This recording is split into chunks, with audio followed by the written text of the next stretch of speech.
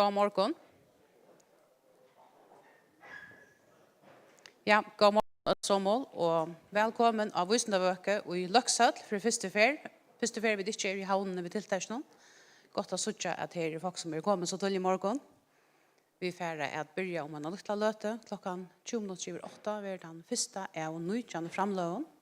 Skrønna sutja tid som er her av horen i 8.4. Annars har skreien og hjemmesøgnet visndavøka.fo og gransking.fo. Omframt framlånar som är här så var det rikva tiltøkon inne i kantinene her i Løksall. De fleste tiltøkene handler om evne av Årsens Visndavøke som tøyarrak. Og 18 i skolegærnen standet 2 store telt. Her et telt vi følger fra havstående som har en rikva fiskon som man kan komme ut og suttja.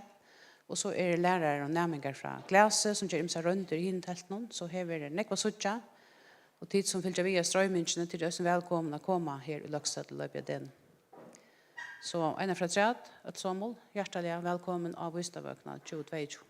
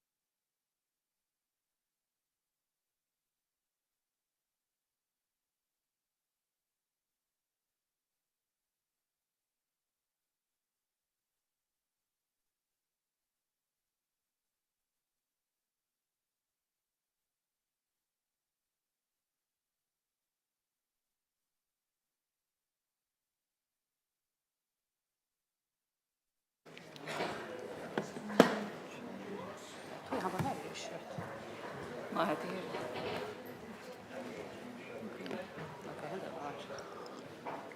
Vänta en röd. Ja, Men då tar något för sig. ja. Okej.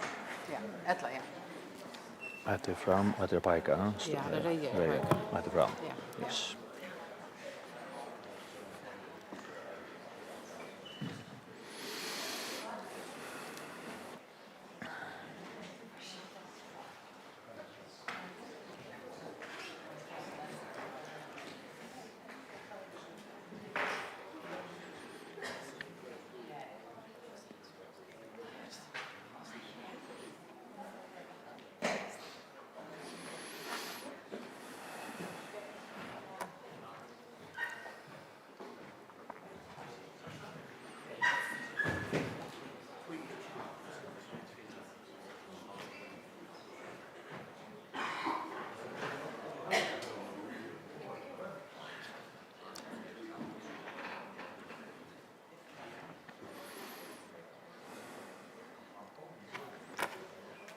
Kan det alt sammen?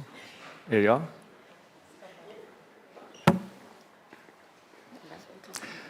Ja, hei alt sammen. Jeg heter Snorre Pettersson og kommer fra Falkasserånen. Jeg kostdrag i Førjøen senaste 30 årene. Langt i 2005 så vi kjente hemshelsestånderen WHO at vi har en overfytes epidemi og at overfytes var blevet en hemsomfattende farsøtt og bare vestna så gjerne ta eisen i heim i Førjøen. Matomkvarve nek brøtt og gang til å urvel av særlig kjøttsåttnande kalorier større enn nærgrantøy.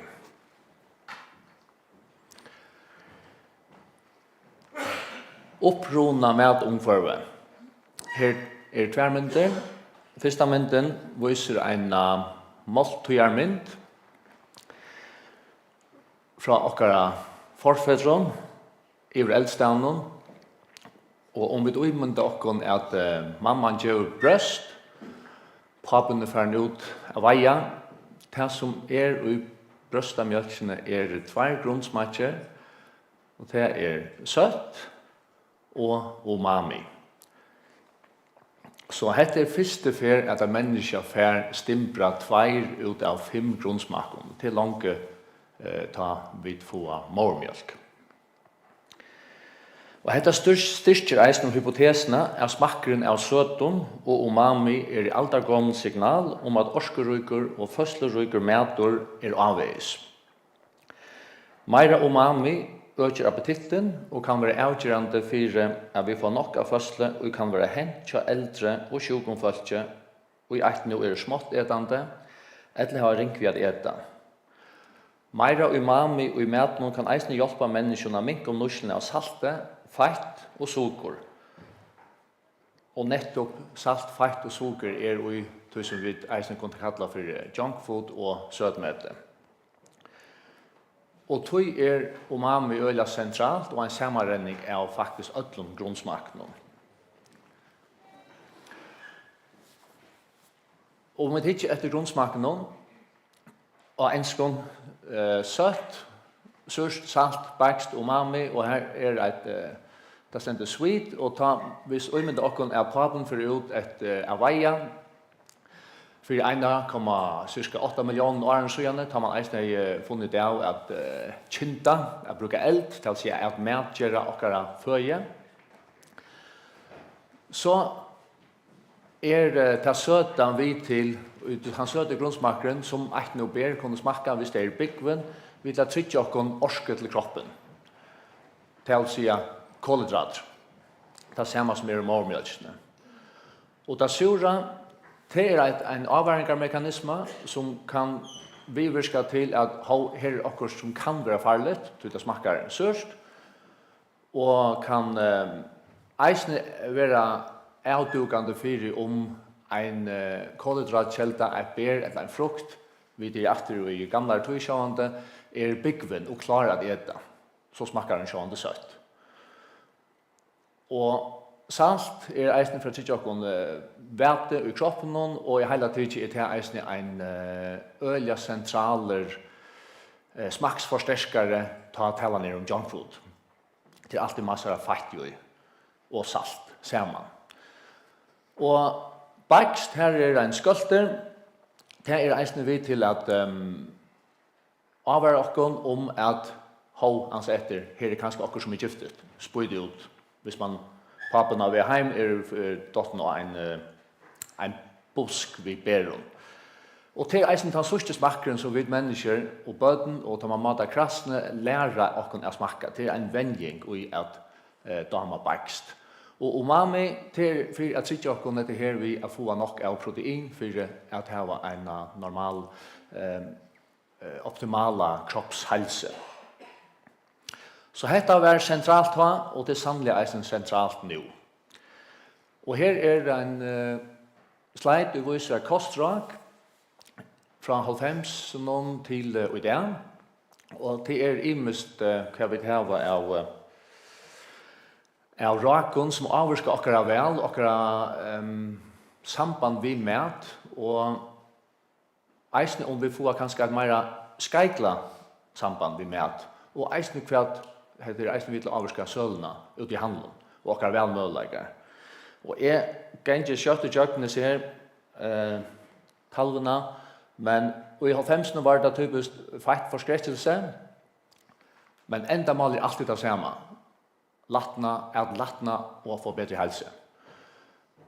Typisk feit forskrekkelse her, i 90 og opp til 0 kanskje, og så kom Atkins, det var en sånn high fat, high protein, diet, og så kom low carb, high fat, enda maler en latna og helsa, og sedan så kom latna og helsa, og her kom en nytt hodtak inn, gøska til å si kvaliteten av proteinen, for at man hittar etter, og så kom keto, som atter en high fat og high protein diet, og til det, alla det här har vi att latna hälsa vi tar plantekost man kan knyta veganisme hetta ratje eisne som vi marla minni i nu, og her har vi latna, halsa, gøska, borardig og djora velfyr. Så vi har nokre etisk atlit eisne som aktuell. Og kostrak og kormentan avvarsk akkurat kostminster, og i sannast nekvi årene har einstøk fødsleevne i hversun lær finnes skildna for veksande overfridan, men heter ikke en gang lei til okkon tørvar öll tru fødsleevne, nemlig fett, protein og kåldrat. Og felags for öll disse rajsen det samme å komme i kaloriehall. Det alltid endamalet vi öllon rakon og kormentan.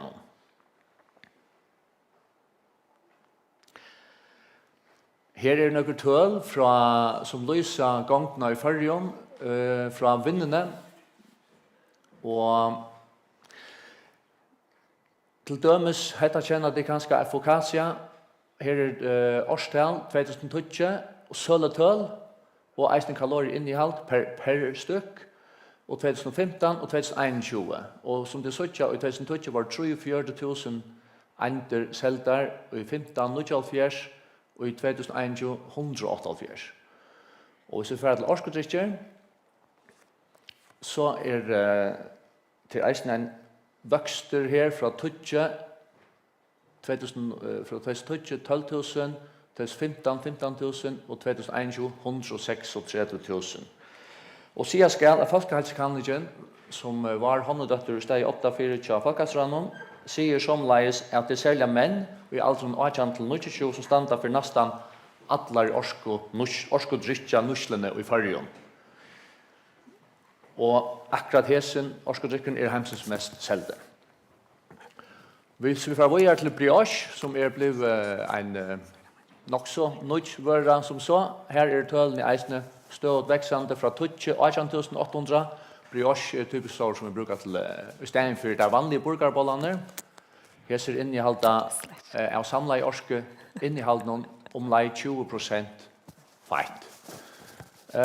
Så per kalorier røyker, og tar farne fra 18.000 2020 til 13.000 2015 og 52.000 og 221. Donut. Her kan man tala om amerikanisering av vanen. Her har vi 0 i 2020, 31.000 i 2015 og 42.000 i 2021. Og eksplosiv vøksteren avspeklar kan være rake fer og løser vel en brøyting i samfunnet at talen om søle av kjøttshottnande kalorium og avspeklar eisne en snackmentan og kostvaner. Her. Ja, og her har vi en talve, eller en stappament som fra Folkehelsekanningen fra 2019, her 3.000 folk lodtaket, og hun viser eisne prosentparten hvordan ofte folk eter køker, sjokolade, is og bom, bort i aldersbalkar, menn og kvinner, M og K, og 18 til 29 år, her så vi, hvis vi tikker etter 1 til 4 for noen vikene, så det særlig kvinner som og menn for så vidt eisene, men kanskje mer her tar man 30 til 44 år her har vi begge menn og kvinner i mån til 1 til 4 for noen vikene, så blir det oppe av 98, 88, 84 og 46%. Og til det samme med 1 til 4 for noen vikene, med menn og kvinner, så tølene rettelig høy, og om vi tikker etter eldre, nå helt gærlig her. Om vi tikker etter eldre, så sas tydelig at det færre her, med 35 års. Innflutning av sodavatn eisne vi til at avdukker eisne i en gang. Her sast her sast vi tar i 2020 1,6 millioner liter innfluttar og 590.000 liter av sukkerfria sodavatn Og i 2020 har vi 2 millioner litrar av sodavatt og 993.000 litrar. Det vil si at vi har en vøkster av cirka 400.000 litrar for 1 år og 2. Dette lyser eisne en tendens og et rak, og det er utan i var hakre i det her tølene.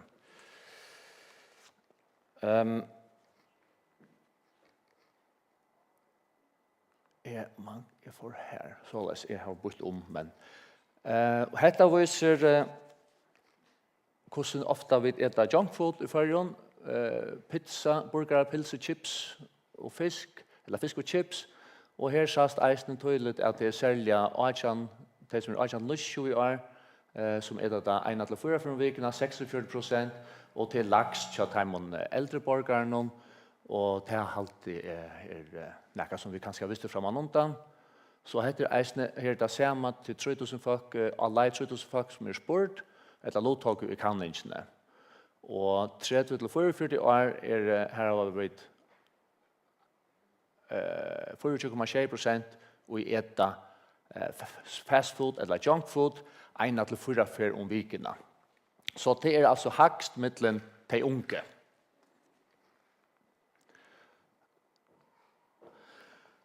Ja. Og med matomkvarv i flere jøkken store brøytingar menneskene nær om avbrøyt. Vi må brøyta matomkvarvet og matframlegsene og gjøre det lettere å velge helsegodt og gjøre det minne helsegåa minne atkomligt. Takk for det.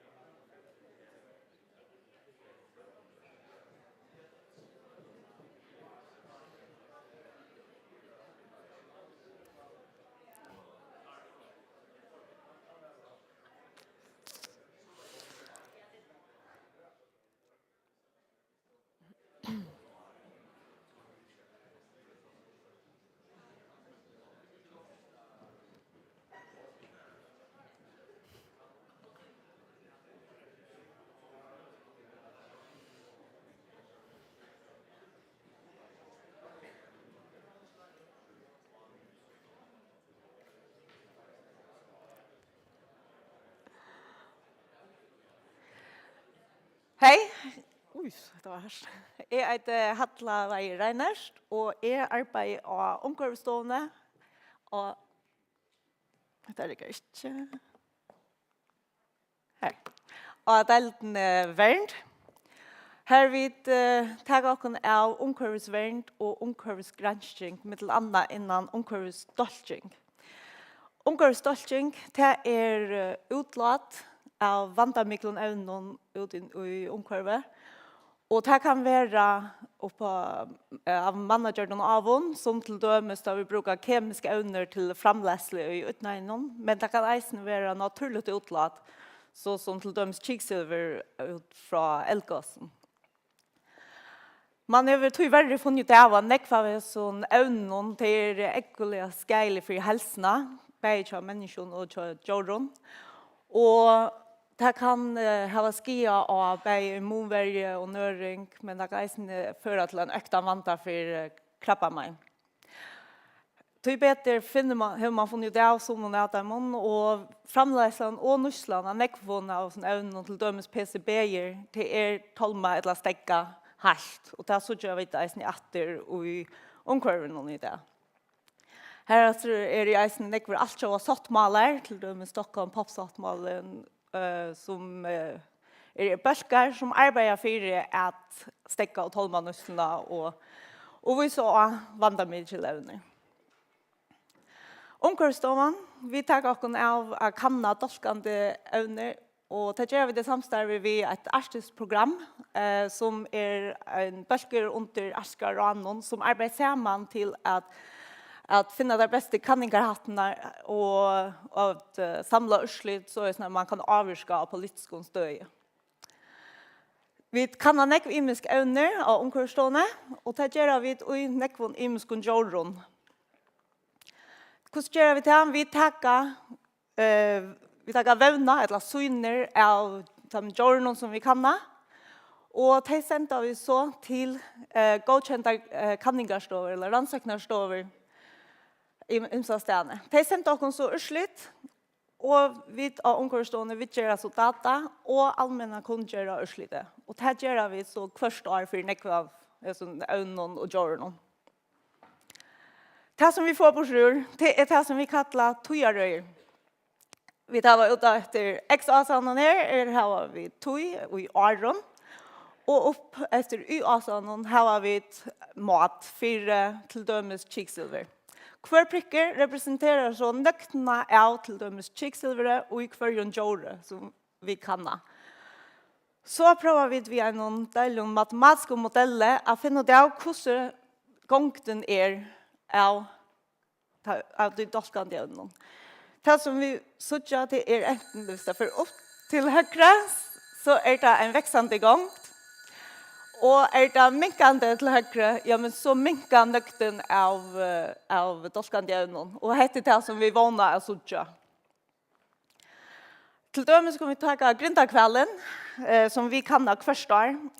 Dolkingar evnen till upphopa sig i grindakvällen till där det överliga i födketene och där liva lenge og bliva ekkliga store.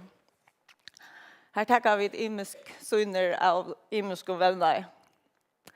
Det som vi får på sjur til til dømes hettar, det det nødja stølene for kiksilver og i grindakvelle og i grindakvelle vøtta. Det som kan bytas mest ut til hentan Jolsareia linjen her. Hon viser en statistisk signifikantan vöxter så jag har 50 på 1,4% av kiksilver i grindakvelle tvøste. Men det som vi skal byta mest ut til at her under blå linja, det vil si at for de siste 20 årene kommer vi ikke vise en signifikantan vöxter eller minkan de siste 20 årene. Og i USA, her bruker de også om 4000 kemisk evner i utnæringen. Alla i heltna daimon har ikke nøktande arensmedingar og hvordan de avvirka helsene. Også om 2000 nødt evner være brukt om året i USA. Vi vet ikke hvordan farligt det är, men ta det så kommer fram. Vad gör vi så? Vad kommer vi göra omkörstående? Vi kommer bruka våra vanliga modell, det som vi gör vi överväger vanligt. Och det som vi gör det är att vi tar sin eka av vävnare. Och vi skrassätter och gömmer det i en vävnarebanka eller en biobanka. Biobanken är i Kotlafyre. Och här har vi över 5 000 prövar eller syner. Och det är också vanliga övervägardjörron som kväll och tosker. Och till dömes har vi kväll och tosk helt efter till 50 och fram till nu. Så jag slutar det gå inte där.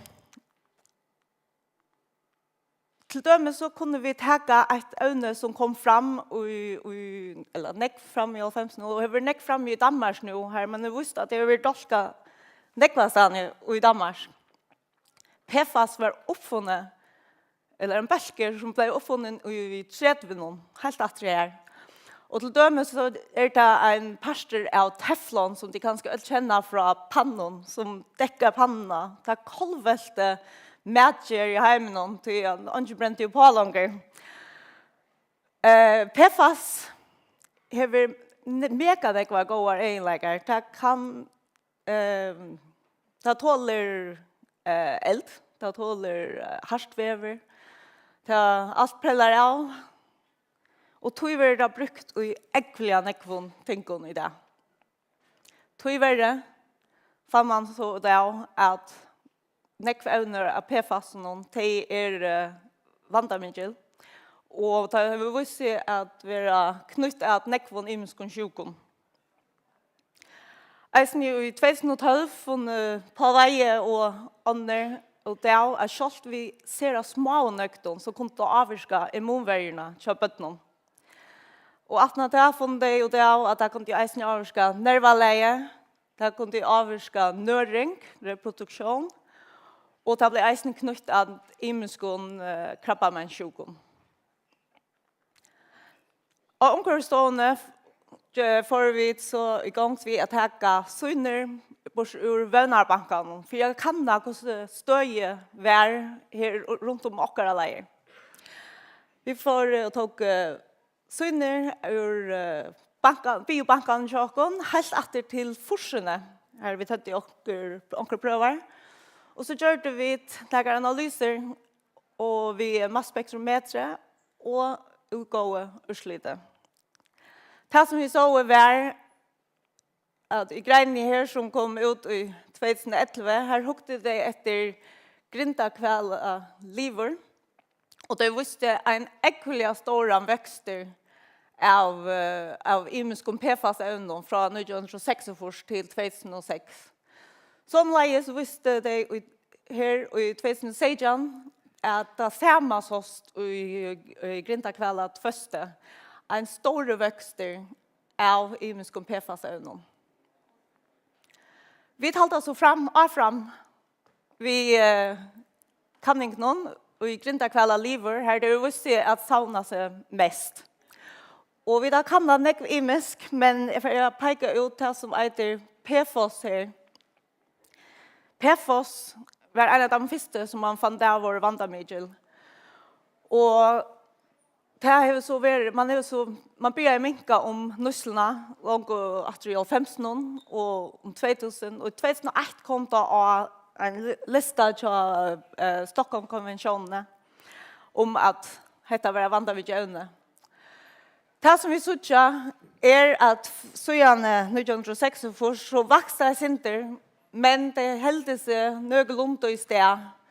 Och det passar så eisen att vi tar en egenlike någon som evne hever till Lucas där vi kallar forever chemical. Det är inte så lätt att bråda ner. Men vi såg att ta möjligen en minching här och då är det tutningar mycket jag vill hålla av fram vid att kanna det evne. Vi då kanna sejan imisk PFAS-evner och att hemon så var det 5. Det kunde inte avvisas. Alla en 4 grader är växande. Det samma är minkande medan Alla helterna kan inte avvisas som det minkande eller växande. Men då det, vi må hålla av fram i kanningen och här fram möjliga kanna en fler PFAS-er. Till att här är också om 5000 imisk PFAS-övning. Men hvis PFAS så vandamidje, hur ska vi inte bara banna öll? En bölker vid Danmark och Holland och Trimonöron, de har faktiskt röna smöjarna sådana lov och vanade få att ha i köknen, men det inte bara så lätt. PFAS alla ställen. Vi tar det i telefonen, vi tar det alla ställen. Och klävon, pannon. Och som med PFAS inte vandamidje, eller ödlomförande som vi inte som vi vet om än. Og PFAS vil eisen brukt nekv i medicinutnøynen og hospitalen og så videre. Og det løsnøyet i omkringføren. Hva kunne vi så gjøre? Ja, men vi kunne vise utnøyen at skikkere alternative evner. Vi kunne holde av fram ved overvøke og atelytende kanningen så som hesten. Vi kunne gjøre årensmetinger av PFAS og ørondolkende evnen. Og vi kunne gjøre utslitt og vånende avvirke av politiske støye. Så vi kunne gjøre mån. Det har vi sett vi PCB-en til dømes. Her vi tydelig og sånn en minkende gang. Takk for det.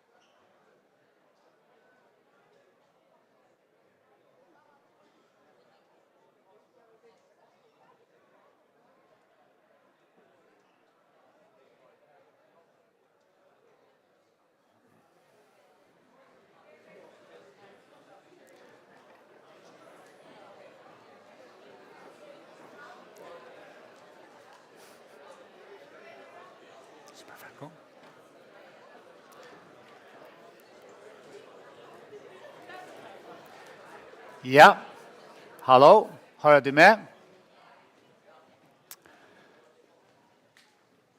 God dagen, et sommål, og takk til Granskingarøye for at jeg var fyrregget enn en av vøke.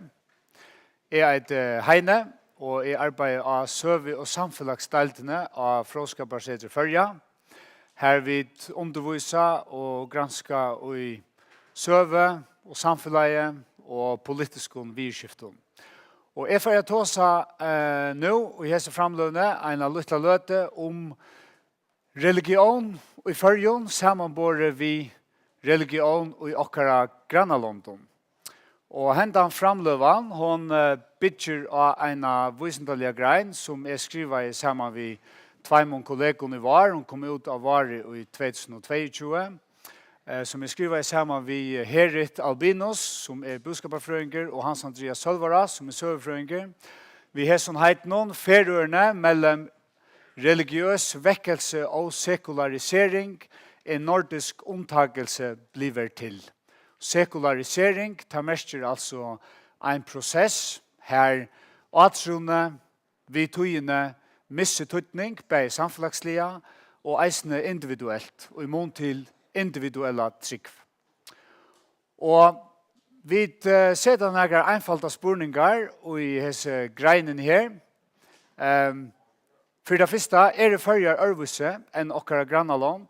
Ta talan om religion, trygg, atrunaverlige samføringar, hvordan atrunaver kvantutning atrunaver hever fyrir okkon som individer og som samfunn.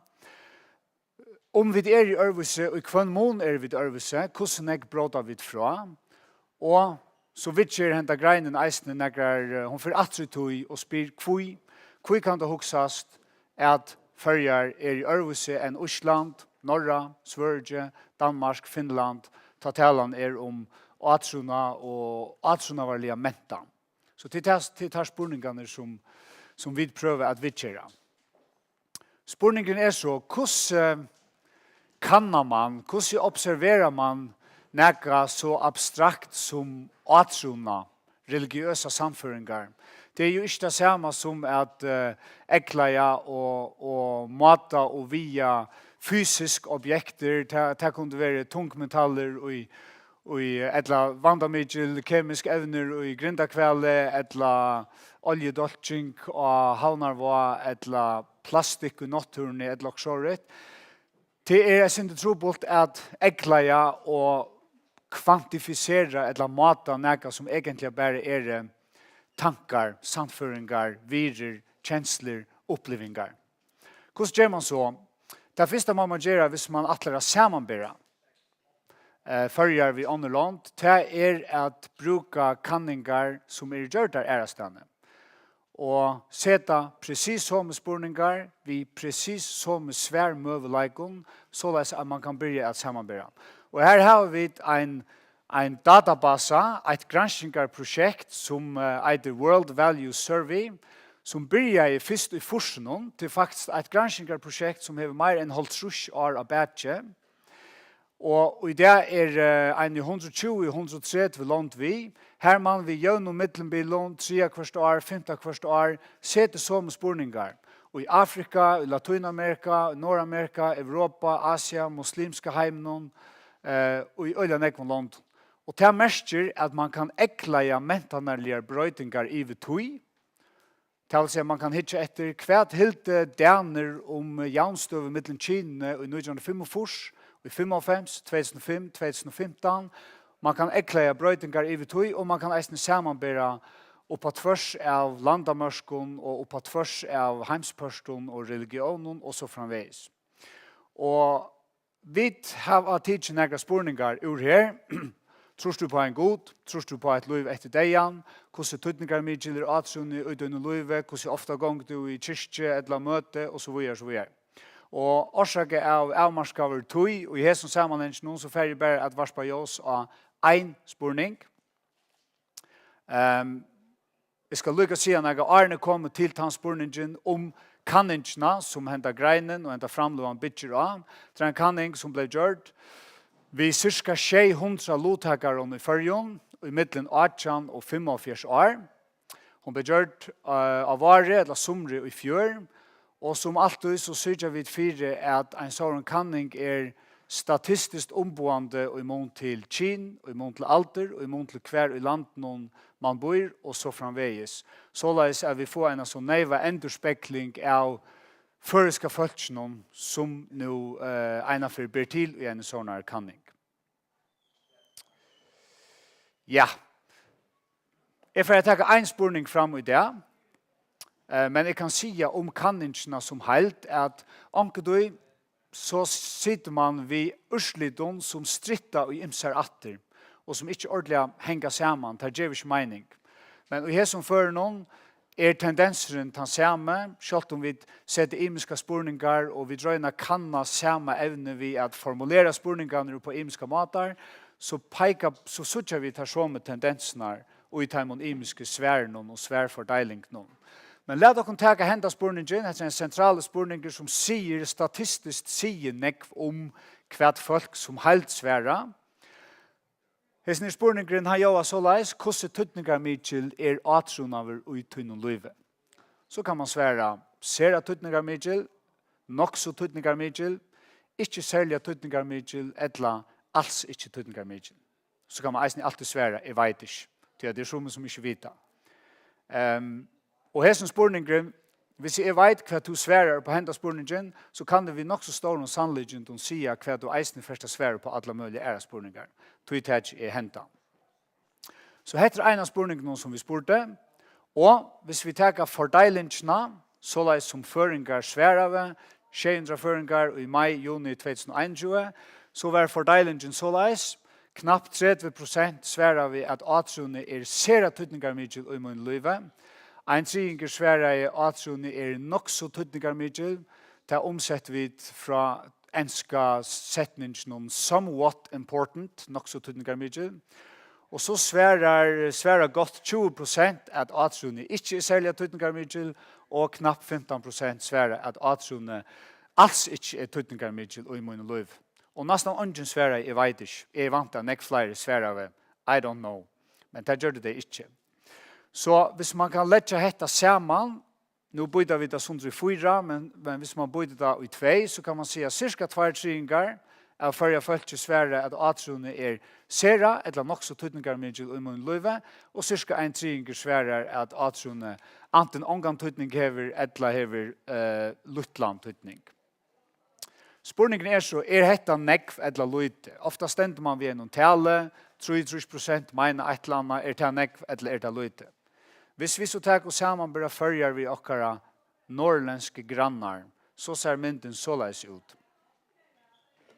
Følger åttast til høyre her, godt 30% sværa at atrunne sera tøtningar mykjel, eller nok så tøtningar mykjel, og hvis vi sammen bare, så sørger vi til dømmers Danmark her, 20% av døgnet. Det vil si en tringer av føringen svære at atrunne anten sera, eller nok så tøtningar mykjel og i munne løyve.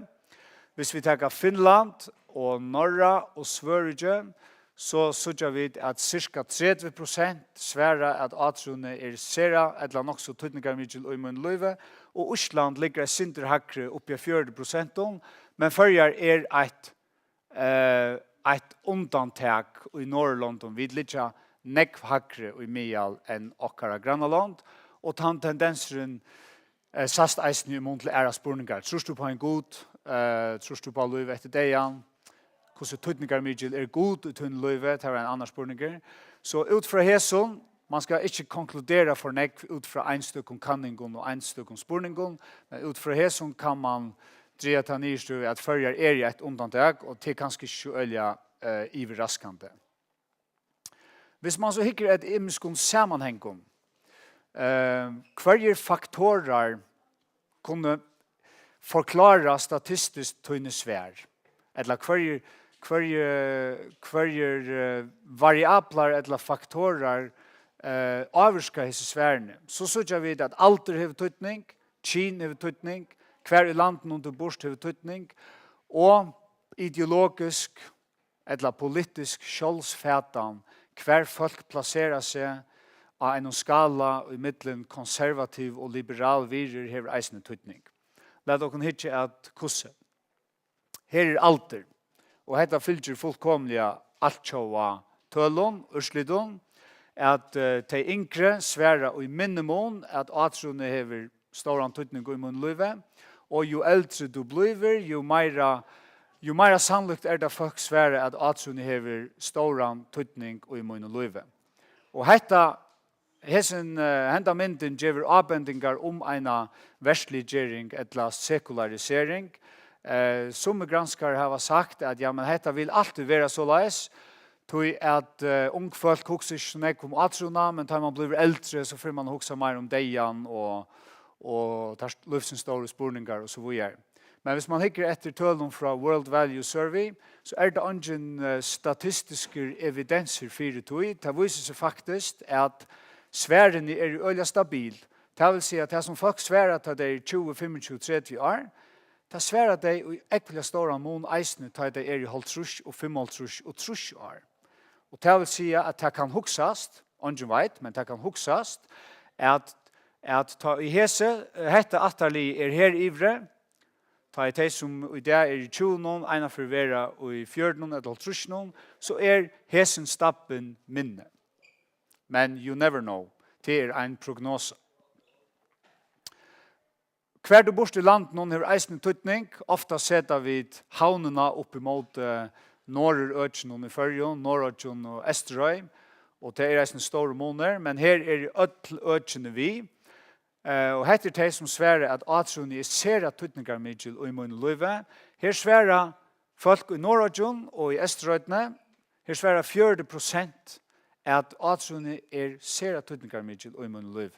Hvis vi så færer til Solstrøm, og Norrstrøm og Vaetna, så sørger vi at det øyla nekk lakre, cirka 20% i Mial svære at atrone ser at tøytningar mykjel og i munn løyve, og Sorøtje i Førjon sværer nok så lykka som Norrøtje, Sandøtjen og Sorøtjen. Så hver du bort i landen hever statistisk signifikant, som man kallar det. Det sier nek om sannløyken til fire hver du sværer.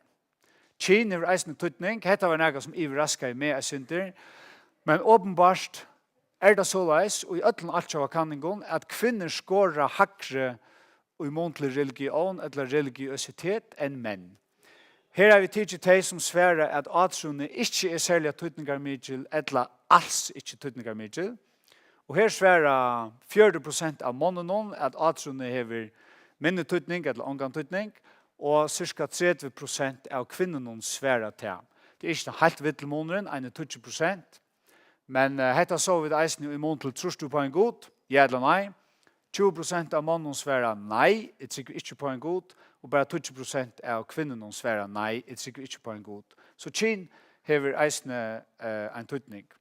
Og til senast, nå tøyen vi affæra, så bo vi folk eisne plassera seg av en sånn høyre vinstra skala i 5 punkter. Er sera vinstra sinna, eller sera høyre sinna, eller angsten her i midtelen. Man skulle sette en kross. Og vi bor i eisne folk plassera seg av en skala i midtelen av være sera konservativ, eller i hinnom bor noen sera liberal. Og her sørger vi en øyelig sterskan sammanheng i midtelen hver du plasserer det av hesson skalan og sannløgjentene for at svære at religion sera tøytningar mykjel og i munn og løyve. De som sier seg være sera konservativ her ute, 44% av teimon svære eisne at religion har sera stor tøytning og i munn og løyve. Og så gonger det bare øyelig kjøtt ned etter, de som i hinnom båren sier seg være sera liberal, bare 20% av teimon svære at religion har sera stor tøytning.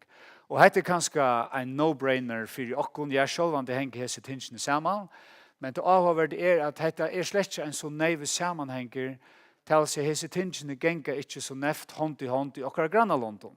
Her har man nekst større bølgar som sier, ja, sera konservativer, men ikke religiøse. Jeg har konservative holdningar til abort og samkjent og imiska ratten til spurningar, men til ikke vi religioner gjør. Samstundes har man nekst større bølgar som sera liberal, og i mån til nekvar så kallar etiska spurningar, og som samstundet sier at religion hever tøytning i tarra løyve. Og i større mån, men i fyrjon tidsis dette genga ølja neft hånd i hånd. Så jeg får takka for meg, greinen til okkon, hon for eisne atri tøy, og diskuterar hverja søvelige prosesser hava slåa for atrunavarlige landslænen i fyrjon i det. Vi får en 100 år atri tøyna, hitje at tjåskaparstrøye og malstrøye og ivegångtene fra landbunna til fiskevinne og så videre. Ta kunne de lese mer om i disse greinene, som forresten åpen, atkommelig til ødlån online, og ikke at han får en betalingsmur. Så jeg får bare si takk for det.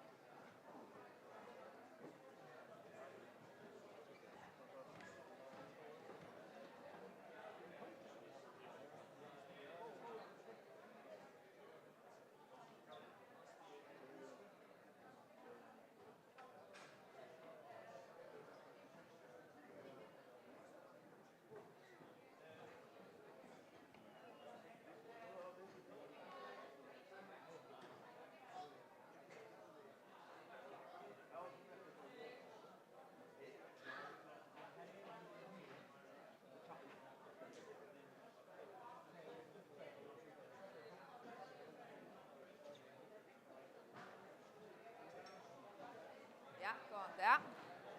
Jeg har så stryk. Kaldt stryk. Hallo? Trykker jeg der? Ja, ok. Ja, gå an det. Så för nästa framlögång är heter Maria Skålom Petersen och är lektor av deltene för hälso- och sjukvårdsavvisande av Frånskapet förja. Så jag är granskare deltene för arbets- och allmänhälsa. Och är för jag snackar sen om covid-19-gräsching, anten i Vitoi. Vi är ju 2022 nu och corona börjar ju i 2020 så nu har det centra av tog att hitta attra. Ja. Och så flyttar jag på.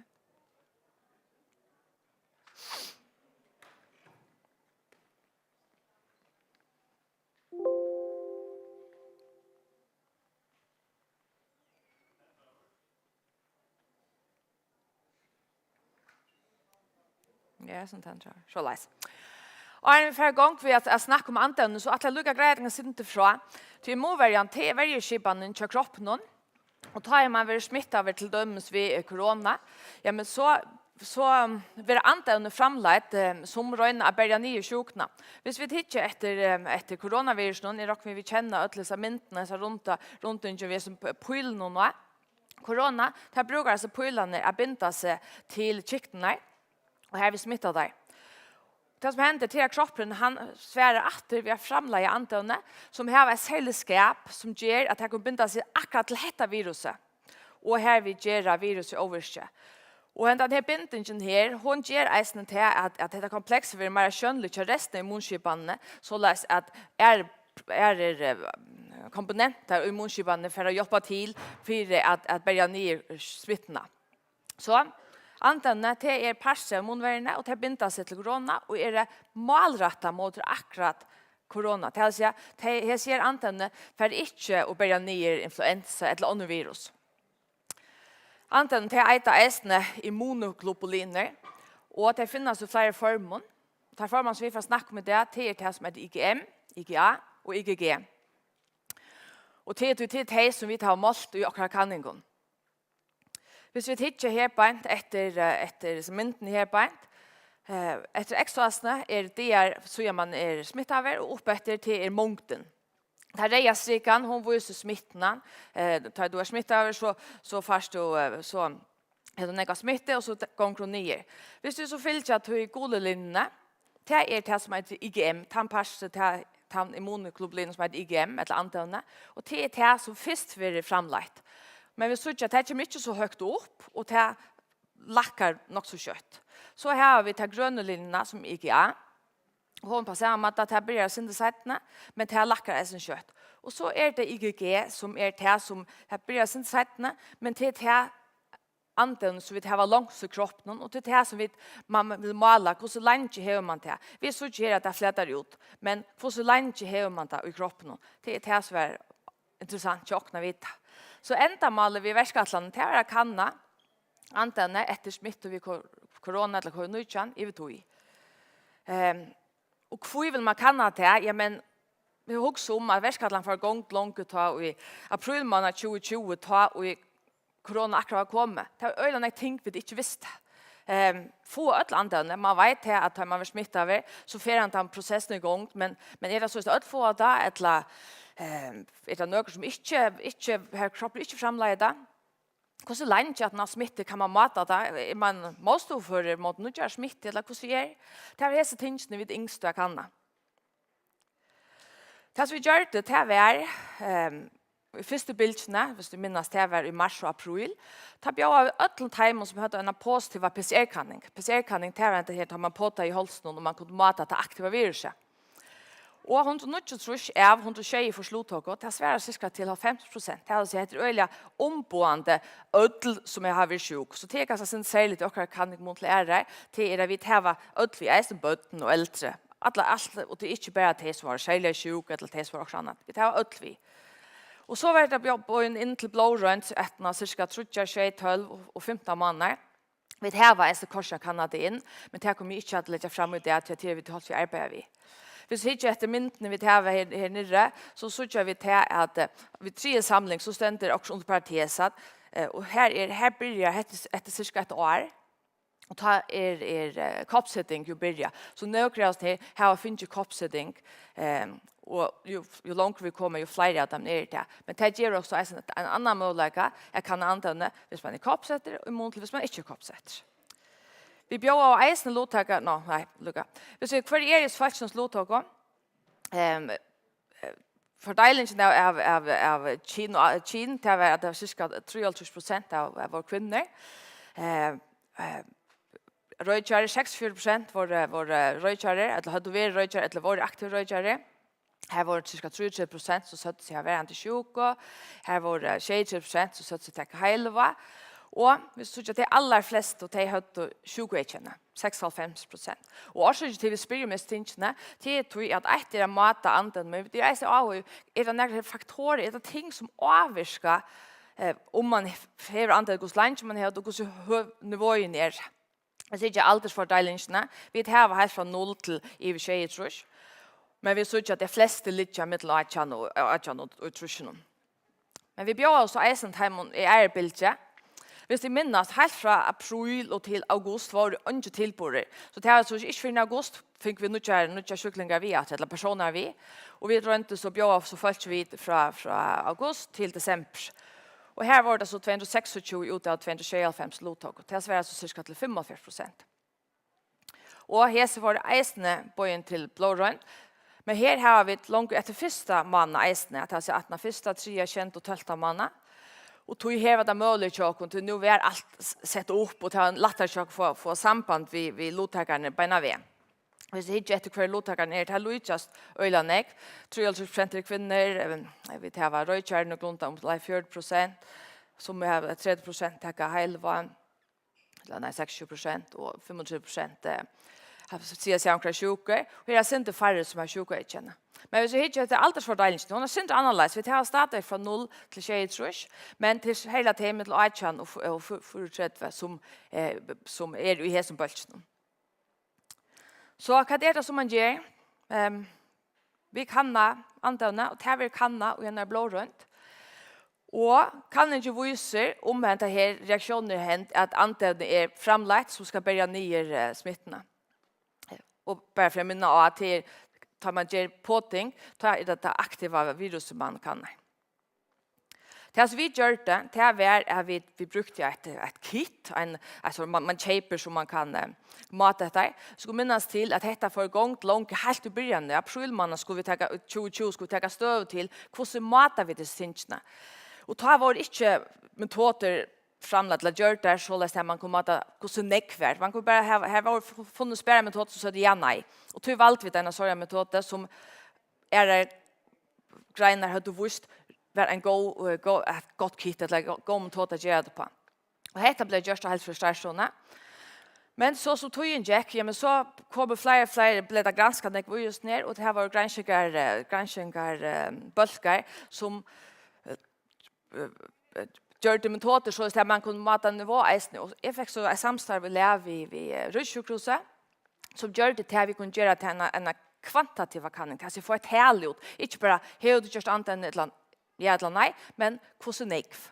Og her kunne vi mata IgG, IgA og IgM. Det som jeg kommer fremlegge artikkelen er særlig IgG til det som man hever langs. Og dette ble så gjort av Rødsjukhuset. Så hvis vi ikke drøsler den, aller først, 2 greiner blir skrivet her. Vi tar skriva och alltid i två så tar vi skriva först att när 12 månader publicerar det och så nu korsar fink vi så att han har 15 månader. Vi ser hitje här det är alltså inte vad ska man säga nej hitje där men det som jag vill ha att det hitje efter till är pullan är och till sätt upp på tamatan att det första under 24 blå runt och jag så inne och så är det första kolonnan till första bilden och den under till andra bilden. Och detta är matfyra om anten är av oss jävla nej vi tar imiska manna metoden vi brukte. Ta främsta som pullen vi nu till vi vant här ja nej ta kvalitativa. Första till alla till alla allottagare som hade antenne och klampron är procenten. Här så gör vi till att det allra flesta alltså är 95% hvis vi inte om man efter hade antenne. Hvis vi så ikke hinner metodene, her vi kallas total antibiotika korsir, til altså hvis det er IgG, IgA, etla, IgM. Det tølene er sinter, det er ikke oppi 90, nøkere sint lagre, men det er som mest avverst til hvis det tykker nyast her på at han har cirka, at han har 15 måneder, så er stadigvæk 94% som har antevne i kroppen. Og dette er sånn de som ikke er kroppsett. Dette er så en annan måte jeg viser på. Her har vi mångt etter UASene, og så måneder etter XASene, til reia til bilde 1, og til blodet bilde 2. Her så ikke vet, og dette er så mye alvire for alle bølger. Vi så ikke til at det blir rettelig høyt, så er det rettelig steilt, eller bratt nye gang, men så flätar det ut. Och till oss vidare ser okej, men hur ser det sig ut vidare? Och där har vi så kan vi ta tog blåren flyer för. Det är ganska så synd det tror på det hit efter, men jag vill guida att det kan jökna till. Vi tar bild 1 här, heter kvinnor och män. Det samma här heter bild 2. Vi söker till att heter tojen, heter diar. Vi tar se här har en flyer neck longer toj här vi tar ett follow up. Och här är det upp till 300 diar och här är så vidare vi gick. Prickarna, det är så maten inte följt. Det allra flesta har antagna här i IgG. Och nu helt få har vi inte. Men vi såg att det är störst spänn. Så att det är linjen, den blåa linjen, det är folk som är i trusjar, det svarta till det som är under 30 och hin linjen är så det som är med 30 trus. Det som vi såg här, det är att männer, de har faktiskt högre virus än kvinnor. Och det är ting som vi tar fram här, det är statistiskt signifikant. Det är samma som vi snackar om och Johanna. Det har sett att det har högre virus vid början, men det lackar tjotare. Ett annat som vi såg, hvis vi lägger mest till de blå strikna som är det är att det är äldre, det är att det har högre virus vid början, men IgG, men att lackingen var tjotare. Det är så att nu har vi så hukt ett kin och allt det. Men kvart är det faktorer, det har hukt vi så ästna efter, till dömes röjtjeng. Här har vi så röjtjare, här har vi att stippla linjerna, men inte röjtjare i här till linjerna som är heil. På samma måte är litren efter allt. Och här skjuter vi till att tar alla där stippla linjerna lycka under. Vi skjuter stadigt människor i hackre, men att det som säger sig har röjt eller röjtja, det har lagt sig vis. Och det är galtant bäg i bild 1 och bild 2. Så hittar vi ett eisne efter de som har varit inlögt. Hur ser vi tajmon till 18 stippla linjer vi hittar köpa? Här skjuter vi att de har hackre virre sammanborre vid de som inte har varit inlögt. Det senaste vi tog till ett eisne, det var BMI. Här skjuter vi tar stippla linjer på samma måte. Här skjuter vi till att det inte är så att det är lite ont, men här skjuter vi till hattle det står i hatt till att säga att det lackar tjotare. Ett som vi tar möjlighet till eftersom att vi tog det så länge tog och att vaccination blev en möjlighet att när cirka ett år. Det var att vi hade några låttagare som var vaccinerade. Och det är så mynt av time. Här är inte lukka nek. Vi tar bara ett mål att när vaccination. Tar vi arbetar senaste data så vill vi ha 2 mål att nå. Så vi hittar här nere, här ser man kanske allra bäst. Vi såg att vi när börjar här så händer vaccination här så får vi ett ordans upplopp i IgG-koncentrationen. Det är alltså heter som en bostad och vi får nek hackre virus att när infektionen att när vaccinationen än vi hött då att ha infektionen. Och det är inte samma som man vill se hvis man var det heter hvis man är sjuk och så vill man smitta av att. Det målet hade vi inte kanna tog att det var inte det som jag har haft först i arbetet så tog nog länge tog är några time om blev smittad av allt och det tog ju på att det faktiskt var värt av snö anten och det hade gjort men det är så att detta vill man så äsna ha se. Så hvis vi tar samman om de flesta öll hade anten helt få hade inte och vi såg att när 15 månader hade 4% en anten och det var särskilt IgG. Och vi såg att det brödstiv tog att latchen nog så bratt av fyrstene, eller støvo, eller mer bratt, og for blå mer støvo. Og vi såg at kin, alte røyking og innlagter, hei avvarskan og IgG-antenner. Det som minnes til at dette ut fra de første varianten av corona. Nu är det mycket varianter kommer. Det är inte visst att hese urslittene galtande tar vi snack om omikron och era varianter. Så när jag har på samma måte att det möjligt att komma till så här grejorna. Det är ett samstarv, vi har inte gjort det ensamt så sagt. Alla stonar som har haft hälsogranskning har involverat er. Och vi tar för att gå fortsättning till dessa granskning. Tack för det.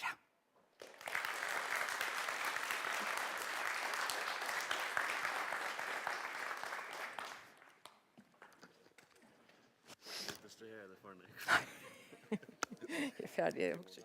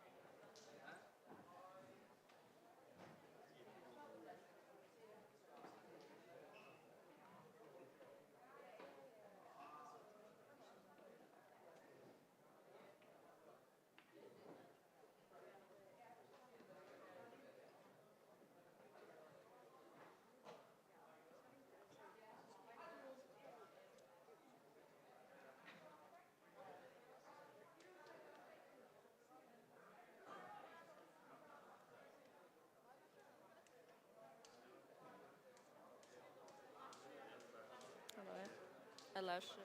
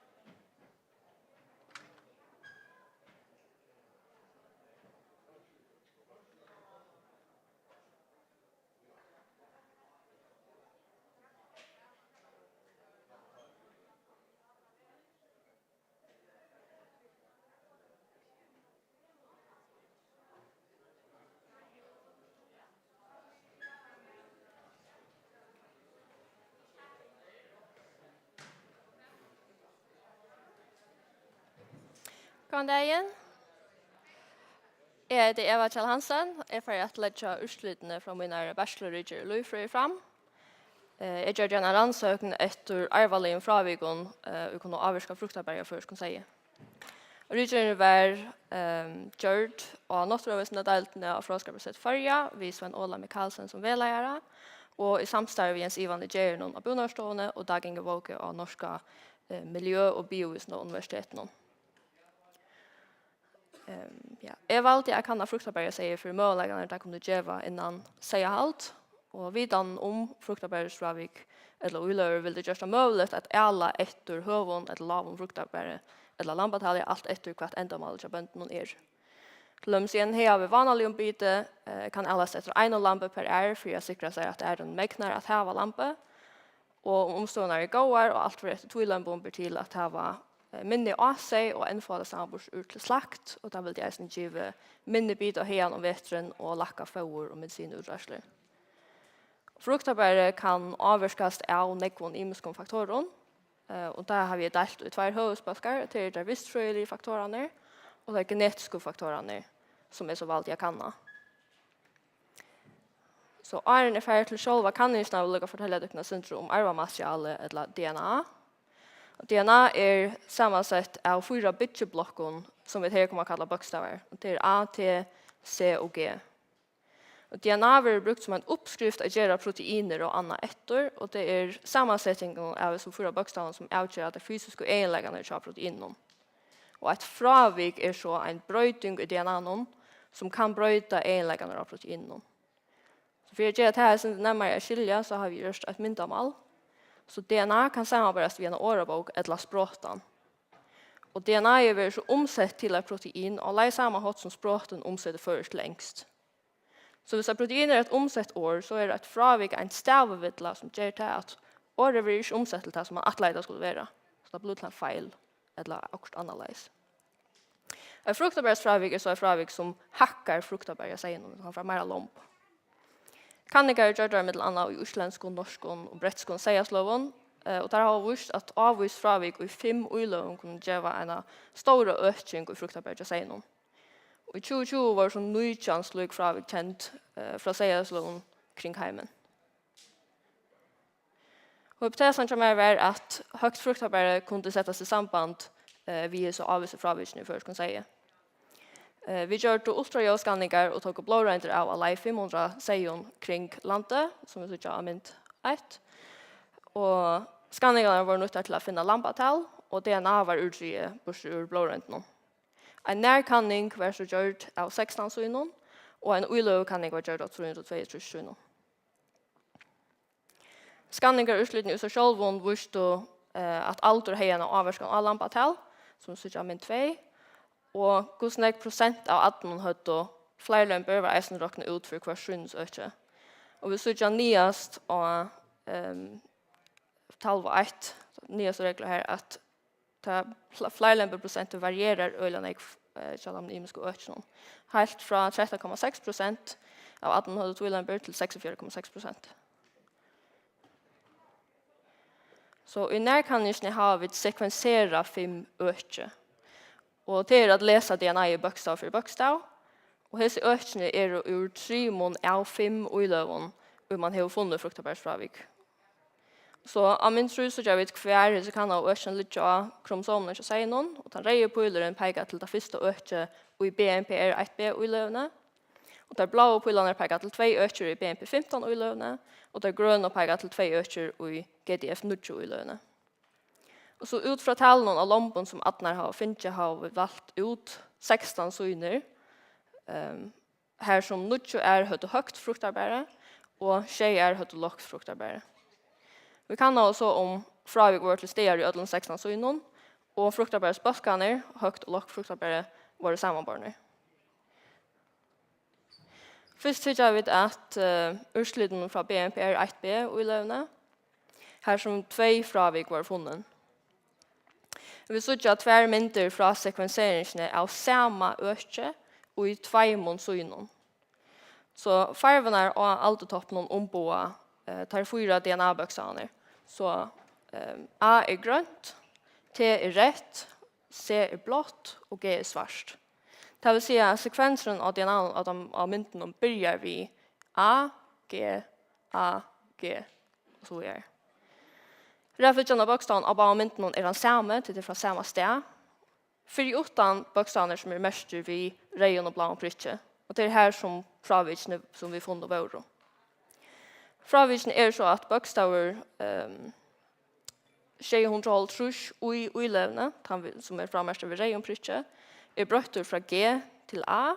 Och bokstäver 630 i levne är bröttur från A till G, tar vi blå prytje. Av första mynten så gör vi ta DNA vid upprunalig bokstaven av framärsta stövnen. Först G och så A. Och av nästa mynten så gör vi här fraviger av baun össon. Så bokstaven är bröttur till A och G. Bägge fravigerna som vi har funnit i hälsar ulövne är det vi kallar synonym. Det är att ha här är det fravig så är protein i obrött och det är som det äger.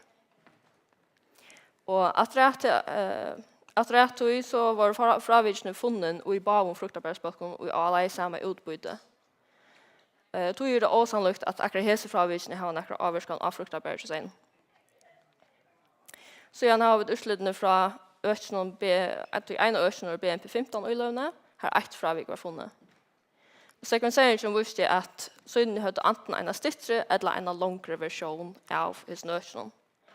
Ut den långre versionen har DNA i 2 CTT, bänt att något annat, här är CTT och CTT. Och den stittre versionen är bara 1 CTT. Och detta fraviket har man vanligen kallar ett Intel-fravik. Detta fravik avgör om en aminosyra som heter leucin är till stegar i proteinen eller inte. Som det här heter den största versionen och den långa versionen har 2 leuciner till stegar. Och hvis vi tittar efter databasen online så visar det sig att fravik eisen finns i öronsägarsloven men det är inte skrasett som ett fruktabärsfravik. Och att rätt så får vi ett eisen fravik i baun fruktabärsbalkon och i alla samma utbyte. Så det är efter osannolikt att det är några avvarskan av fruktabär. Och så har vi en ivlistalva utsluten från sekvenseringen av ödlun öknen. Så ulövnar som vi kan ha är först uttasser till vänster. Och så är det növnene av fraviknen. Hver det är i ulövna och utslutene från ödlun synen. Ja. De kjente fravikene, de har navn. Och det som vi funnet är bäst mest vinner stryko.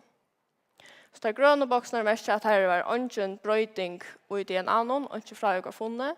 Det er mest at her var fravik, og det er gule er helt så godt der. Og det er mest at man har funnet brøyt og obrøyt DNA og i samme seie for dette stedet.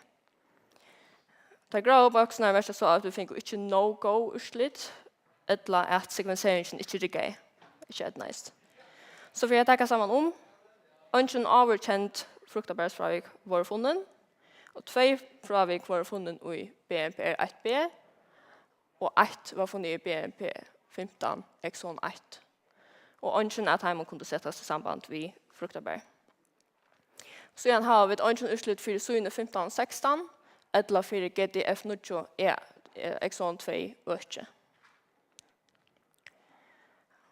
Og i uløvkannisene hittar vi bredtre av dataen. Vi hittar at alle holdt 30.000 fravikon fra ødlån arvamaterialen. Hese omfattar eisene ødel de kjente fruktabærsfravikene. Først gjør vi et MDS-plott, og i sammenbær lykheitene av ødlån synen. Med reglene er at jo lykere synene er, jo tattere ligger det etter nøren av plotten. Prikkene av min tudje på seier, og farvan ombord hver bønda seierne kom fra. Vi sørger tydelige bølger for økene, altså for hver bønda, og det meste seieren fra en bønda er mer lykker seier fra samme sted enn han er lykker til seg ærestand fra. Og håpene tar samsvarer rettelig vel ved hver bøndene er og immun til hver annan, og seierne fra barmen og bonarstående ligger nær om i en håpe, og henne ligger øyla tatt. Skala er tatt her i bunarstående barmaner, og kalsa er langst vekk. Henta bøtjingen kan komme av maten vi halta seg i det, men eisne av krøvnen og avmarsningen innan seaflutning med lodger vegna sjukefyrbygging. Men det var rettelig ovant at jeg så tydelige bølger for økene i akkurat så innom. Så gjør vi en GEVAS-kanning, her man hikker etter om det statistisk samband mellom en enleika og avvis fravik. Så prikkene av myndene på er avnevnt og holdt 30.000 fravikene, og vi kan om det var samband mellom teg og flere lemper. Og det gjør vi for alt synet sammenlagt og for hvert synet søkje. Og data var sett inn i et Manhattan-plott, som vi søker her, og det er alt kromosomene til seg og X-asalen, og statistisk samband og Y-asalen. Så om det er sambandet mellom en elega som leter over etter og et avvist fravik, vil det være et H-hus, det vil være en linje opp etter, som skal komme på til reiestrykene for at være statistisk signifikant. Og mynd 11 til plottet for alt synene sammenlagt, og her er ikke H-hus, her er ikke en klar linje som fører opp etter, her er best få punkter som kommer opp mot eller lykke på å være signifikant. Og her har vi så plottene for de 4 synsøkene, og her er etter ikke H-hus og suttje, og best få punkter kommer opp til statistisk signifikant. Og vi har ikke hatt stunder til å hukke nærmere til som punkten, akkurat hva for fravik det er. Men vi råkner vi at det er signifikant av genetiske tilvild. Og ei heldur er nøkker av de signifikante punktene attervendende ut av en imiske synsøkene, som man vil vente om her være fruktabærsfravik til steder. Nyrstøven av kan ikke være så at hypotesen kunne ikke brekvast. Andre fruktabærsfravik var funnet, og når kan ikke fann ikke kjent fravik, og best 3 fravik som ikke kunne settes i samband med fruktabæret. Og i lov kan ikke fann ikke statistisk samband mellom fruktabæret og de 30.000 fravikene. Så er det også sannolikt at fruktabærsfravik de kjente er til steder i i førske seg noen. Tui ödla da man avkjent og fruktabærsfravik noen var ombøy og i uiløvkannisene. Høyast så var ovanlig høgt fleirlempetall funnet for hea seg. Høgsta fleirlempeprosentet var 64,6%, og det sværer til 1,43 lamp per år. Og nyrstøven, hun vet ikke så spørsmål om det fleirlempeprosentet kan komme av ikke-genetiske årsøkene. Vi vet langt fra øren kanningen at fruktabær kan avvirkes av vissfrøyelige faktorer, og flere mannagonger er vanlige nytter av øke fleirlempetallet utenlandet, og som mannagonger er eisende nytter i fargen. Den kjendeste fargen kallar vi flushing. De vissfrøyelige faktorerne kunne atterdeles i 2. Jeg har delt opp i naturen, eller til åstyrlige, og seiehalt til styrlige, til som vi kommer vid. Om man skal kanna om høgt fruktabær er genetisk eller ikke, så kunne man ikke si vi imisk om fruktabæret og samla der av en sted, så det har så med natura genge ui. Så igjen kan man gjøre dem samme fauer, som viffer og som omstøver, og så vil seieren hava alle tar som og vissfrøyelige faktorene. Så kan man ekleie fruktabæret. Så om det brøytest vid tøyene, hvis alle seierne får samme fruktabæret i vid tøy, så er det de vissfrøyelige faktorene som avvirker. Og om fruktabæret blir verande høgt eller lågt som det er åren, så må årsøkken være genetisk.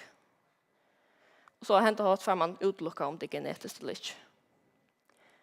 Og så til sørst vil jeg si en særlig takk til vedlærerne som er, og bønnsene som lovte meg å takke rundt dere og si dere, og til de som har fortjellige stoler, bachelorgjørende som er.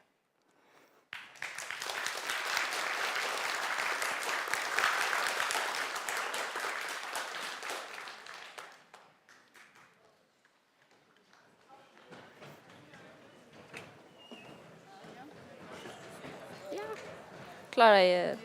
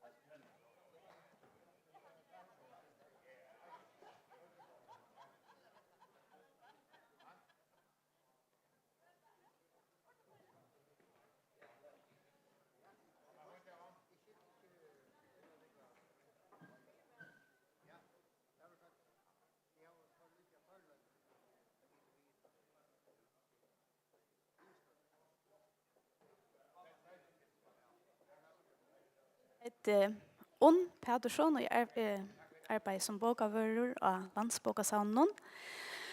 Og jeg er ferdig og jeg ser framløvende å fortelle om og vi nøkker strikmenten, grafen av vi så hver mila slø, et eller medietyper, førsker tonleiker utgiven av i kjøkkentøyene.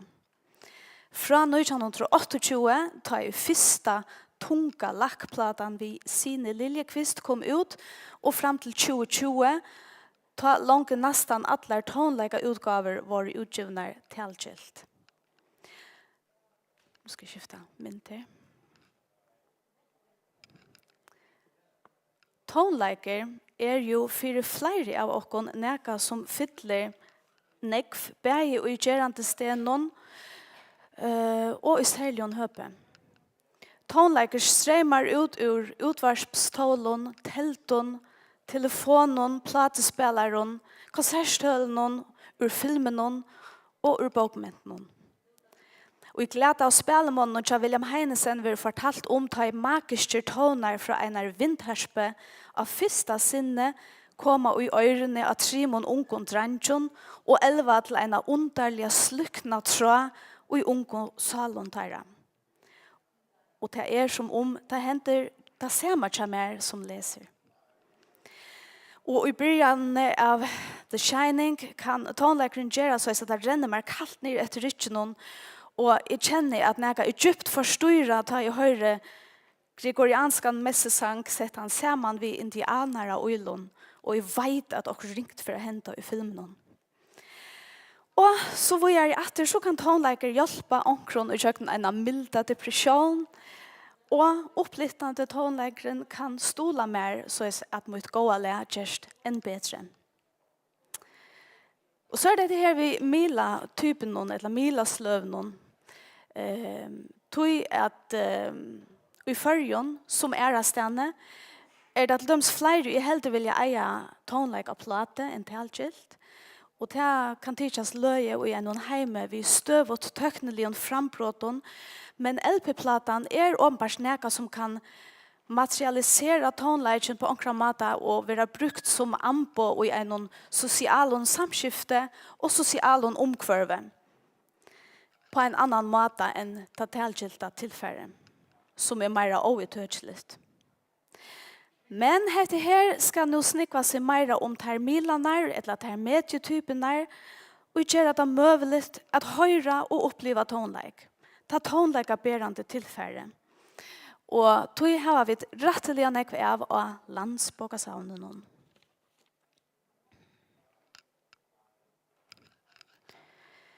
Og i nekve år har Landsbokasavnen kjøpt og sauna inn utgivet først tonleika tilfær at heimon milen som til nå ena for utgivet også. Havast skrasettingen ikke fullfutja, djeva strikemyndene her, sånne grafer, en homing av utgave virksommen og ta sast at utgave virksommen i førjon er veksande. Sjølvar mila typen som tonleikeren utgiven også, det neka brøyta i tjøkken tøyene. ta så att det eisen i grafen här och ta apelsingula strikan till vinyl, ta gråa i kassettband, ta gula till flöver, talgilt till ta blåa och tillsammans alltså utgaver som tillsammans till så ta gröna. Grundarläge för de haktölene som jag har brukt till skrasettingar som ju datorgrunnen til landsbokasaunen. Listen ikke fullfutjaver, og han heller ikke statisker, tog at han brøytest så vi som mer kommer ut, og eisene som så først som nødtjær utgaver dukket opp som ikke var skrasetter eller registrerer framan undan. Målet at hava en fullfutjaja skra og et fullfutja sound som skjælfester alle tonlige utgaver og i anten givnar ut og i fyrjon, eller av ankran host hava vi fyrjar og føringar a gjerra. Hetta fyrir at folk bægi og i nutøyene og i framtøyene kunne lyta åter at det utgivna tilfære og gjerra sånne mynd av hvordan utgaver som hever seg ut, kvetta værfyr tonleikar og ja, til framtøyer gransking. Tyvärr har landsbokasavnet ikke alle utgaver av gømsle, til nesten å gjøre det fylkja vi og i Øtlund, og skrasettingen helt ikke fullfutja. Men inni av bokasavn.fo ber til til Øtlund, folk kunne gjøre leitingar, så om tid vita om ankra utgaver som ikke skrasett inni av her, som hever vi fyrjar å gjøre, eller vi ankra føreskån av, så er det velkomna hjelpa okkon og sia landsbokasavn fra. Om man leitar vi leitekodene KK likvi FTL, og så setter jeg spornarteken, FTL stender for først tonlega listen, så finner skipanen fram alle utgaver som skrasettar i FTL, først tonlega listan. Her som nu eller utgjør, 1898 postar, det vil si at her i 1898 tonlega utgaver som skrasettar til okkon her. En utgave i leitegrunnen kan så bare være en vinylplata vi 12-14 løven og det kan være et stekle som utgivet for seg. Bare telja lyggende eller telja som en poster.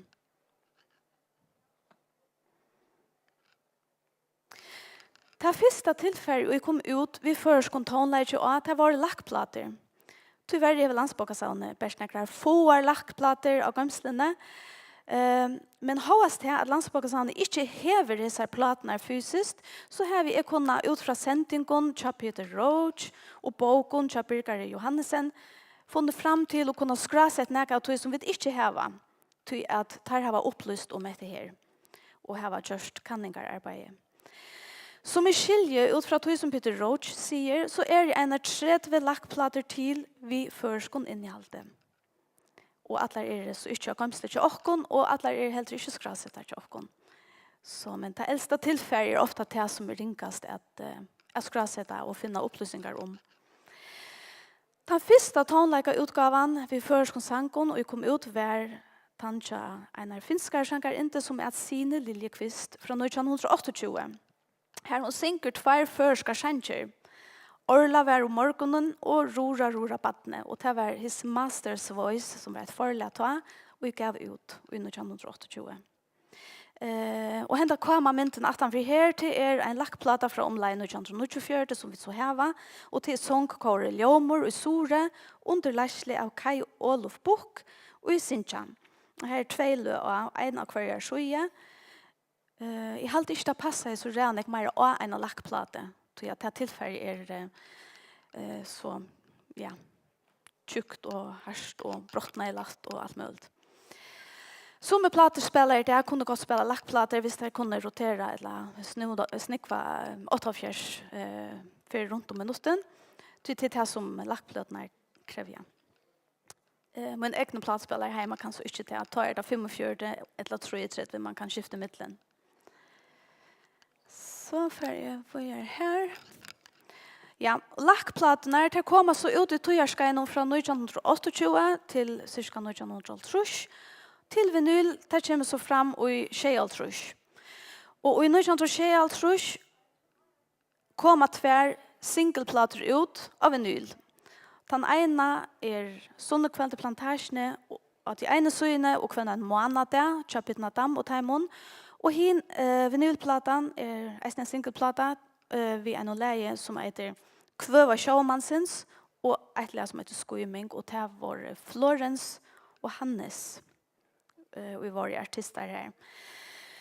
Og man ser her at sist i halvtrusjonen ta vera lakkplaten avlastar av vinylplaten som til Apsingola.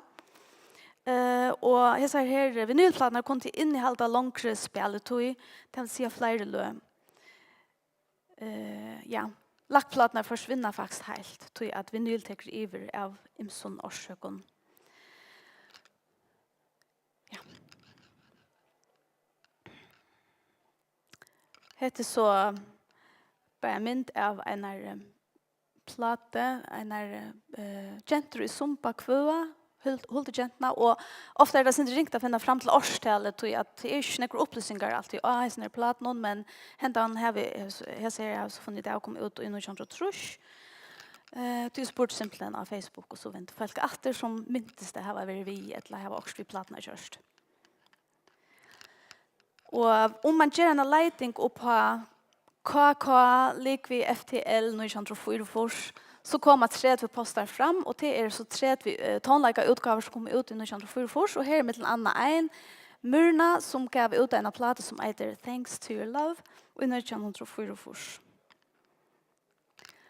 Ja, her så atter en mynd av noen høgtøllen, og her ser man at vinyl til det blåa, det helt nok snakk fram, men det forsvinner faktisk helt under 1992. Og kassettebåndene til det apelsingola, det teker så helt iver. Vinyl helt faktisk en pause, og på 13 år. Og det aller første kassettebandet som kommer ut i førjen, det kommer ut under 1972, og det mannskårstøvnen. Ta det Berua, Siloa, Bethesda og Ebenezer, og i tenker seg sammen og gjør til kassetteband ut, som mer videre det første som kommer ut, og til evangeliska røtten som gjør det ut. Det forleie. Og det kommer alt flere kassetteband ut, og i 1944 kommer flere kassetteband ut enn LP-plater, som annars vil være det som dominerer. Ja, og så synes jeg at denne kommer mynd at vi her, jeg tror jeg kassetteband vi Bølgen og Græs, Simon Konøy og Kai Johannesen, og det at vi gåa del. Det kom ut i 1944. Og i 1948 kommer så den aller første Fløvan, og det Frantor, og det Fløvan som heter Forsene. Så der var det faktisk søster vi at jeg var en LP-plate ut i 1992, som heter Møtland, og allukal fister vi at jeg var en fløve ut i 1988. Vinylplatan fer som sagt som vi i 13 år, og kommer etter i 2005. Og den seneste vinylplatan som jeg sier, og i langt tog, hun kommer ut i 92, og det Frantor, vi mot land, og det så 13 år i Gingen, så kommer 200 ut vi Viva la Republica som vinyl.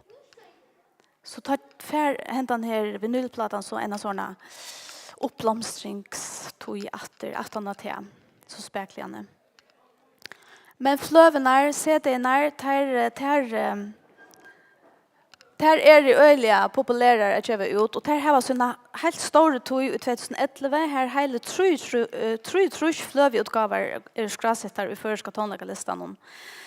Og jeg har strikementen sagt at lei 1995 krossast veien til kassettebånden og fløven, og fløvene blir så smått å iverholde kassettebåndet framleislene, som ser ut til å være helt forsvunnen i 1995 til 2000.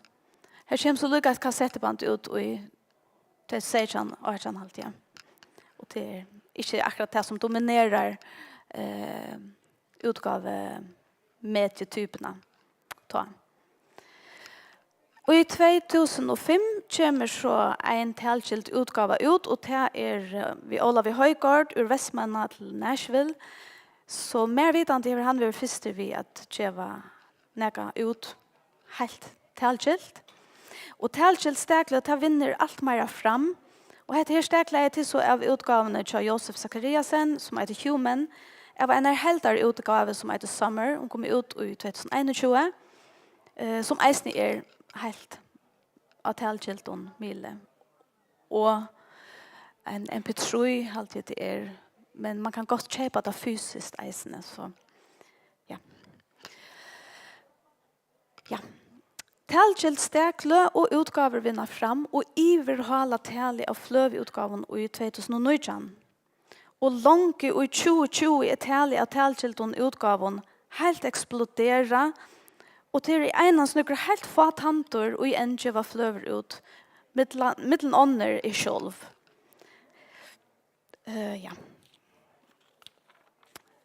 Mynden her til et cover av en stekleie som Marianne Winter, som heter Take It Slow, av en EP som heter Sorry I'm a Libra, som totle har vi ut i år. Men ja, jeg halte rettelig avhåverst at da et nytt millasle vinner så faktisk utkonkurrerer det totalt det som dominerer i åren, men ikke i tillfället nu vi vill nu till ta hela den här att göra vi av folk gärna vilja. Så alltså ja, till några sia för det för det samskifte vi omheimen och där identitet. Ja. Och här är en stäkla som är utgivet talskilt. Tack för det och jag vill bara säga att Landsbygdsavne har samman examen Atlantan vi drar samman samman Atlantan utgivna tonlägen och i huset kunde vi avhörs till omkring granska i hessen tillfällen någon till dömes kunde en vinkel vara att samman både ratche av tonlägga utgavnon och Terra Milaslövon här i förjon vi ratche är stan i hemnon om det samma och sätta det in i en sammanhang. Tack för det.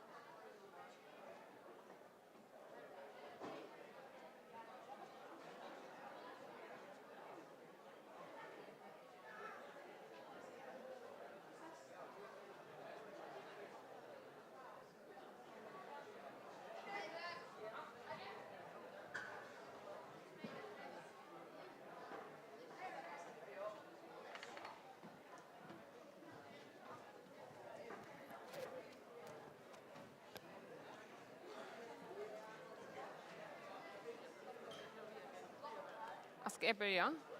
Okej.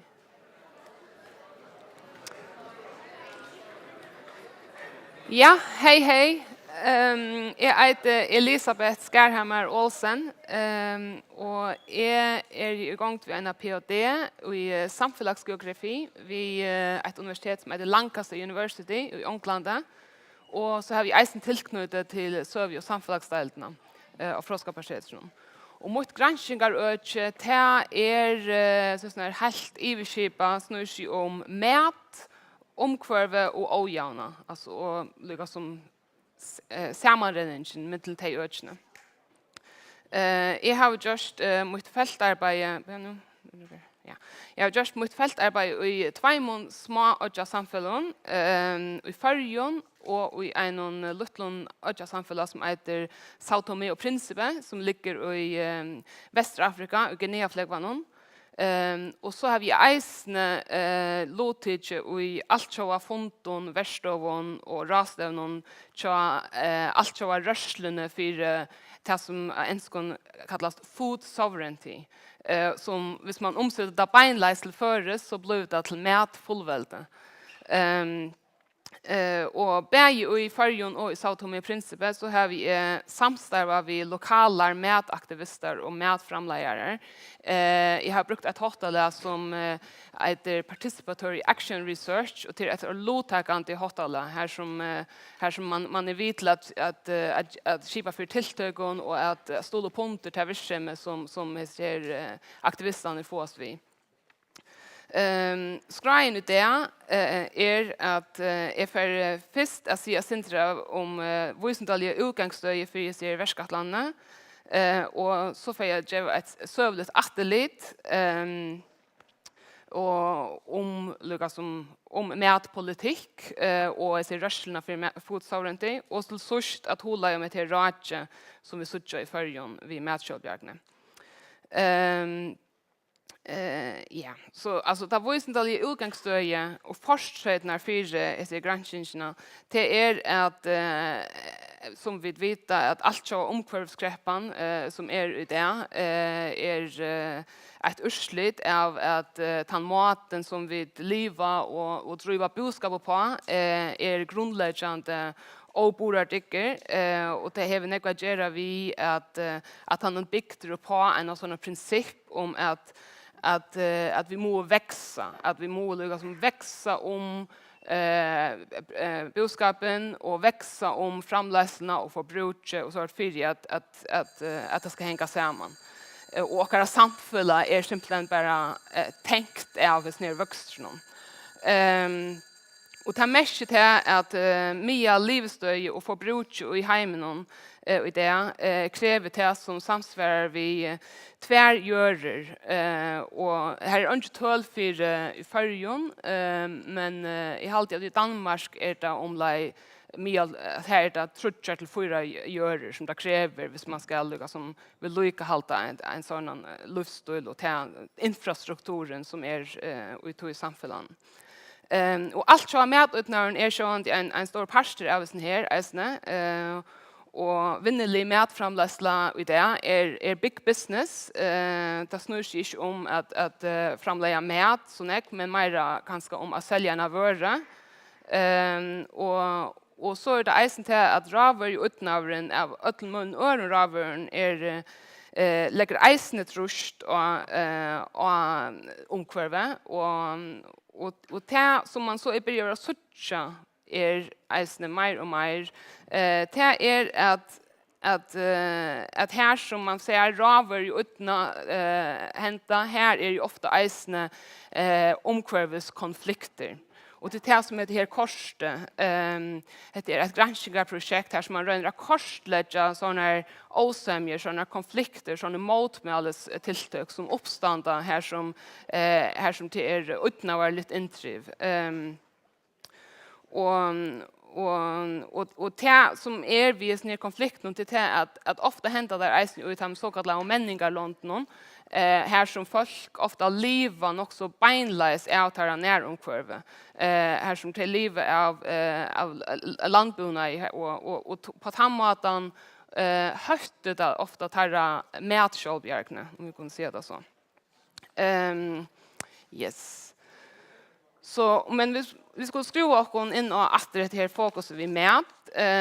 Så är det ganska ett gott sted att börja att man säger akkurat om det gröna kolveltingarna, eller det så kallade gröna kolveltingarna, hon var ju inte så grön. Och det är ett landbundarsövle tojarskaj som hänt i 1817 veraldabardia att man skulle bygga boskapen och samfunnet upp efter. Och här som man för igång med en intensiva tökenfröliga männing av landbundagen. Och bara för att ta ett ting som händer till som har haft ser allvarsamma konsekvenser för en stor part av hemsens befolkning det är att man får använda sig här frägerna hybridfrägerna som är laboratorieframlagt frä som skulle veta så höga årstöger som görligt och det som så händer till det att stora fyrtöger tar patent på dessa frägerna och man får småbönder till att flytta över till att skulle köpa frä och istället för att och här vi äsne att man som så liksom ja man ger upp vi faktiskt gamla mentaner om att gömma och varva frä och äsne lufröligt markfölden till det är en pastor av sån här eisen till att det ser frägerna som bönder har gått och utveckla och mätt och är allt fram till vitla stimpra och vicka om markfältet och istället för så inför man en skipan som faktiskt går ut på att stick motsatta och så flyter man flyter sig i till marscher av monokulturen här man växer ena sorts akvarium och här som man eisne vill nöjt till att nöjta eiterevne till att tyna allt som kan finna på att växa och så av. Ja, så det är lite osam om att det här har haft något så katastrofala filter för görna och för människor kring Atlanheimen. Och hvis man ska ta en parallell till förr så kan man kanske ta så om att vi har haft en blåa kolvälting till dömes älvenan men så eisne bara männing av sjånen har gjort det och att fiskevaja är vuxen så om metaljanik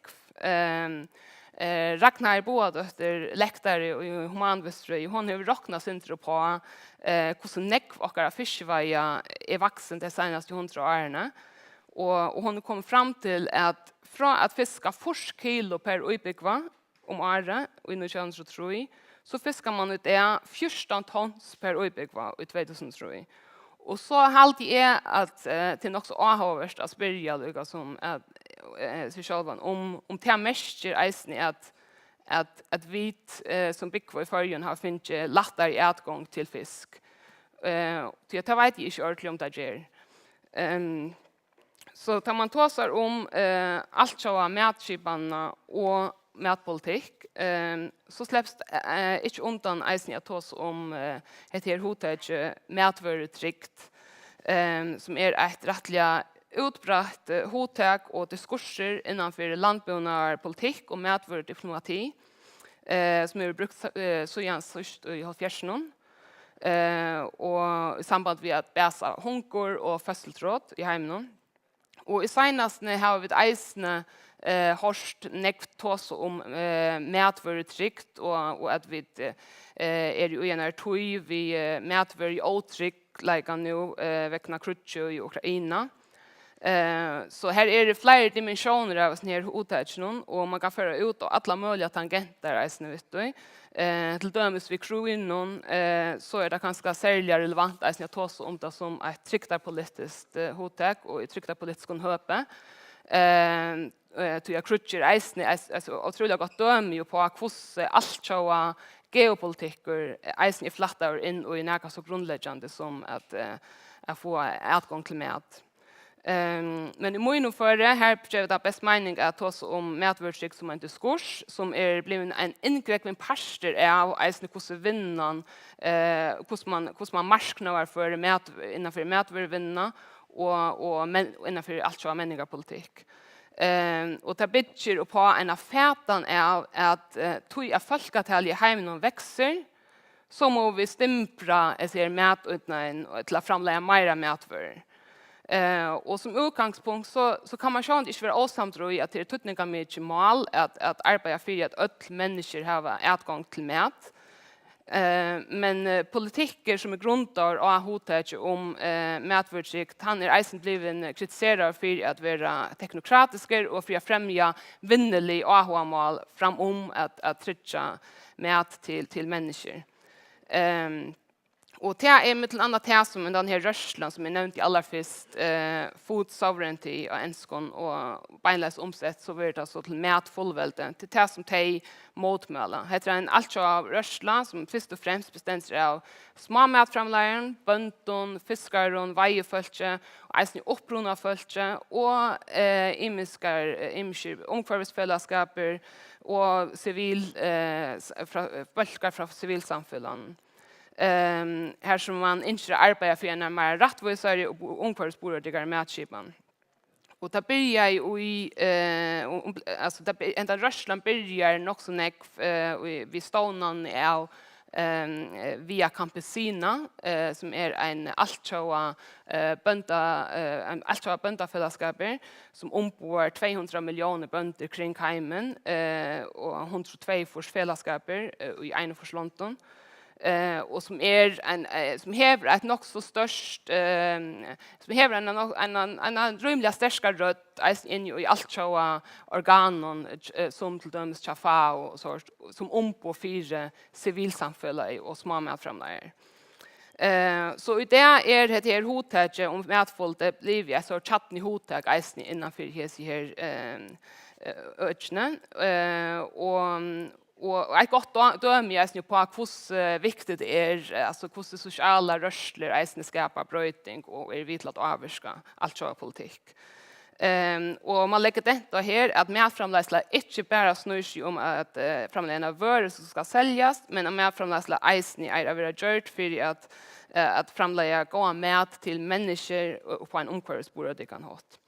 Så detta var bara lika som ja, alltså inte om kvart allt så var kontexten så hvis vi skulle hitta efter det som händer i förrjon och Haiti och här framlöna borde det mätskjälbjärne så är det här ett hottag som på nekva matar är sprottet på ur en kombination av de samtalen som jag har haft vid Sundve och vid Selme och mätframläggare och andra som får oss vid lagt lokala mätbudskapen i förrjon.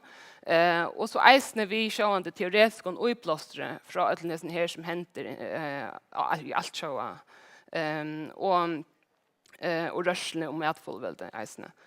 Och jag valde att jag ser framlägga det här underhöjde, toja rak, en diskurser och en framtidation. Mest eisne för att understryka att det som vi får oss vid, det är inte att kanna om vi klarar framlägga några grönnmöte till att nökta för törverna för förrjon. Ett så sånt. Det är mer om vad är det för samfälla vi vilja, vad är det för framtid vi vilja att vi vill mät i förrjon.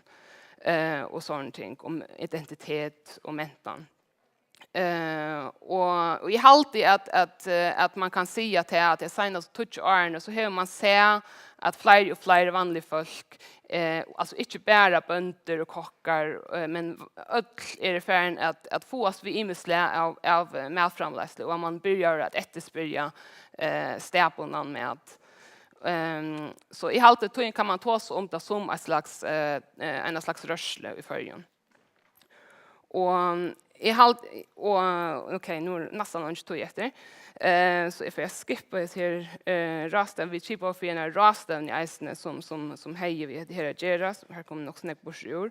Men det som i halt kanske eisne är också avvärst vid det förska kontexten och det är att vi har en så otroligt rykan sipundnan mätbudskap och här som viskar utanför eisne i nekom förrän den här allt så med utnägen. Och här halt är att det är viktigt att hitta efter ja men hur organiserar man sig här? Hur lyckas man huxa man byte och arbete och sådana vidskifter. Och så kan man lyckas som eisne spyrja sig självan. Alltså man kan hitta efter de förska mätbudskapen och en sån isfjall metaforer och sätta sig själv några kritiska spårningar. Vad är det för mäter? Vad blir han framlagt till? Vad är ändamålet och kvar fjärran och så framvis. Och här ser man liksom att vi tar en rikvi av ting som händer liksom nu under isflaten, EU-flaten eller så. Som är ju avhåvert. Ja, så kvart stimprar mätköpjagn i förjon det en rikve av imskon bölskon och i halt att det är öliga spännande att fylla vi det som händer och till önchen ivi om att det här händer nekv och ja, så det är nu var tog uppe så. Det var det.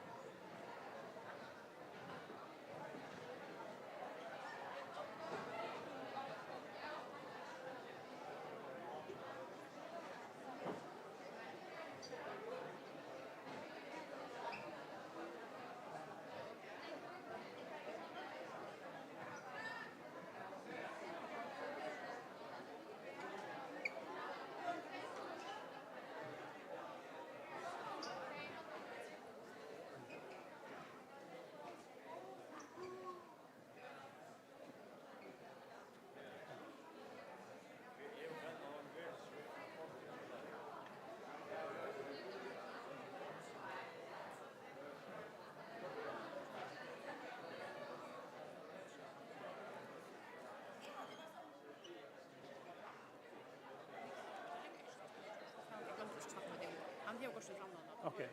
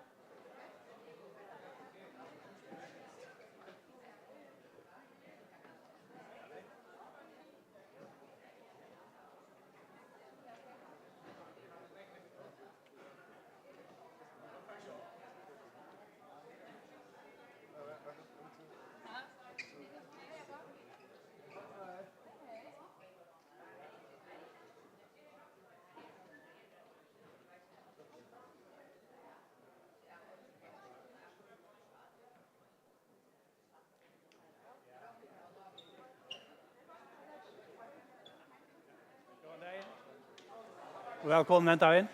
Jeg heter Knut Simonsen, arbeider i Natthusadalten i Franskabarsets. Jeg er oppbygd som herfrøyngur, og her vi i Noksne går arbeidet vi å gjøre teltemodeller for Irac. Men akkurat det jeg skulle ta seg nå til en app, en telefon, som faktisk er føringer det. Ikke akkurat i det, men cirka jeg satt inn i på. Ups. Ja. Han vil ikke. Her. Det som jeg har gjort, til høyre på her er mynt av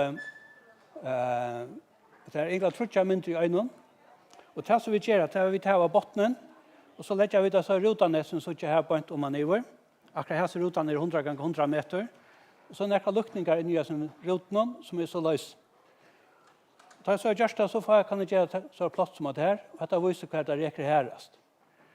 Vi er 1800 og 2000, og tar teltene ikke kraftigere, så jeg måtte bytte føyer opp i Trojøk. Men så en dag så får jeg vidtjen av Johannes. Og om vi ikke kunne ta som han førte flåten, la langt at tog og se man sånne kors med det her. Det strikemynter. Og dette og her visste jeg til flåene i Trondheim. Så synes jeg at Søren Takskiger, Fischer Heinsen, han gjør sin finere kors, som så ikke så løs ut. Og så gjør et andre kors som har mer flere detaljer i nettet. Så tanken var at kunne bruke teltsimuleringer til korslukten som det er. Ja, så fikk så en teltemann, så Esmer vi. Og så kom Maurits, som er havstående vi i Øysten. Og på Sjurøsten samstående så kom vi gjort en telteskipen, som Rikard nok kallet som en plottare. Vi kallet det for huk, hent utdragkunning. Og første uka kom så i 2003. Men så ser han, ja, men det er godt å vite hva fiskeren er. Så er det sier Johannes og Maurits, som sannet Rikard fiskemien, så la du nøkra tøymene inn. Tog en ganger. Så i 2009 så kom AHO for kanskje å finne til hvordan jeg orsker var i sjøavfallet. Så gjør det nødvendig simuleringer. Nå ser vi som bare Niklasen. For kasse var stadig 100 meter, men nå kunne få alle fører inn i som simulering. Det teltene ble til kraftigere. Og samtidig, vi tatt nok strømmatter, som vanlige strømmatter som bare mat i øynene sted. Men så brukte vi den fingrene nødvendig strømmatteren, som var nærkere rønt, selv i havstående rønt det, som sitter i botten og bruker jæv til å mate oppkjøkken alle vannsøyden. Vi gjør trodde sånne matinger av træt, for jeg kunne se bare midtelen til som modell råkner jeg, og matinger, det passer nok lunt. Så gikk det igjen, og så kom flere av oss ned, telefonen. Og så spalte vi tanken, var det mulig at jeg tar skipen som vi hadde gjort, flyttet han i telefonene, så at kjølpbøttene som annars ikke for å flått kunne bruke. Så høystanken at han fyrir snev er at det skulle vi vedlegende først og fremst, og så skulle det standa som alltid stendur, ikke til å sykle etter. Og så skulle jeg også ha samband ved telefonene til de flere større føringen som ikke er i samband til. Og så er det at da vi lette ut, så skulle vi ikke få en omstidning. Det kommer ikke sporinger inn. Og så skulle vi også bruke til å lære. Så hadde jeg så tankene her, og så en dag, så er det vi får fortjeng til det, og så har vi ønsket ut på i Magnussen. Først vil jeg ta frem til å være alle rådstavene ut til Seidjan, og så fører jeg på i rundt og avvisen av å lykkes som i det, og det ser appene frem. Så kan du hitte og gjøre, og så ikke hvordan råd er i feien, og zoome inn og zoome ut, eller du kan bruke kalender hvis det er ångstene i morgen. At det var 2016, så tog jeg en ferdig lysten til igjen. Men da første vikene løtte ut, så var det faktisk AHO i ESO. Det var over 50 folk som downloadet det første og tverrvikene. Det hele var øyelig flott. Og så har jeg tjukt etter 8 en måned før. Og man ser på en av veien, etter den måneden Arjen springer og drar av skala 4. Det er ikke vi. Men i en måned så funnet vi at det var 500 folk som, om det er 500 folk som minst øyneferiene var inne av serveren til åkken for å hente nytt herfra. Det var ikke nøklunda en 2000 Android og knappe 500 iPhone. Men så er det noe annet som det kan brukes så til. Ja, vi har spurt forskjellige steder og fattemeldinger. Det er folk som kjønner ved båten, det er kajakkreggere, det er også som rører ut, og ikke minst alle flyttere båtene. Og i 17 årene så er det jo flere som får en hjemmesyn av Fish Info, så sier at Øysten har seg på ilene. At høyre hadde jeg fra en fiskskipe som matet strømmen kjalt. Så tenkte jeg at det koster halvandet tøyma til sista stretch som han er silt. Så sier han bare til som han er matet vi er til. Så kan han si om det passer litt. Han skal det på i eisene om man er brukt til å råkne hvordan det kan løsføres fra en elbruk til et annet. Men det er ikke bare et feil som har brukt det. Hvordan jeg har sin trim og fyrre fra grøngen, så har vi løsninger av rakappene, og vi er nok så stolt av at det tar seg nok så positivt om disse 4 appene. Det er ikke sikkert på at det skal komme og hente inn, det bruker etter til å komme og hente inn. Men er alt så øyelig godt å gis ned? Det er ikke bedre å bruke disse gamle på bord. Flere småbatten kajak sier at det passer ikke noe vel nær ved land. Og det gjør det heller ikke til hvor kasser 100 meter. Så ser han at man får oppdager snøret for nyrettene, så får snøret bant ut fra båten, kan ikke vise råkje som er nye sjøen. Okay? Det er kanskje en mulighet som burde hukte dette. Og så er det tar, som er i større skipen, at det er bare inni av sjøen langgrunnen. Det er godt hukse seg at det er at det er synd om kunning om sjøfattet utenfor at det er øk. Og så er det utlandske sektbåtene, tar og spør jeg hvor vi ikke skriver ensk. Tog en ganger. Nå er det noe myndelig av det. Til venstre. Her er den som vi tatt av. Og så er det høyre. Her er det noe arbeid vi. Moderen her, så bruker jeg 4 kanter. Så er det sin ringer at stabler nekker. Så bruker jeg 3 kanter. Så kunne jeg gjøre smått ångstene og størst ångstene. Og så kunne jeg gjøre et størst øsjon av det her. Vi hittet etter øtlen øsjon utenfor førjer. Vi tar et øyelig funnet inne vi. Og faktisk at vi har noe støttfrøy som er røy, så kører det nek kjøter inn til gammel. Det har vi så puttlet vi en av tøy, og vi ikke kommet øyelig lengt inn, men et døme fra tøy, det er spennende der ikke. Her så er det alle følger. Dette er øyner som gjør kjekken feskere, så er som øyner avvirket, det er det som er lite, det som utenfor jeg skår bostor, så jeg skår til bostor utenfor 130 meter dyp. Til venstre her er vi streimen. Oppi hjørnen her på her er det en skole her fra Kjallnes og Sora Stønkjene. Etter Nøtsjafjøret, østen inne i Kjallarhavnene kunne vi modellere nå. Og så er det østen midtelen, altså midtelen Streimnes og Kirkjøbø. Så jeg synes spent på at vi får til å rikke. Ja. Så synes jeg det er løyte klippet av hvordan vi kan gjøre. Jeg begynner ikke nå til å få dette her å være så rett som mulig. Og så øyne hvis det kommer her til, hvordan er det som skulle kunne pakke inn i en sånn.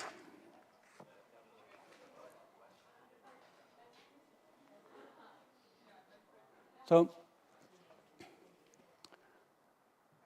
tog jeg rett i disse appene. Vi begynte i 2000, og så åren til en riktig strømmatten og gjør det.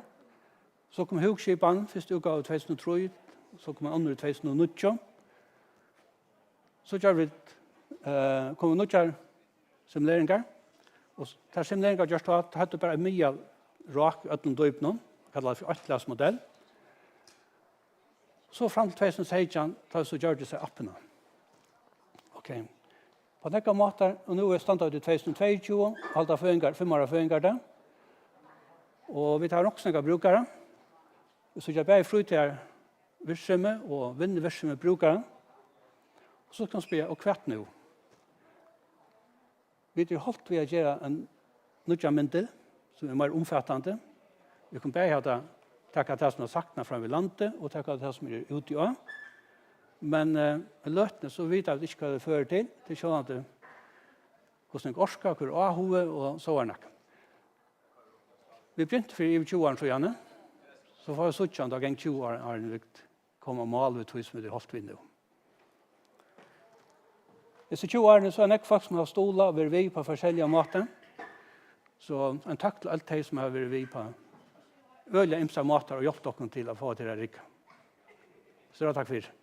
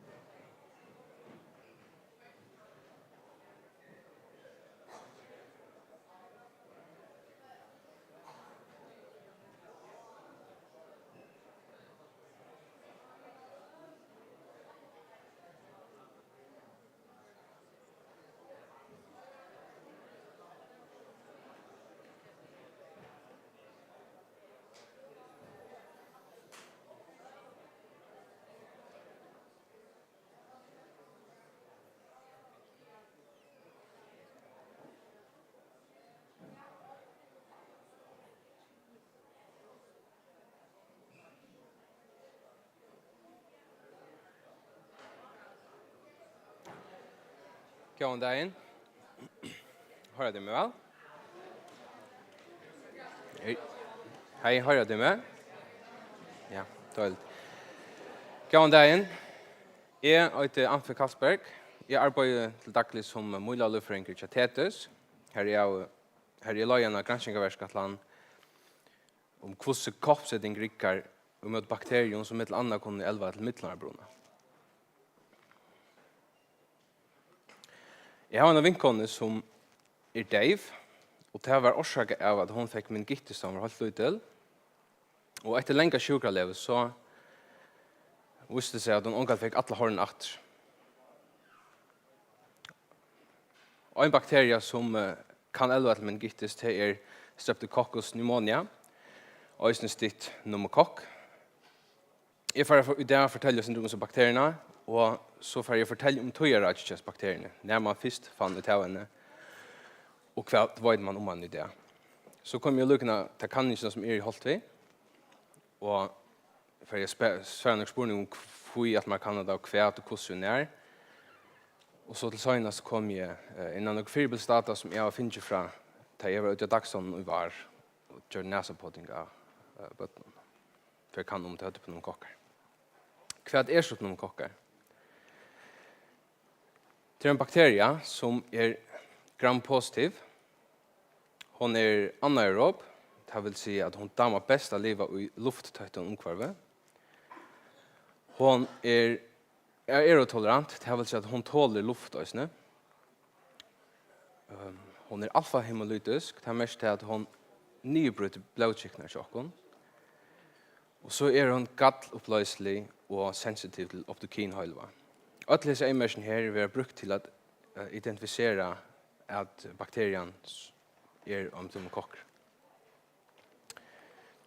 Og et av mest tydninga mikla via seg bakteriene, eller ja, et som ser tydninga mikla via seg bakteriene, til at hun hever og sokomøyle som bjolvarana fra 8 faktoren, til at hun lever faktisk ut av sjølvare, hun lærer av omkvarvet, og så hever hun nekker sjukeelement faktorer som avgjør hvordan vantamedisenta bakterien det vil si hvordan harsht hun lever av mennesker som det bolagas ja.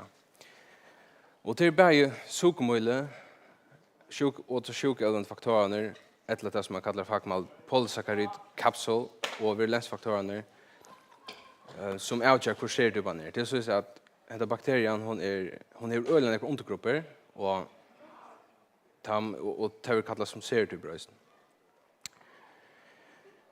Så det ser bakterien ut. Disse armene til så polysaccharid sokomøyler som bjolva. Her også ser vanligt at bøtt, opp til andre korsbad, kan være bedre på kokken, så det også vanligt med vaksen, forholdsvis, til at vanligvis det 1-20 av den vaksne som bedre av kokken. Og det nøydes ikke av sjuka, jeg kjenner. Det som oftast blir sjuk av kokken, det småbøtt og eldre folk. Og det som særlig utsett for å få disse sjukene, det stor husarald, vi nekker bøttene, særlig unge bøttene. Og om man rønnlig, om man røyker, eller om man har nye sett om munnvær. Skulle man bli sjuker av kokken, så det noen symptomer, feber, hoste, støv av nakka, over i ørvitre, påinne for brinke, li, og i øyren. Og så kan man også ha svøvnløse og kulderskjolta.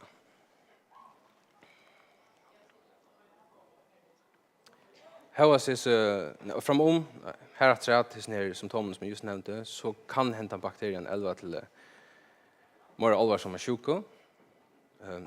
Som åkken plavas det av, mitt annet vi plavar av bihold eller tjaholdbruna og mittlarbruna. Og jeg var några tykkon, og det kjenner seg flere som plavar av. Men hente bakterien kan også elva til mer alvarsammer som blåøytran, lungabrune, høylabrune og ringa seg for deg. Og henne bakterien her, hon involverad i det som vi markerar här, alltså i meningitis och i lower respiratory infections och respiratory infections. Alltså det, hon kan ha tydligen tutning för det. Och tog har man utvecklat kapsättning med dessa bakterierna. Och ja, hon vill se att rika nöknont av allt. Så det, så ska jag lycka komma att toja tja om kockon. De kockar här som vet alltid varje och 400 år så var det pyra vanligt att folk döj som blev smittade, de döj helt unga år. Det var i 1800 att man först vidkände de kockar som en huvudsorsak till lungabrunna. Och en först år efter detta blev bakterien först för isolerad av luspastor. 3 år efter blev gramfarving eller gramstein uppfunnet och detta hjälpte till att granska i bakterien och de kockon. Och i 1940 så kunde man stäffästa att det var EU-fors serietyper, alltså fors undergrupper av pneumokokon. Och i 1924 kom första kapsättningen mot pneumokokon. I 2000 kom den kapsättningen som brukar nu, PCV. Och i förrjun fick vi PCV 13. Alltså det är en kapsättning som räkar 13 av de farliga serietyperna. Och i 2020 så kom man stäffästa att man har ju funnit 100 serietyper av pneumokokon.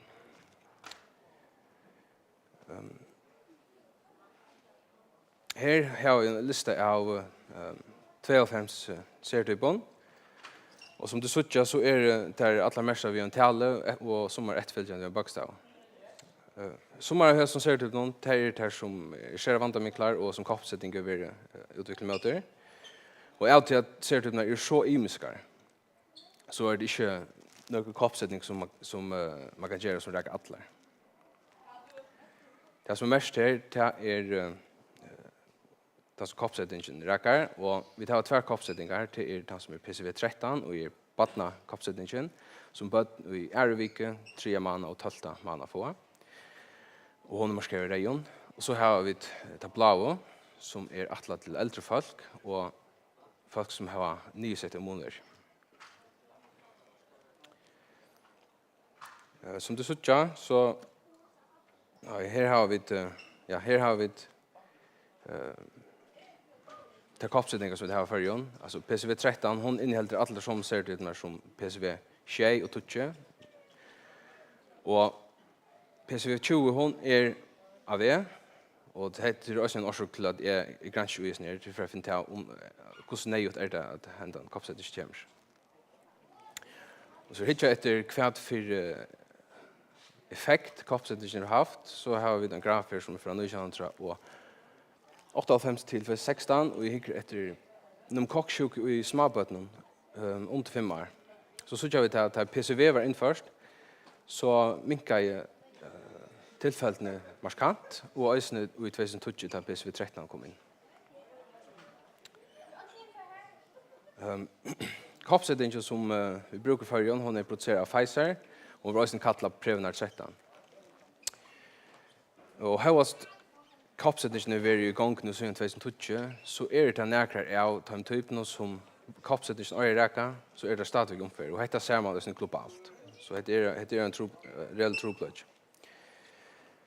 Och nu är det serietyp 3 som jag har markerat här. Hon är sucha och hon är utan vandamiklar och till tog det är viktigt att granska just ner till att finna till en kapsättning som virkar mot de farliga typerna.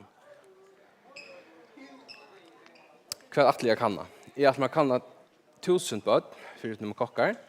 Det trodde mycket att jag har så stort prövatal för att styrka om trovärdiga kanningarna till att jag har 1000 prövar så är det några som är bärare av pneumokocken och tar jag vet hur snägg bärare så kan jag kanna kvar för serietyper talan som är runt i samhället.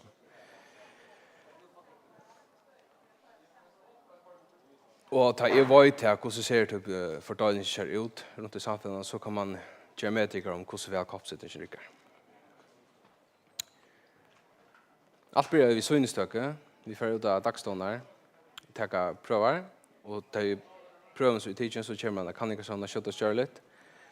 Och här diskar vi bakterierna upp och så ser typ av vid. Det är inte alla bakterier som det blir till att diska bakterierna. Här brukar vi så PCR til at finne av om bakterien er i prøven eller ikke. Og det er ikke alle bakterier som blir til av sertyper. Og her får vi så hjelp av halvgenomsekvensering av bakterien.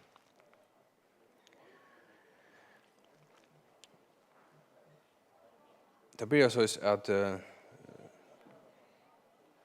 en av viker, 4 viker, er en vid at laken kommer ut av dagstånden, så spyrer vi til dagståndenløyeren om vi kan komme ut. Får vi så gjort han om å komme ut, så får foreldrene og verjene, foreldre eller verje, samtidsvåttan, spornarblad og kunningarskriv om hvordan alt fyrir fram. At denne sjálvun så kommer vi ut av dagstånden, vi er fra klokken 7:30 til klokken 12. Og så kommer foreldrene til okken vi batten og leverer samtidig. Er noen påting kan være fram. Hvis det er så at bøtten alls ikke vilja da det kommer til stedet, så vil det ikke påting fram. Da så prøven i tidsen, så kommer man kanningarsona, har for et nummer, og alle personlige opplysninger ved bronkleier. Prøven vil så overført til et nytt rør, inkuberer over i natt, eller 4 timer, og ta så gjør vi så om, hvis vi vokser i røy, så er de kokker aller helst i prøven, og hvis det ikke er, så vil prøven bortstående. Hvis det er så at de kokker er i prøven, så ser det på vi der, og det enda skal være blodplaten i natt, og ta får vi til så bakteriekolonier av platene, og her isolerer vi så og frister. Da jeg så var ute av dagstånden i var, så det var etter dagstånden her var om, og vi fikk alle i 2,5 prøver. Det er svært til lodtøkkeprosent opp på 32%, det vil si 3,25% lodtøk, og av hans lodtøkke så var det 36% bedre av noen kokk. Dette fyrbildstata i ta samsfærer, men i neka lakri enn det som Merta Davis Magnusson kjørte i 1900 og i 2008 til 2011. Her det varierer mellom 40% og 80%. Bortsett fra hese kanningene så kunne vi finne ut av om et serietypskifte er fer fram, så en kappsetning kom, og om serietypene som er i vaksine, om det er minkende, og om det serietypene som ikke er i vaksine, det er økjast. Vi kunne gjøre medtingar om hvordan vel kappsetningen rikker, om effektiviteten, og mulig så gjør noen tendenser. For det er som om, så noen kokker har alltid verger, det får alltid verger. Det er en parse av akkurat vanlige smaver lufrøy. Og her så kunne vi sjuka alvante, så kunne vi få kappsetting, gjør det minne sjuka alvante, og kappsettingen eliminerer vanta med klassertyper. Så har vi også noen tøkene som kan svære flere spurninger, og et nå halvgenomsekvensering, som eldre mann har gått ikke kunt. Takk for det.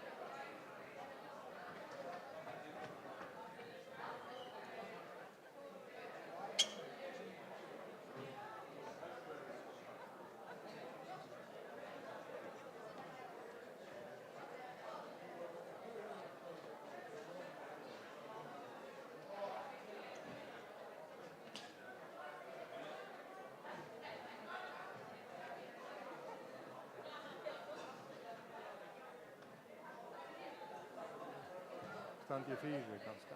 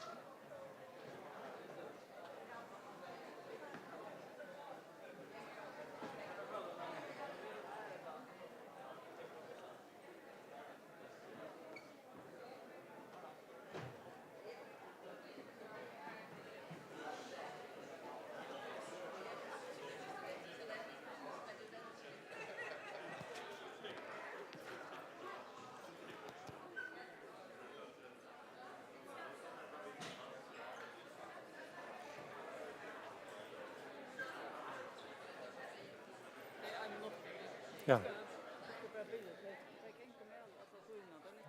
Ja, kan du ikke gjøre meg et tegn? Ja, nemlig.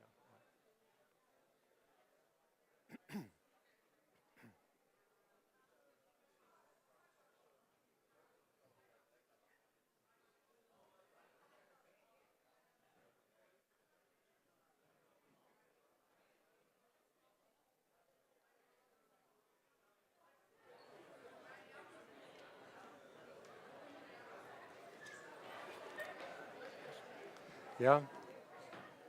God dag. Jeg får begynne framlåna nå.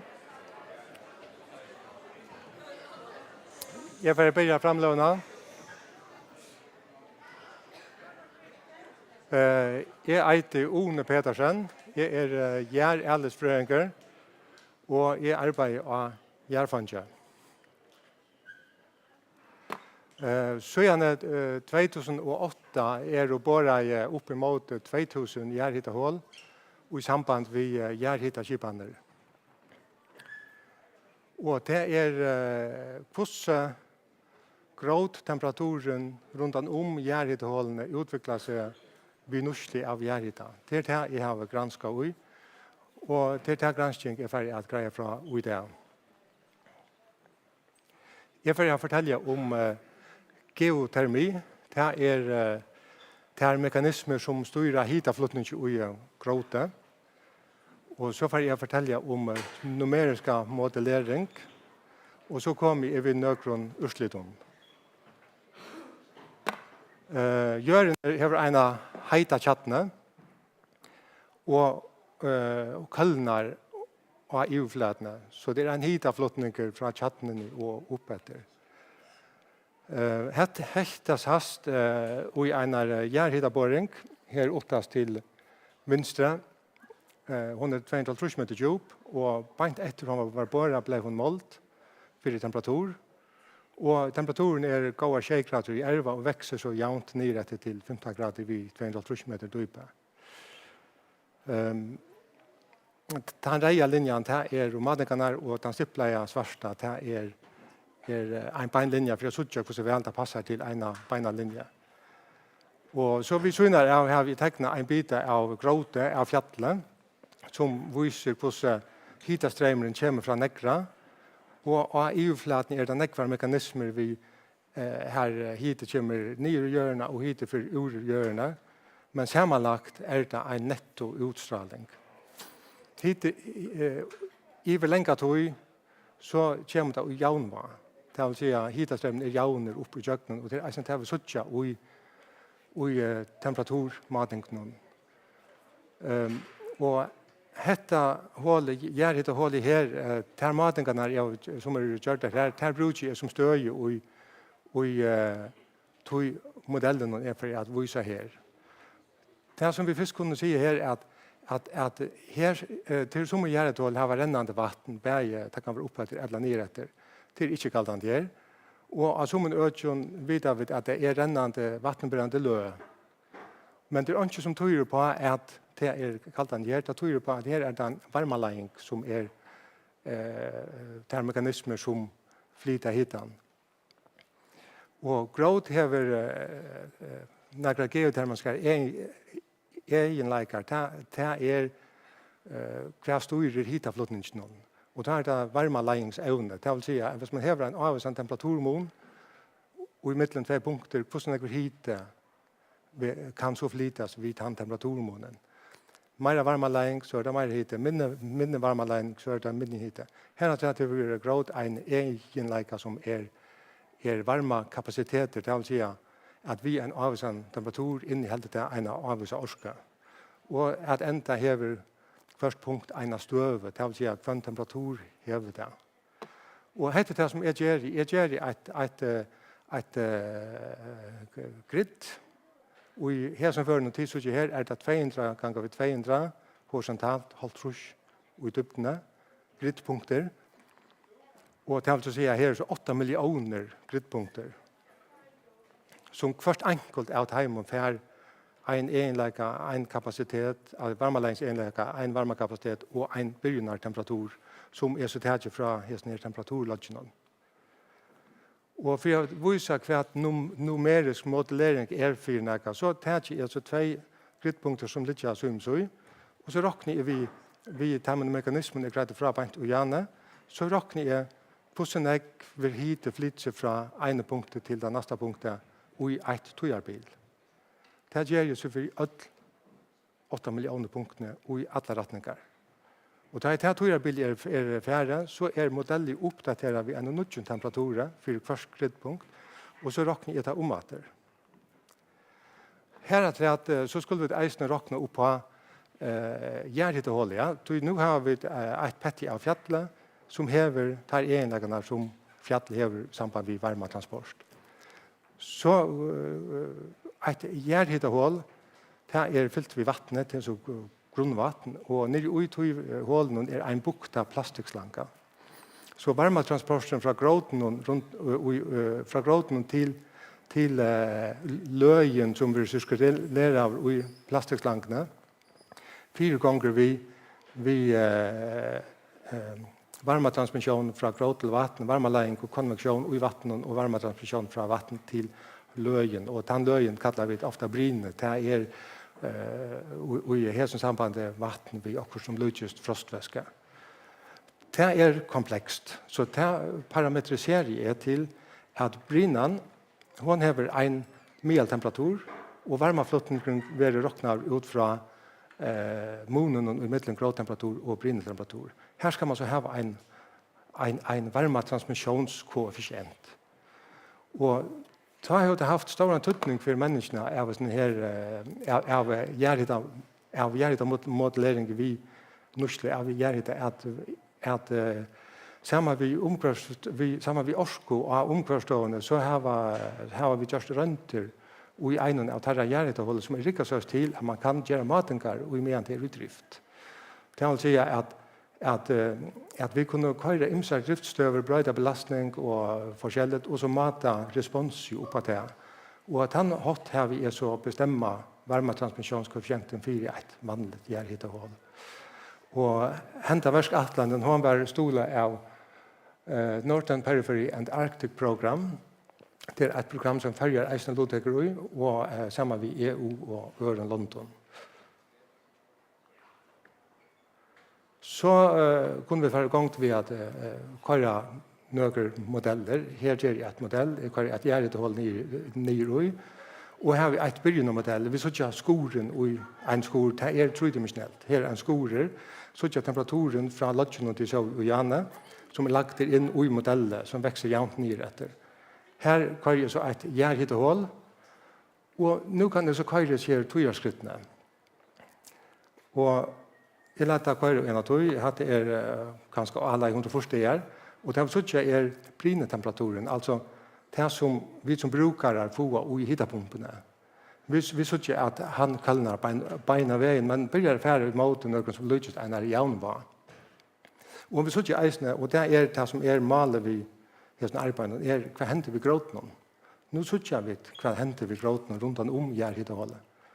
Og dette kan så køyre livet, og nå køyre jeg så i 5 år, og vi sier at gråten kallnar mer og mer, og brynetemperaturen norskast en jævnva, nega oman 4 grader. Og så skal jeg si at disse tølene bruker 25.000 kilowattimer orsketørver av en hus. Det et hus etter gamle standarder. Og så hvis jeg råkner det til en mial effekt, orskoeffekt, så det 3 kilowatt. Og det tager jeg så ur hålen. Så dette det samme modellet til så Jani jeg har zoomet sin inn. Og dette begynnende støven, og her så vi temperaturfortegningen nere etter. Og her har vi tegnet pøylar for orskoflottning opp etter. Pøylene representerer hiten som streimer opp etter. Og nå viser jeg myndene at det har kost i 5 år. Da ser det så ut. Og nå sier vi hva henter rundt om gjerrhittehålet. Vi sier hva hiten kommer fra. Hiten kommer fra gråten rundt om gjerrhittehålet, og han kommer fra negra, og tog der overste metrene. Da sier vi, da peker pøylene nere etter. Og til tror vi det var kaldt gråte, så negv, at nå brøytes balansen av EU-flaten at nå det netto inn av hit og orska. Men det som viktig å bytte mest det at her har vi så fra 20 til 30 meter borghold i 40 meter, så 20 meter vekk, så gjør vi det gråt gjør avvirska, og oppa det langt vekk. Så hiten som vi ugjennom brukte i en gjerrhittehålet, han vil tidsen lengt vekk fra gjerrhittehålet. Og dette så da samme modellet, bare vurst i 3 dimensjoner. Linjerna til suttje til det som temperaturkontorlinjerna, og så har vi eisne tekna en av 3-dimensionella kontorflate for samme temperatur. Det kan man säga 3-dimensionella kontorlinjer, kan man säga, som jag tekna en av. Og da man hever et sort modell, og enda man vi få et sort, at menna et sort modell, at nå kunne vi fære inn og prøve å ta av som vi da hotla prøve av. Det enda man vi gjør numeriske modelleringer, at man kan gjøre nok forsøk bare i telten, ja. Her velger jeg bare at ikke etter hva hender vi gråten om bant vi gjør hit hål, ja. Jeg har brinnetemperaturen her, som enda av mellom 4 og 5 grader, Og så synes jeg at gråtemperaturen, bant vi borgjøle, han 1 til 4 grader heitere. Nu tar jeg samme døme til så i Jani, og nu kører jeg til i 15 år. Og vi synes at det er flere måte enn her i Januar. Det mial effekt. Vi er mial nyslige. Hus brukar mer enn det dobbelte om vetren som om sommer. Og da jeg kører til inn i simuleringsene, så ser man hvordan brinnetemperaturen varierer 2 grader til hver søye av medeltemperaturen, så at vi enda helt ned av 2 grader brinnetemperatur om meteren. Så kan man regne og si at hvis det er et nødgjert hus, og årskatører 20 kilowattimer om året, så er effekten 1,2 kilowatt. Og alt er det samme. Altså brinnerstøv temperaturer langt av borgjølet, og nu stabiliserer brinnetemperaturen seg av 8 grader. Og utsvinnet veter og sommer er nektmenn, ja. Og her gjør vi bare dømer på hva man kan gjøre ved en sånn modell. Jeg sier, hva hvis nå hålet bare er 100 meter, og man kører i 15 år, da ender man så nere av minus 34 grader. Hvis 130 meter ender man av 1 til 4 grader, 200 meter så ut i Janne, 230 meter sinterheitere og sinterheitere. Og det samme kan man så gjøre ved en 1,2 kilowatt effekt hål. Og da er 100 meter, da ender det bare av 4 grader, da det blir stabiliseret. Og så er det bedre og bedre og bedre. Men her er 100 meter hål veldig nok. Så kan man regne at hver flere gjærhyttehål inn. Jeg har her kort nødje gjærhyttehål som er 200 meter djup, og det er plasseret 20 meter i midten først og i et gritt. Og så viser jeg her en skor i modellen, som det så i Jane. Og så får jeg vise brinnetemperaturer for mi-hålet, det midteste hålet, det har vi markeret rett. Jeg har de nødjehålene. Og så et hotnehål, det kommer så ikke opp på skoren her. Og så sammenløkning er vi til enkeltstandardhålet til sovebant og Jane. Så det er samme effekt, 3 kilowatt, samme dypt. Og så gjør jeg som gjør Jane, jeg kører jo en av løte, det er her 2,5 år. Og vi så gjør det samme, at det er alt så i køllene, og begynner færre mot en av lykavekt. Og nu kører jeg så i 30 år, for at få det som henter sinter tydeligere fram. Det som vi sier dømte så til å begynne vi enkeltstandardhål til å stabilisere seg. Mi-hålet, som er det nyeste, til køllene og blir via køllene, det er ikke imot lykavekt. Og det skiller man vel til det så de første myndene, at man ser at hiten kommer fra gråten lengt vekk. Og nu er det mitt av hålet blir avbyrst. Det hever ikke utgang til gråten som er lengt vekk. Så en sammandrotter er at det kan ikke vise uttøttelige hvordan hiten føres til et gjærhyttehål. Og dette gjør et bedre grunnlag for boredikkere stedsetting av gjærhytta og tattbygden Øtje. Og så en særlig takk til Bjarta Thomsen og Orsko og omkvarstående. Og i samband med randdyret og tar gjærhyttehålet. Takk for det.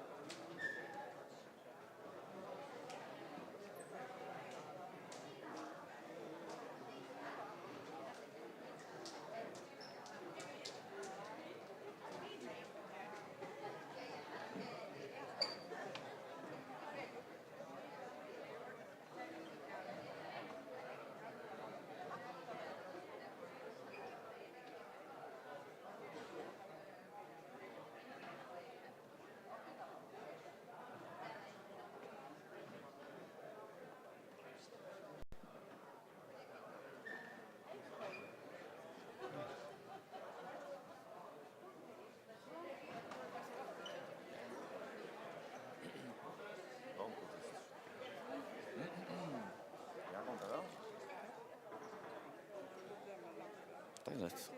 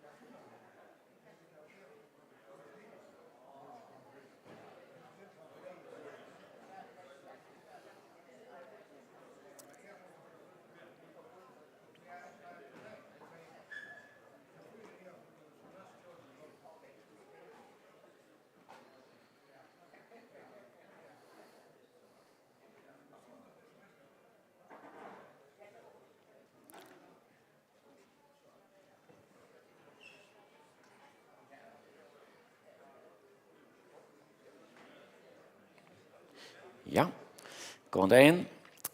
Jeg heter Inge Heinesen Høystedt, og jeg arbeider av namnsvisende deltene av Fråskapersetten.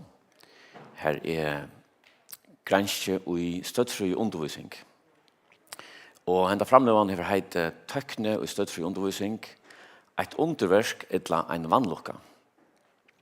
Og til så tannspurningen er ferdig å drøyne at komma nærjat, og jeg ferdig først begynner vi at hitja sin til atter i togene, etter gransking av økjennom, og mitt annet at hitja etter gransking som kannar om tøkne rikkar, i stedet for undervisningene, givet av gåa lærerstøke eller ikke.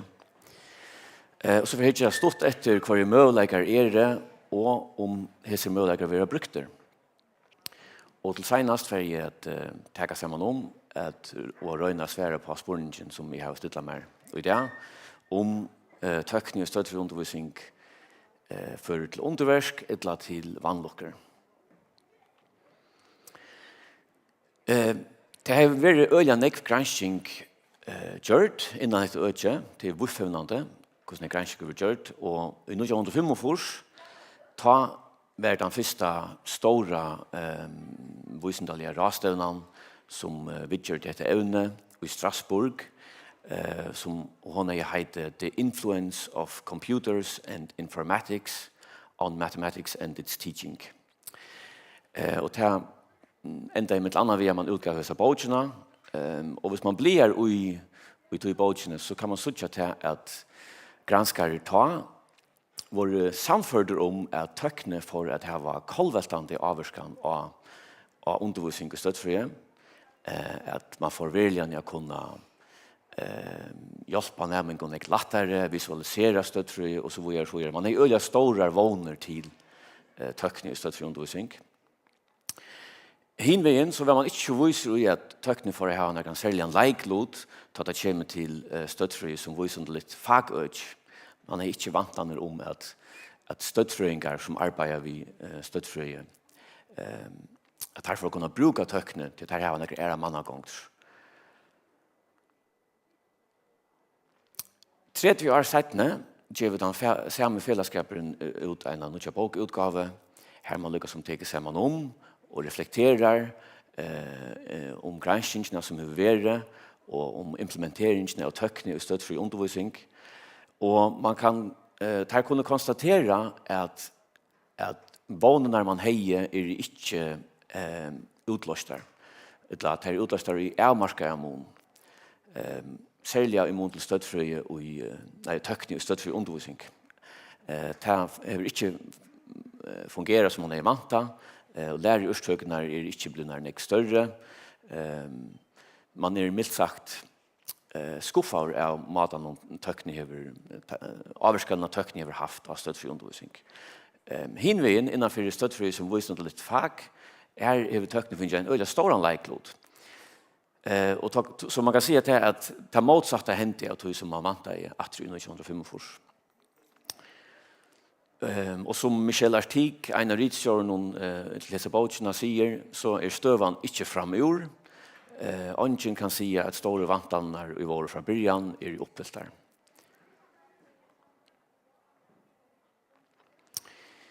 Hvis vi tittar nærmere etter disse granskingen som man har gjort, så har man gransket innenfor et mulig forrit som man bruker. Man bruker bare forrit, man bruker heimasøyer. Og det finnes en nekv gransking som vi ikke har stått til å føre inn i. Men tvei av timene som er ganske mest utbrett er Computer Algebra Systems, stitting med brukt KASS. Og börjar vi var det her grafisk lommaroknare, fyrst og femsen. Det her er sånne forrit og ampo som kunne arbeide vid algebra, som kunne løse, man kan løse lukninger, man kan få grafiske framstillinger av timon. Nu av døven brukar man kanskje andre forrit som til dømes Maple, er øyelig utbrett og i Minam. Så man har gjort nekka gransking i dette herfleie av forritet. Et annet forrit som vi finner nekka oppmerksomme er dynamisk geometri. Her er et forrit som heter GeoGebra, nok så utbrett, særlig i Norr-London. Ikke så nekva i Førjon, men nekva i Danmark. Og det som man har kanna hva er det som henter da hese forrit vil ha brukt i undervisningen? Hva er det henter vi læreringene til nærmingen? Hvordan kommer det å skilja støttfri nå? Eller kommer det ikke å skilja støttfri nå? Så man har hukt etter nærming av kognisjon. Man har eisen hukt etter hva er det for slag av oppgaven som nå gjør mening at arbeider vi. Nå tar jeg tøkninger av parter av undervisningene. Og så har man eisen hukt etter leikloten og læreren. Nu tar jeg tøkning for en avhengig leiklot i undervisningen. Hva er det så læreren skal gjøre? Hvordan skal han facilitere undervisningen nå? Når annet man har granska hva er det som vi får, hva er lærer i urstøkene tar man investerer nekva penger i tøkne. Og her viser det seg at etgångt til tøkne i seg selv har lyttet avvarskan av lærer i urstøkene.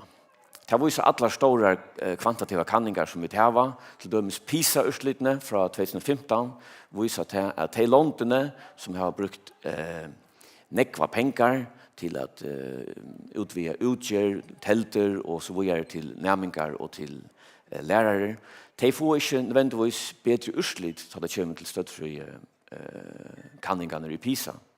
Så til at man har etgång til tøkne i seg sjølven ikke nekker garanter for større lærerstøk. Men spurningen om tøkne rikker i støttfri undervisning kanskje eisen i alt og breier. Det er ikke som å spørre om mæter i gårder. Det kan han være, men det er ikke alle mæter som er gårder, og det er kanskje imenske nøgter av mæter som er gårder. Og det som er sånn, det er avgjørende tøytning hvordan den tøknen blir brukt. Og det er det nekv granskinger urslit som viser av, at det som er alt avgjørende tøytning, det essentielle hvordan tøkne innganger i arbeidet og støttfrie undervisningene.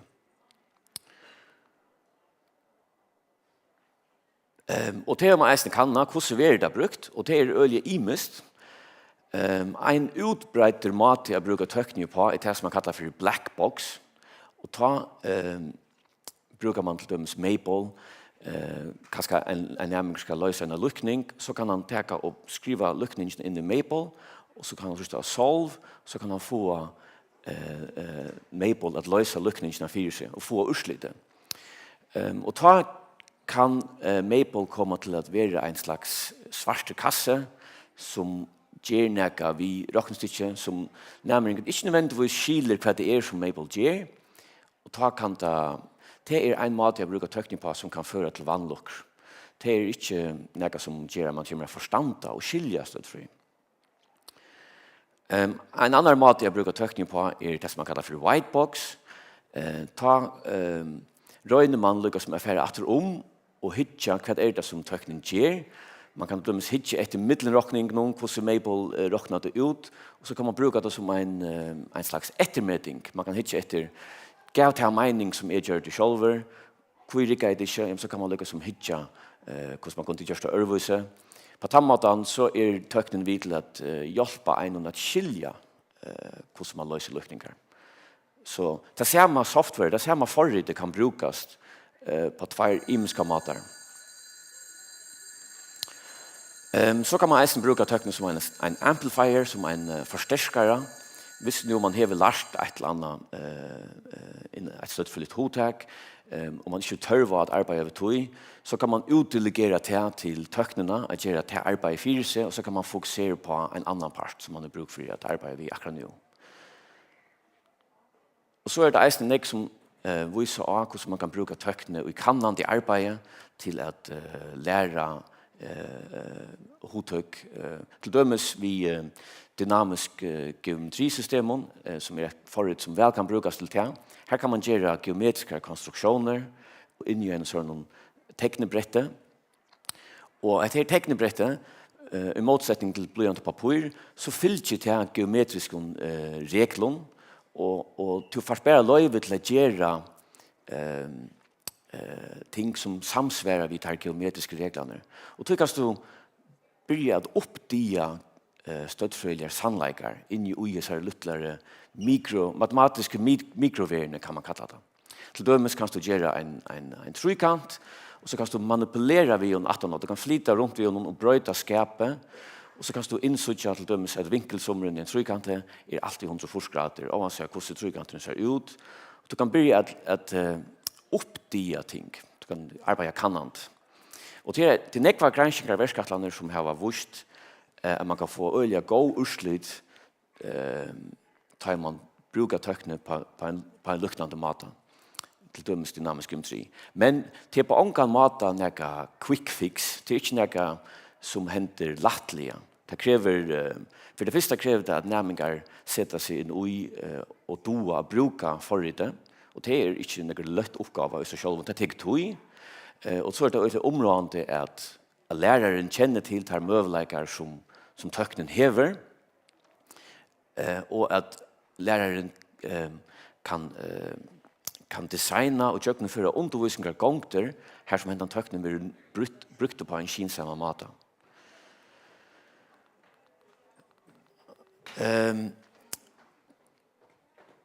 Så er det en gransking som hever kanna være hese møvleikene brukter. Og det hikker man internasjonalt, ser man til at det er heldig trillvande, med annet i England, i Frekland, i Mexico, her man kanna hvordan bruker lærere i praksis hese tøknene. Og her det, i høvesheten blir det brukt som en måte å presentere på. Altså det er særlig sånn software som PowerPoint som blir brukt i stedet for undervisningene til å presentere ting. Til å samskifte vi, gjennom Moodle og RR-plattformer. Det er selvsamt at støttfrøyen faktisk blir brukt til å røyne skilja støttfrøy. I Danmark har vi over vidt langere kanning, her vi har eisen funnet at møvleikere vi til dømes GeoGebra vi har brukt i øye luttlandmålen. Man brukar særlig GeoGebra på samme måte som man brukte blyant og papir, som man arbeider ved blyant og papirgeometri. Så man løser oppgaver som man før løste i papir, nå løser man der av teltene. Så det er i avviser implementasjonstrobeleikere innenfor støttfri undervisning. Vi tar nekk granskinger urslut som viser hvordan man kan bruke tøktene, men det har svært ved at nå sin ved til praksis. I førjon vita vi ikke noe nekk enn, vi mangler gransking, men nærke av gransking og vi vita med til anna det tegjen om at støttfri forrid som til dem GeoGebra vi har brukt ulja lute, det har en luttland-leiklåt i folkeskolen, vi har brukt lute. Det ser ut til tegjen om at kass ulja utbrett, av min navn, ulja utbrett. Akkurat hvordan det har brukt vi vet ikke noe om. Det er kanskje nærkere avbendinger om at det vi først i utenføren vil brukt som en black box. At nærmere ikke ordentlig forstanda alt hva det som det gjør, da det plotta ting inn i Maple til dømes. Men i utenføren det tørver av mer gransking av høysen øyne. Så, for at dria sammen om og komme til en ny støve, så kan vi si at gransking har vi vurst at støttfrys undervisningar tøkne, som til dømes GeoGebra, det kan stola nærmingen imot til menna støttfrylja førleggar. Men samstundes viser granskingen eisene at etgang til støttfrys tøkne i seg sjølvom ikke noen garanter for større læreurstøk. Og faktisk kan et og samme software kan bare stola støttfri læring, men eisene fåra for støttfri læring, altså få motsatt effekt. Og det som så har avgjørende tøtning hvordan hentantøknen blir brukt. Så for jeg venter atter til spårningen, jeg ser framløvende, så kan talgill tøkne i støtt for undervisningene, hun kan bare skapa underversk og mannlukker.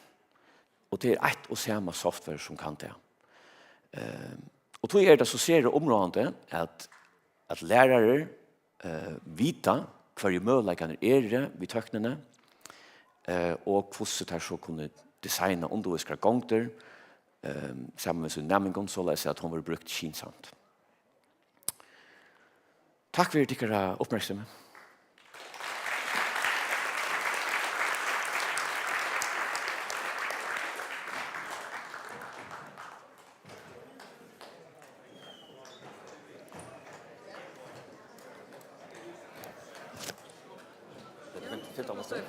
Jag måste bara leva på det. Jag sa inte för det någon gång. Syns inte? Okej, ta.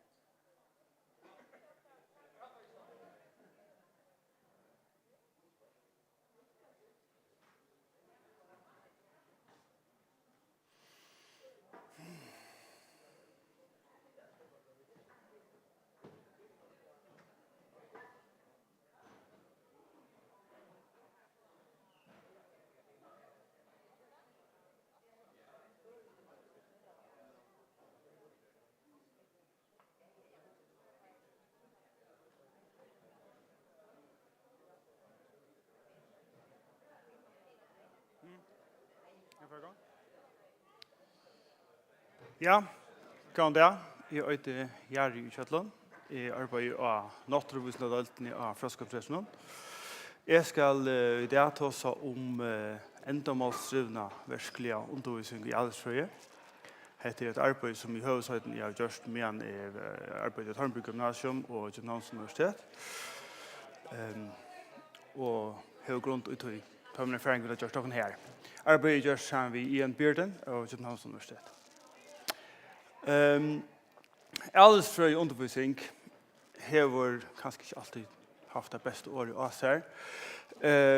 I ødelføren i aldersfrøye undervisning har verskelig aldersfrøye undervisning eller eksperimentell aldersfrøye undervisning ofta vært fyllt en undangjørtere mannagångt, ofta i punktform, nærmest som en batchoppskrift.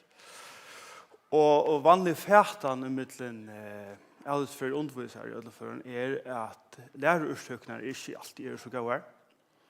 Og at aldersfrøye, ødelføren akkurat vi aldersfrøye undervisning så kan gjøre at det er en større fremmedgjørende for aldersfrøye.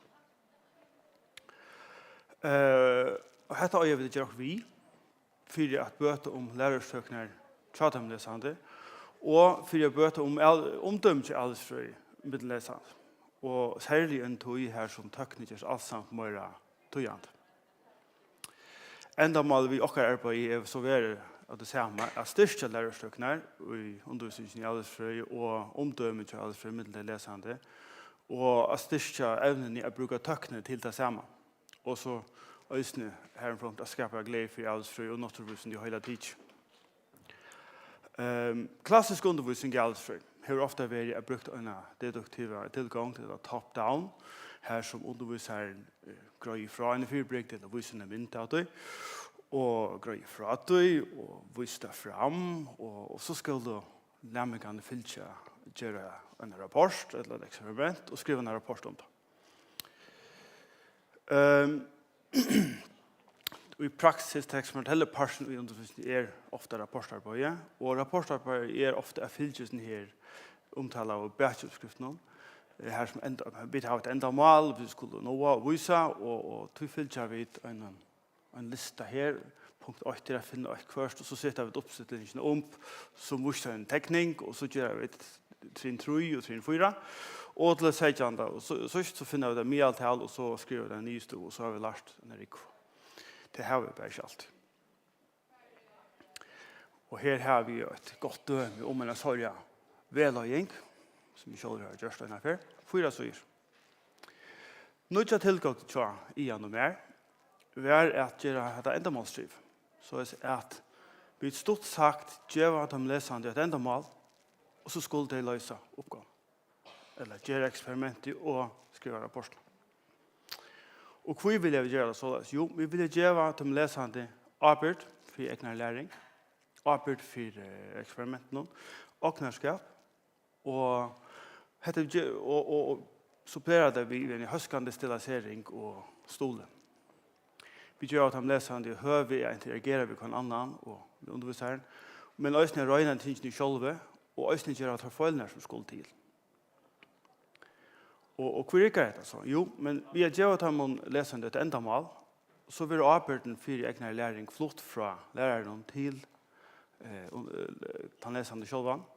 Og under løyklåten så hender ofte til at det kommer et enda noe avgrytende.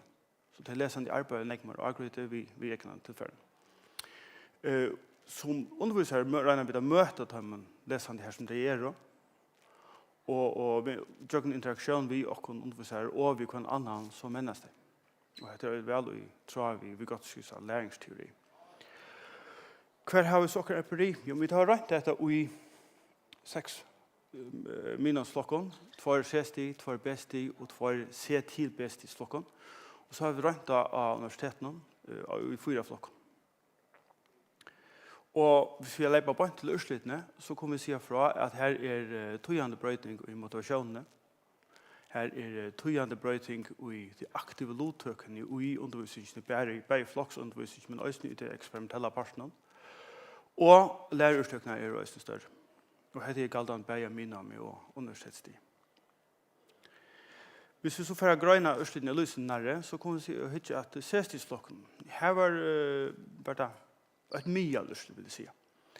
Misskjønbrøyting som brøtt og nekv hadde størst engasjement og større motivasjon, ånder nesten ikke.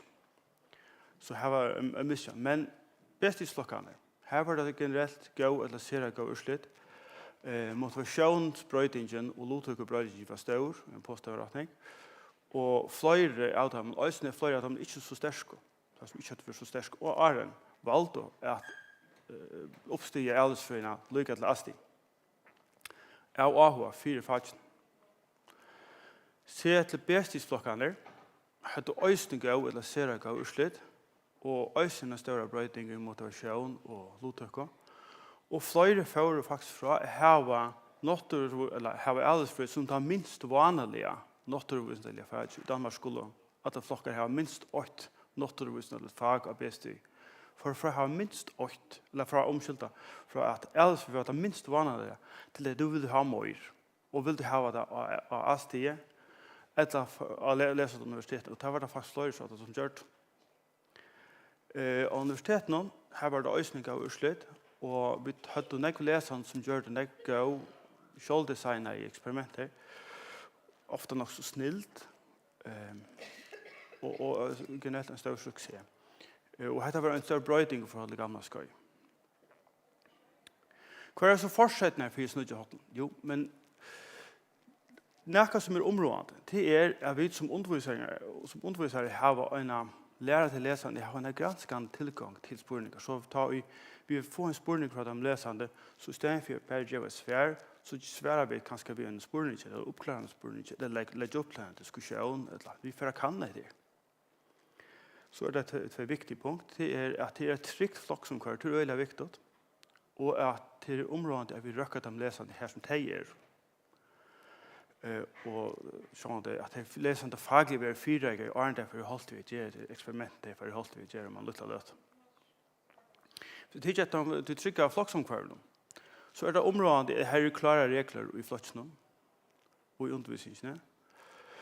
Det er området til lesende føler seg trygg. Det er ok, det er leie å spørre alle disse bortspurningene. Det forstås vi lærer. Og det er ok, ikke å vite. Det er som lesende, men også som undervisere. Det skal man ganske ha som argument. Hvis du ikke på teorien om å røkke at de lesende her har vi lene åkne oppe at vi godt skal se læringsri om neste meninger og ikke. Vi godt skal bytte det som de lesende do oppe i 3 øker, det er det som de lesende doer. Det som de lesende kan komme et doa, til han kallar det neste meninger og ikke. Og det som den leser, en en chans hever enn noe, eller det som han ikke dår. Vi er hjelp fra Bejokken, og gjør noen hjelp fra hinlesende, så blir den lesende flotter ut til han dår til det han kan komme da. Det vil si, han vil flotte innan neste meninger og ikke. Så slipper tog så for alle faglige fyrrøkene.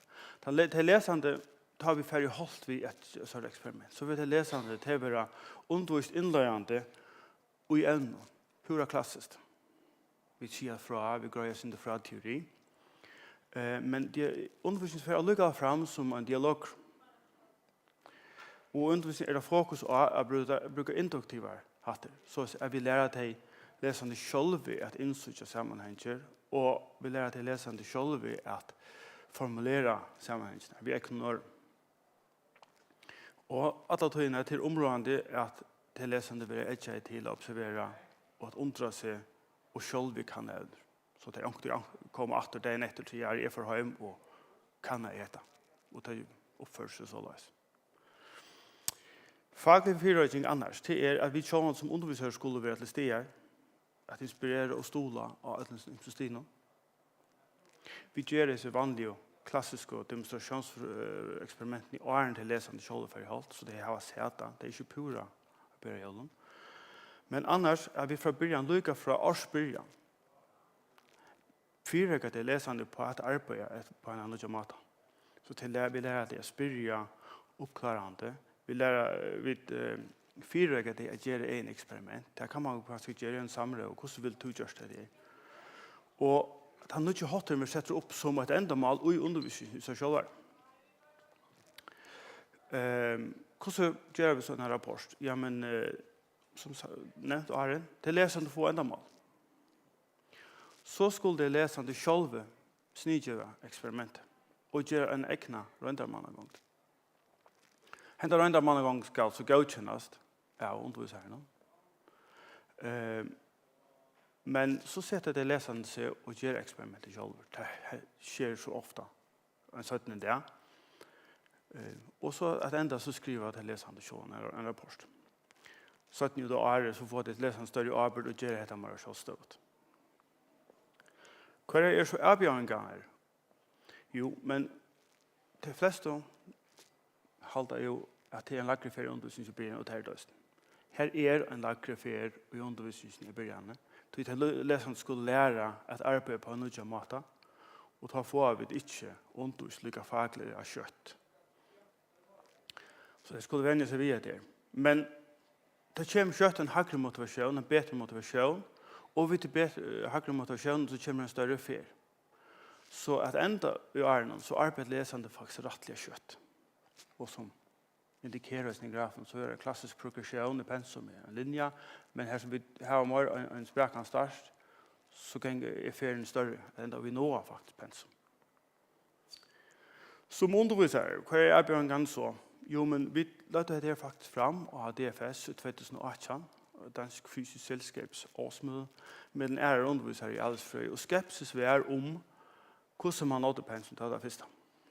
Skepsis vi er om det var nok lærerutøkene til de leserne var noe gøyere.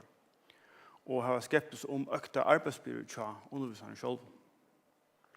Men om hese forenganger kunne fjernast, eller hvis man kunne ivekomme hese forenganger, så var folk generelt positivt. Så er ferdig at takke sammen om, vi er nystøve, at vi tjøkken for enda målsdrivende undervisning i Allesfrøy, og vi så en signifikant brøyding i motivasjon, aktive lodtrykker og større lærerutrykker, begge av Minami og universitetet. Men en observasjon vi også gjør dere er at et trygt flokksomkvarv i ser området. Takk for det.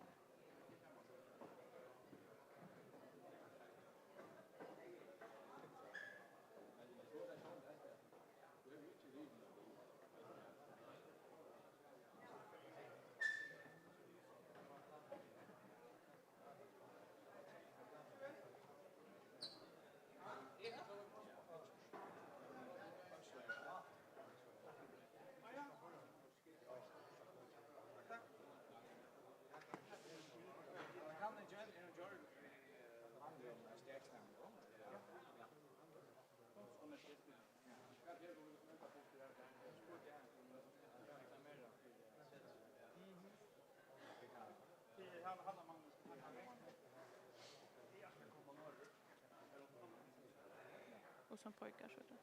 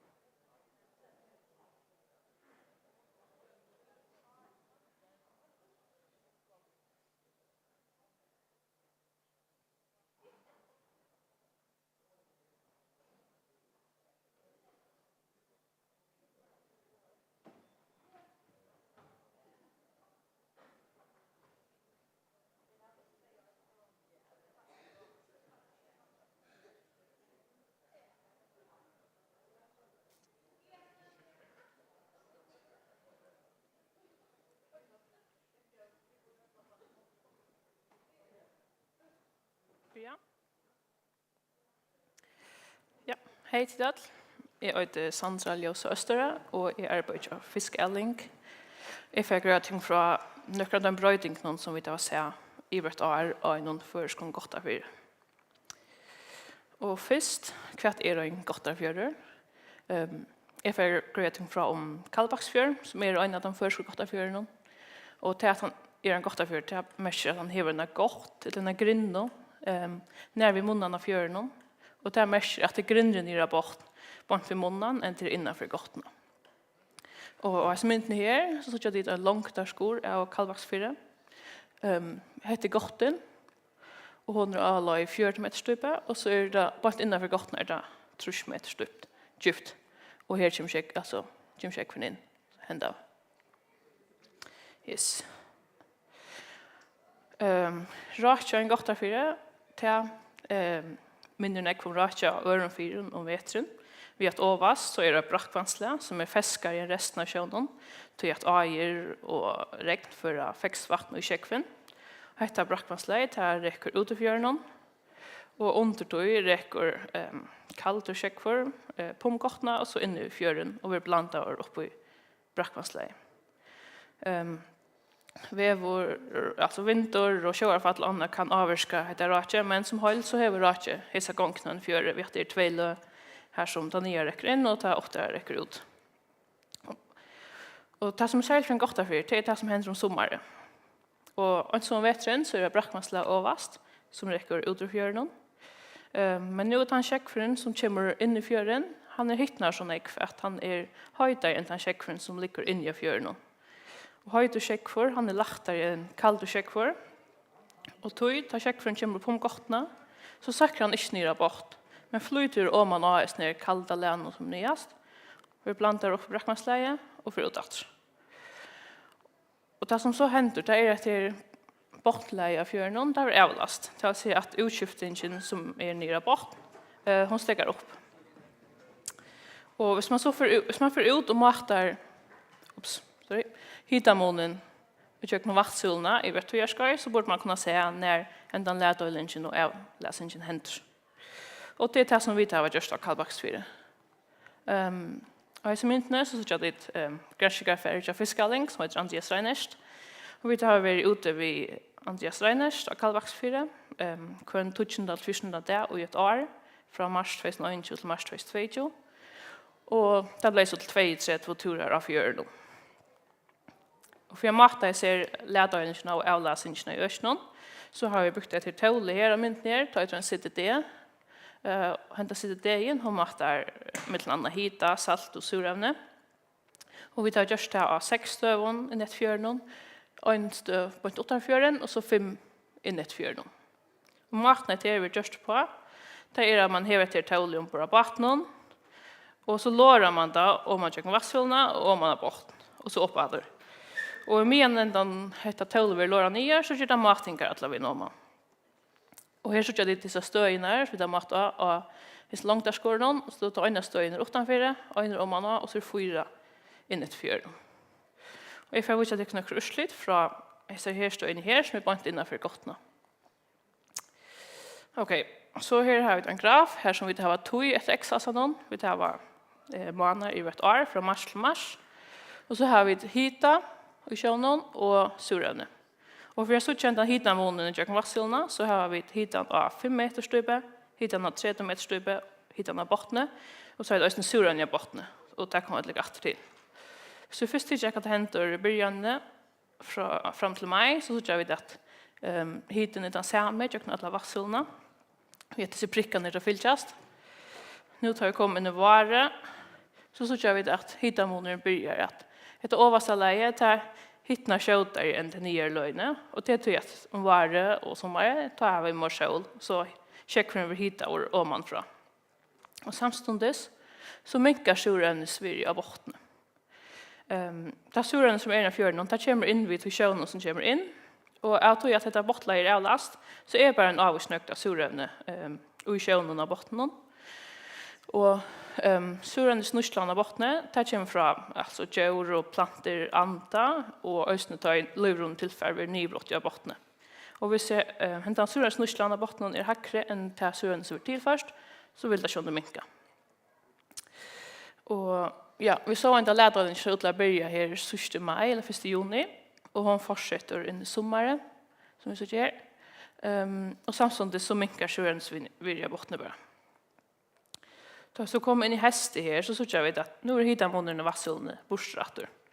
Og jeg heter bare til at det er minne sol, så det er minne kjøkkenvirkene kvitter oppfra, og også til at vekker vi mer ruskott, og vinteren blander vasselene.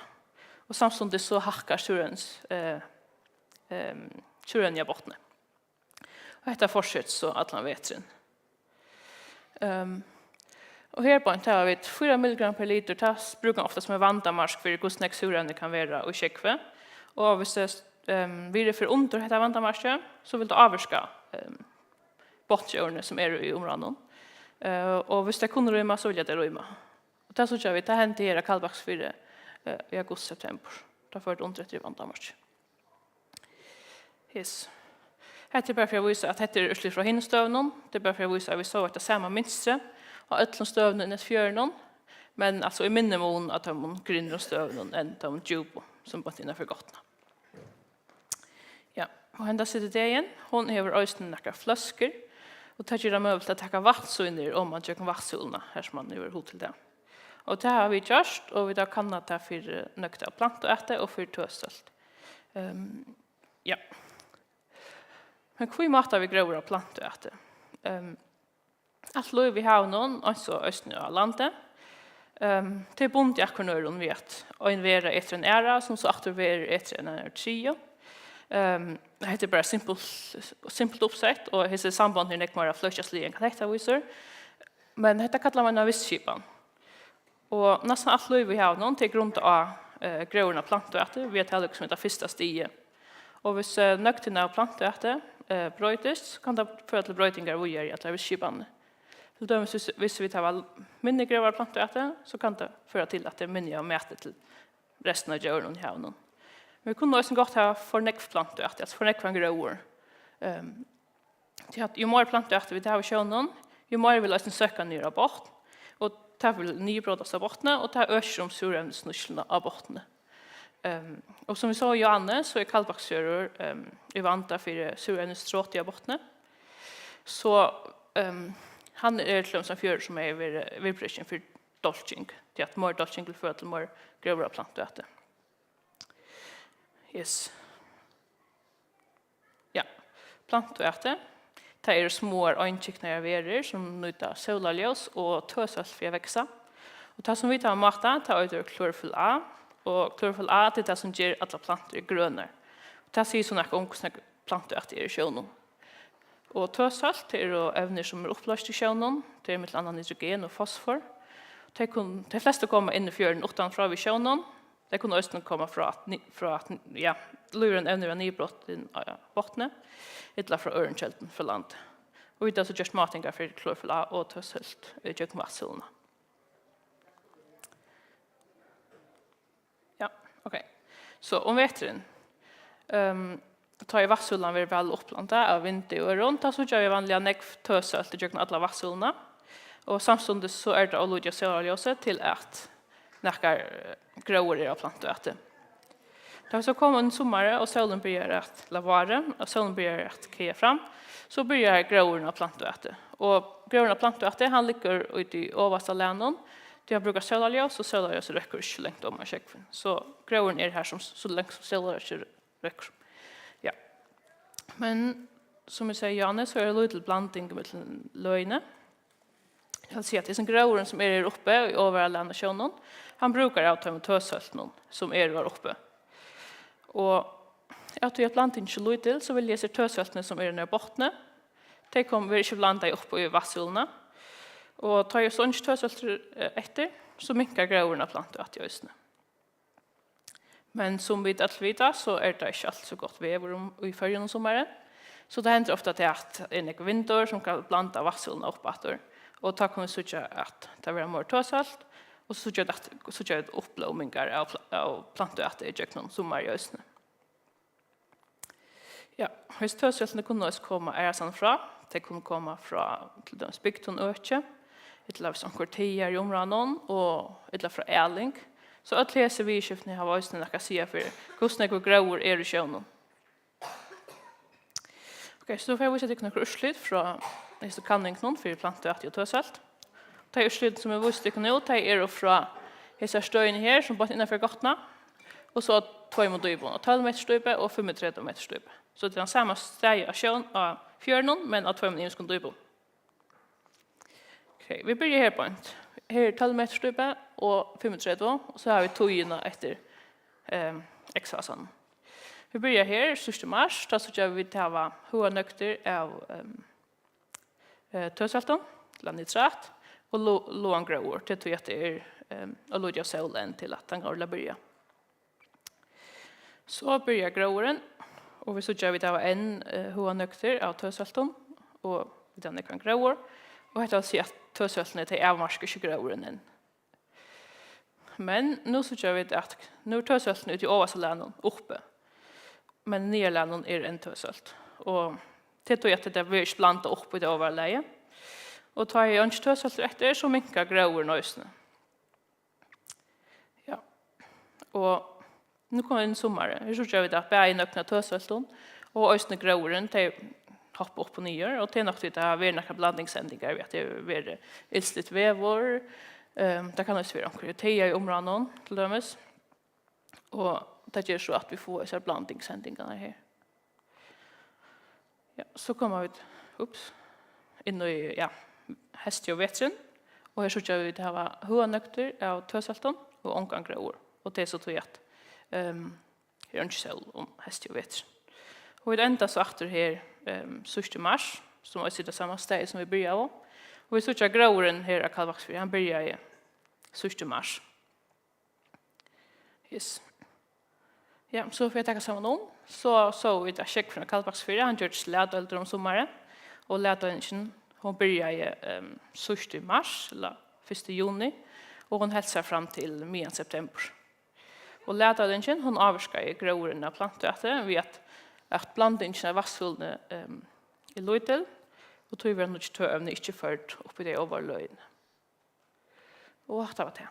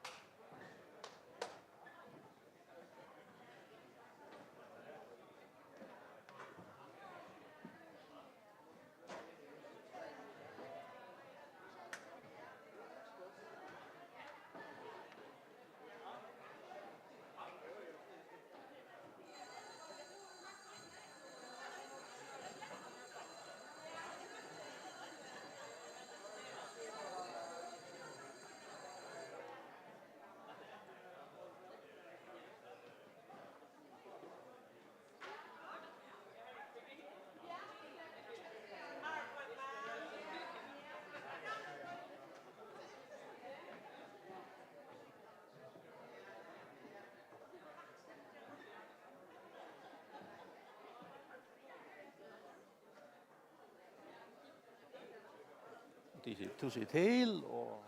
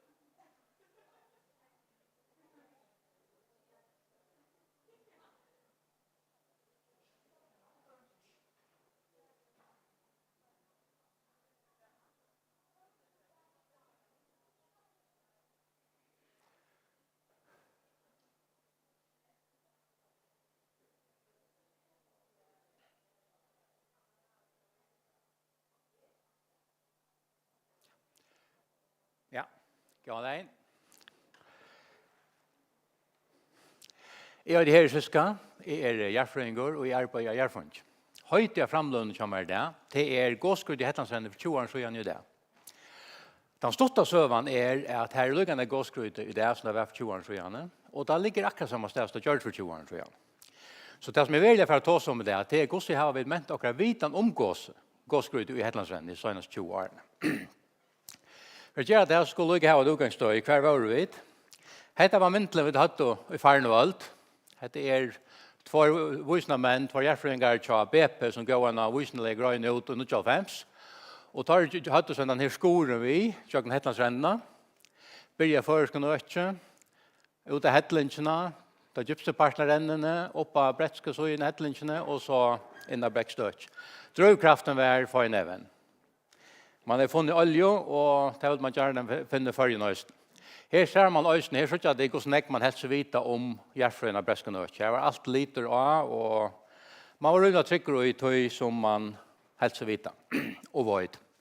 Av Forskenøtje synes jeg at det er reia køylan av tilfære som kommer ut. At her basalte, som kallar det, eller gåsgryte. Og i ætla sånne gode sirkelen her spørsmålstegn.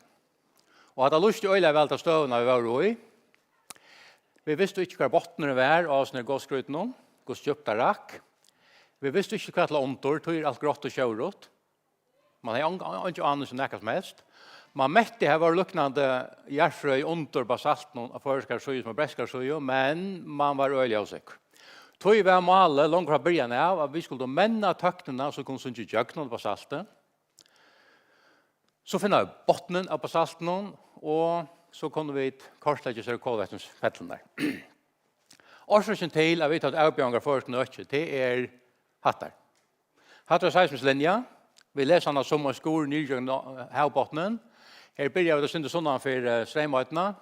Færre ut, tvers som Sandia Banka, ut av Hetlingsene, og her vi midt ut i Hetlandsrennet. Og så sørger jeg at Gustav ser ut nere under havbottenen og lengt ned. Her øylandstøy, kan man så si. Havbottenen kjenner vi så godt. Her sørger det kanskje et eller annet for bultrande jøkken som er togkjennere. Hatt og topperne på salten. Vi visste hva han var. Det var ikke reelle størst Ivar Mann og det. Så spørningen, vi vil gjerne undre det her og vite. Hver finner vi akkurat avhåverst? Her sørger det kanskje en svarte linje her. Hatt av hver bøy vi hatt på bottenen av på salten. Så det under her vi skulle finne akkurat kålvettene og akkurat fettler. Og her har vi den slike fettler. Her en liten fettler. Ja, hon faktisk slett ikke løytel. Hon ser bare løytel ut her. Hun kjempestor. Hatte brukte løytel mye som BP enda vi har båret tverfer. Grøyner og utgivner, som var satt og synder omkvært Gustav er statvis med gåsgrøyten om. Her har vi så kors som er givet ut av Kessernish i 2005. Hon arbeider i Gjerfrøyngar. Og vi søtter marsje i Brettland, så søtter vi kanten av gåsgrøyten av basalten, og så søtter vi Gustav Kiknar inne mot Vørjen. Her, som brukte han ble båret, her cirka en kilometer, mette man. Og da norska Sverige, så det oppi av halvnåren kilometer. Helt til Førje så kvitt at. Det tror jeg vi visste ikke. Datene var så vanlige, vi hadde unga metning av nok som helst. Og i bankarennene, her var det synte kikkere. Vi kom holdt opp med 12 kilometer. Og hatt av status, hatt av det vi hatt å arbeide vi. Her det hent framstig, nok så større framstig. Her så etter noen korsen arbeider vi i løtene. Hatt det toppen av basalten, så som jeg sa ut av det. Han ikke brukt oss nek, og det var ikke redan nek flere dator. Og lykke orientere oss om vi tar munkagrunn, for jeg kjenner dit, munkagrunn her og der, Foklæritjen. For jeg banke ligger her, og her ligger bankarykker. Bruktan her. Hatt det slå båret. Og nå sier jeg hva pikkeløytel. Til samvetninger, hatt det pikkeløytel her. Hatt det her Rosebank oljefontren, hver vantende fra framlå olje innenfor alt for lenge tøy. Og om man nå her ligger så Campo, som også en oljefonter som vantende fra framlå, som innenfor alt for lenge tøy. Men hva har vi gjort, og hvordan har vi flott dere? Hette var jo ikke en større tjåken. Hette var der datene vi tatt arbeid vi. Nå det bare eliten. Tvert om brukte strukturen. Og her vi så ikke av oss tenken jo størst tror vi jo ut i.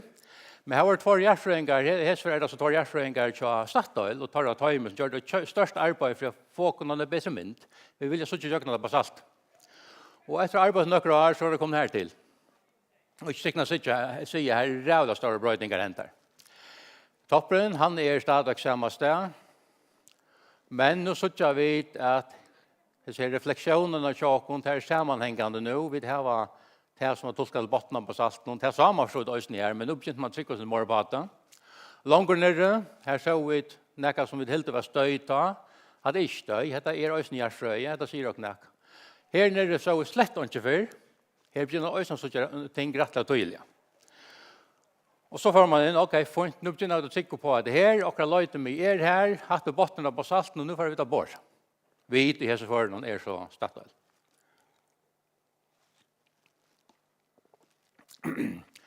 Och armar från borda så gör man en prognos. Hette så att han prognosen där då.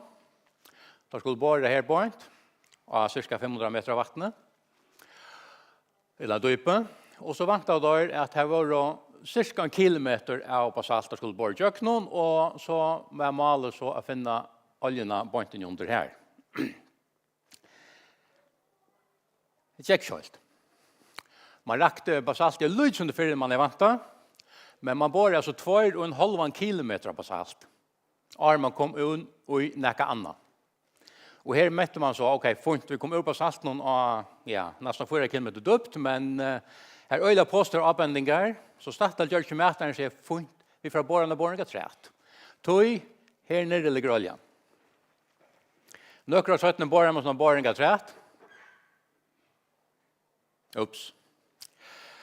Det visste sig att den här brödingen här var flest kom ner på salten. Det var en feiltolkning av datorn och efter att borra halva 4 kilometer och kom ner av 4,5 kilometer djupt så är man stadigt inne i på salten.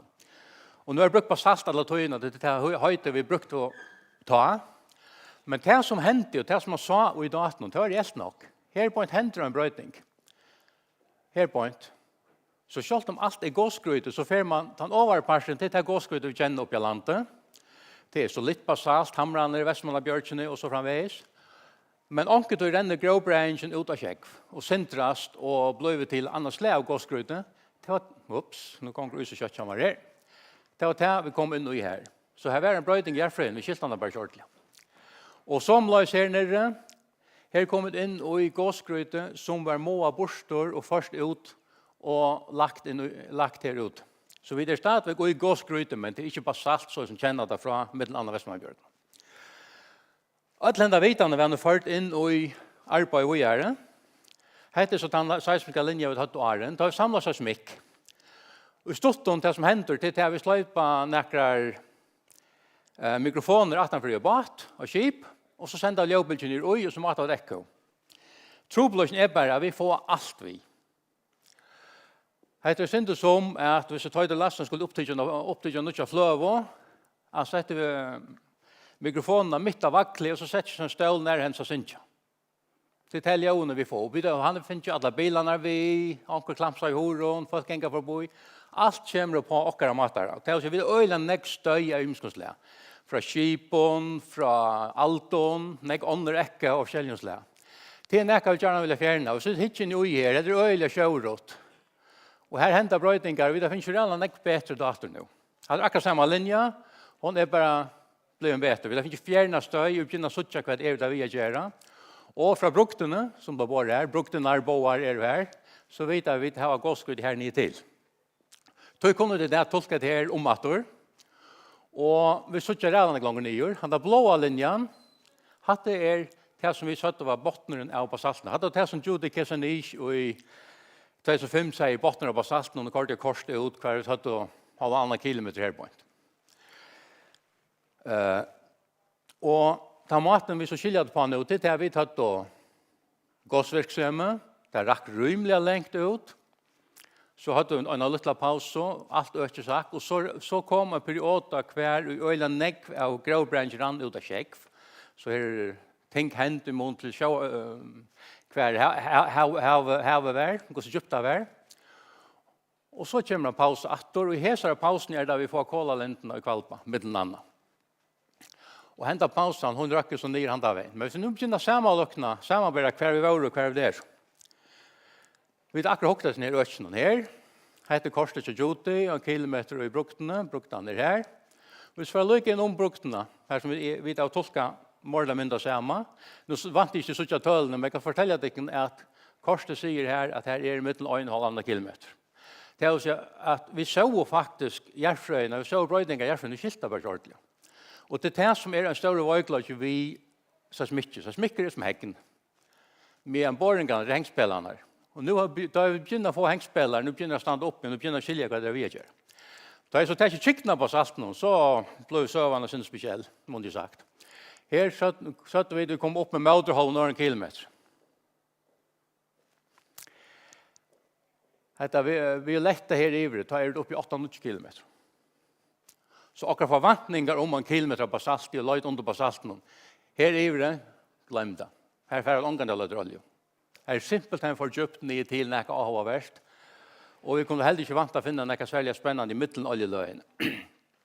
Point Vestner Sveimøyden er faktisk kikksteg, nei, Sorøyden er faktisk Estland for et kikksteg av funnet. Det er nesten 20 kilometer på salt. Men til minnes ganske at vi skulle finne bottnen og i forvantning om at det var en køylig av basalt som kom ut i Hetlandsøndene. Og det var alltid som vi skulle løyde etter. Den filosofien, må du sagt, den modellen, den myndelen, han ble over sin skotten senk øysene. Her har vi Astrans Høyska linjen av gamle, heter tidsfrende grøn, varming et all her i Øynadøymon, så jeg har øysene vidt at jeg kan få il, at la meg opptjøk noen. Man bor her for slankene, det var startet som bor i lange prospektet, det var her nere det vant av å finne olje. Så rakt så toppen på salten, bor av nærkere 30 meter, kom ur botten på salten, for endelig å komme til jøkken. Her nere bor det nere i nærkere som tar mette var sittler. I nøkere 17 så var BP og bor i William-prospektet, eller Løyde mye. Og tar rakt så toppen på salten som vant da, og tar bor av, men det kom bare ikke ur på salten. Da ble vi å henge ui i sånne gåskrydene. Trobløsjen var at hvis bottenen er under boringen her og her oppe, så tar det ikke seismist. Hette så en nytt seismistlinje, og nå kunne vi så begynne å samvete. Hvis vi lykker litt av gamle om nå, det er største samme sted. Hette her sittlander som man helst man bare inn i, så det var ikke sittler, at det her er basalt. Og den tolkningen som det ser ut i det, så har vi bottnen av basalten som røkker rettelig lengt ut, nesten i Marienbrunnen. Og så vi toppen, han kommer i motor. Hette her bor jeg langt anjøknen, William Brønneren. Han bor i bæra basalt, så hette her renner sammen, det gode da blåa. Og så kom gåskryt at langt ut. Så stegen 4 er vi har en botten, så har vi ikke en botten. Vi har en kompleks sammenrenning i midtelen gåsgryte og andre gryte. Det er alltid en barda i en plås og Gjerfrøyene. Jeg tar jo må av vorst, og hver ferdig, hver kommer derfra, hver er mest aktivt, hvordan brøydes omstøvner.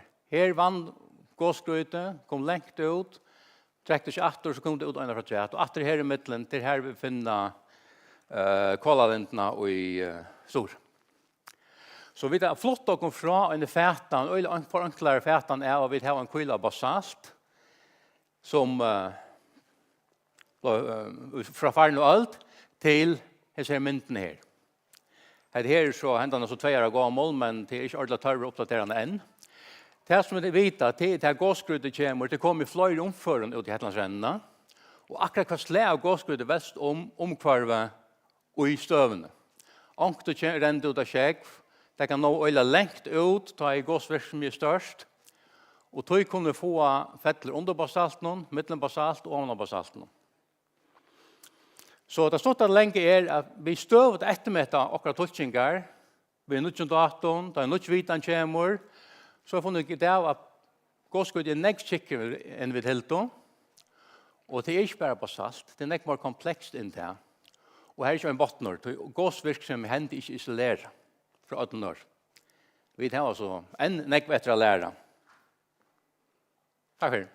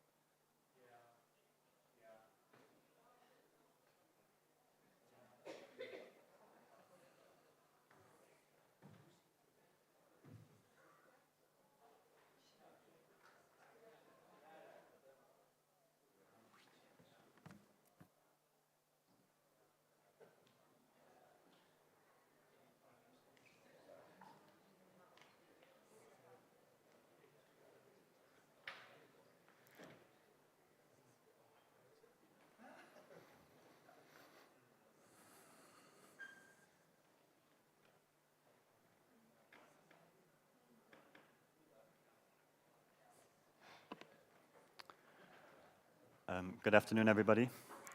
My name's Ian Salter. I'm a researcher from Havstorven. Today I'll be presenting in English, but I've prepared the slides in Faroese, and so I hope that's a reasonable compromise. Today I'm going to be talking about a program called FAMOUS, which stands for the Faroese Marine Ecosystem Observing Study. This is a monitoring initiative which I established in 2018 through support from Granshingaraya. And the main premise of this is to try to use traces of DNA from seawater to understand biodiversity and ecosystem structure. And that might sound a bit abstract to begin with, and so I hope during this presentation I can explain the principle behind this approach and provide some examples of how it works, and also an outlook to the future. So if we had to take a sample, a few liters of seawater, and look at it through a microscope, what we find is it's full of thousands of microscopic organisms. That's things like bacteria, plantaeta, viruses, etc. If we magnify this even further, what we also find is that in addition to these small living cells in seawater, there are also many fragments of DNA that are loose and floating around in seawater. And an important discovery that's been made in recent years is these fragments of DNA that we find in seawater, they don't only originate from these small cells, but also from much larger organisms that you wouldn't expect to find in a few liters. So that's things like fish and whales and octopus. And where does that come from? Well, just like all of you, as you breathe now, you're putting your DNA into the atmosphere here. So we could sample that and tell who's in the room. That's the same process that happens in the marine ecosystem. So animals are constantly shedding their DNA through a variety of different processes, releasing eggs, waste products, loose scales, etc. that come loose. And so what that means is if we take a few liters of seawater, it's essentially a soup of this DNA with lots of different fragments originating from many different types of organism. If we look a little closer at the structure of DNA, what we find is it's a helical structure, where these two strands are joined together by something we call base pairs. There's 4 different kinds of base pairs, which we give a letter to for shorthand. That's A, C, T, and G. And we can actually think a little bit about DNA like a language. So what's important often with DNA is the order that these letters occur in, or the sequence they occur in. And just like Faroese is a language that's comprised of 29 different letters or so, DNA is a language that's comprised of these 4 letters. And these 4 letters combine to make what we can think of as different kinds of words in this language of DNA. And it just so happens that different organisms have regions of their DNA that are unique to them.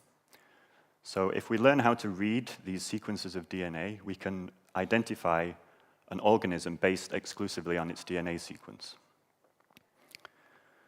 And so if we just review that basic conceptual framework, what we know is that we have seawater that's full of these loose fragments of DNA. We know that we can consider DNA like a language that's made up of these 4 letters. And we know that there are some of these combinations of letters, or words, if you prefer to think of it that way, in this language of DNA that are specific for different types of living organism. And so that means that we can use this identity of DNA sequences to find out about what's living in the ocean. And to do that, we use a technique called metabarcoding. It's called metabarcoding because it's quite similar in principle to the barcodes you have on supermarket products. So when you go to the store and you go to the cashier, they scan the barcode on your product, and they'll match that to a computer database where there's some information retrieved, what the product is and the price. When we do reads of DNA sequences, it's much the same principle, that we scan this sequence of DNA, and we can link that to a database so we can identify what organism that DNA came from. And there are large international initiatives, large databases, where taxonomic experts have taken organisms that have been identified and then sequenced them. And so you have these DNA sequences matched to species in this database. One such example is the Barcode of Life database, an international project, where currently there are around 500,000 species matched to their DNA sequences in this database. So FAMOUS, what's FAMOUS? FAMOUS is this project that was started in 2018. What you see on the screen at the moment is a map of the Faroese shelf area. The shaded green area is what we refer to as the central shelf, That's a region that's bounded by a tidal front. That's the blue line that you can see on the screen. And the water inside this central shelf area is quite distinct from that outside because of this tidal front. Now, at Havstorven, we've been collecting samples from, the collective we have been taking samples from Skorpenefjord for over 2 decades now, where we measure seawater parameters weekly. So the time series you can see on the screen at the moment is an example of planteater, that's algal growth, that's been recorded for the last 20 years or so. The shaded gray area on that box is this period where we started this famous project to collect DNA samples from seawater. Another part of FAMOUS is on the Faroe Bank. Here the objective's a bit more specific because here we're trying to follow fish stocks. So the different blue lines on there you can see is the temporal dynamics or time series of commercial fish stocks on the Faroe Bank. And again, this shaded area shows the time period which we've been collecting DNA so that we can try to match it up to these fish stocks. So if we just return to Skopen for a minute, Skopen's a coastal ecosystem. This schematic on the screen shows an example of how a coastal ecosystem looks. So it's about 18 meters in depth, and there's a whole range of different animals living in that environment, some that are passing in and out. And because of tidal mixing on the Faroese shelf, what happens is all of this water is mixed together. And that also means that all of the organisms living on the seafloor, on the bottom there, that are also releasing their DNA, that gets released into the water and everything gets mixed up into this kind of soup that we were talking about earlier. What that means in practice is you can take a very small volume of water, about the size of a soda vatten bottle, 2 liters or so, and in that 2 liters of water you can recover DNA from all of these species that are living in the environment. So this is a very powerful approach because it provides the opportunity to study the entire ecosystem from small water samples. So currently, we've been doing this at Skopen. We've made about 500 taxonomic identifications of different species that we've managed to link these DNA fragments from seawater to species in the database. About 2/3 of that, about 60%, we can characterize to species level. And that's the entire range of organisms that I'm talking about. So that's the very smallest things like bacteria and phytoplankton, right up to the very largest organisms that live in the ocean like whales. So we see DNA from this entire size range of organisms in this 2-liter sample, and of course everything in between. So if I just take what is called in English benthic invertebrates, which I think is Botna Rigleisdøy in Faroese, currently we've identified around 250 species of these bottom animals from these DNA sequences, so from this water sample alone. And what I did when I got this list is I talked to some Faroese experts who've been studying for decades the biodiversity on the seafloor of the Faroe Islands. And I just gave them this list and I said, can you please check off all of those species that are currently registered in the Faroe Islands? And what we found is about 90 of the species that we'd identified from DNA, or about 1/3, have never been recorded in the Faroe Islands before. So these are totally new records of species that exist in our waters that we had no record of before. And that covers a whole different range of groups. It's bivalves and worms and corals and things like that. Similarly, we find DNA from plants in these seawater samples. So seaweed, for example, we found DNA fragments that we could assign identifications to about 40 different species of seaweed. 34 of those had already been registered in the Faroe Islands, but again, we found around 6 or around 10% of the species that we identified never recorded in the Faroe Islands. So at the very least, what this technique does is to provide a new and different way to increase our knowledge about biodiversity in Faroese waters just by sampling these water samples. So what we've been doing there is simply comparing known records of species registered in the Faroe Islands with those we detect from this DNA. In some cases, we can make more direct comparisons. So where we have programs that are doing other types of survey, like fisheries surveys, we can compare directly what we see in trawls with what we see in these water samples. So you may know that at Havstorven we conduct these regular fisheries surveys on the Faroe Shelf. And so we have this program where we've been collecting these water samples alongside that and looking at this DNA approach. And the graph you can see on the screen at the moment, I don't expect you to read the species names, but it's just to show that we identify around 40 different species of fish from these 2 liters of water samples. And the length of those bars on there show the relative amount of DNA that's assigned to each of those species. So you can see that some species have more DNA fragments in seawater than others. And if we make a more explicit comparison with the trawl survey, we can see which species do we see in the DNA but not the trawls, and which species do we see in the trawls, and which species do we see in both. And so those green bars on this graph, those are DNA sequences from water samples from fish species that are never recorded in the trawls. So this highlights some degree of gear selectivity in the trawls, of course, because we know that those organisms must be in the environment if they're releasing the DNA, yet we don't see them in the trawls. The darker purple bars on there, those are things that we find in the trawls but not in the DNA sequences, so it's not a perfect technique.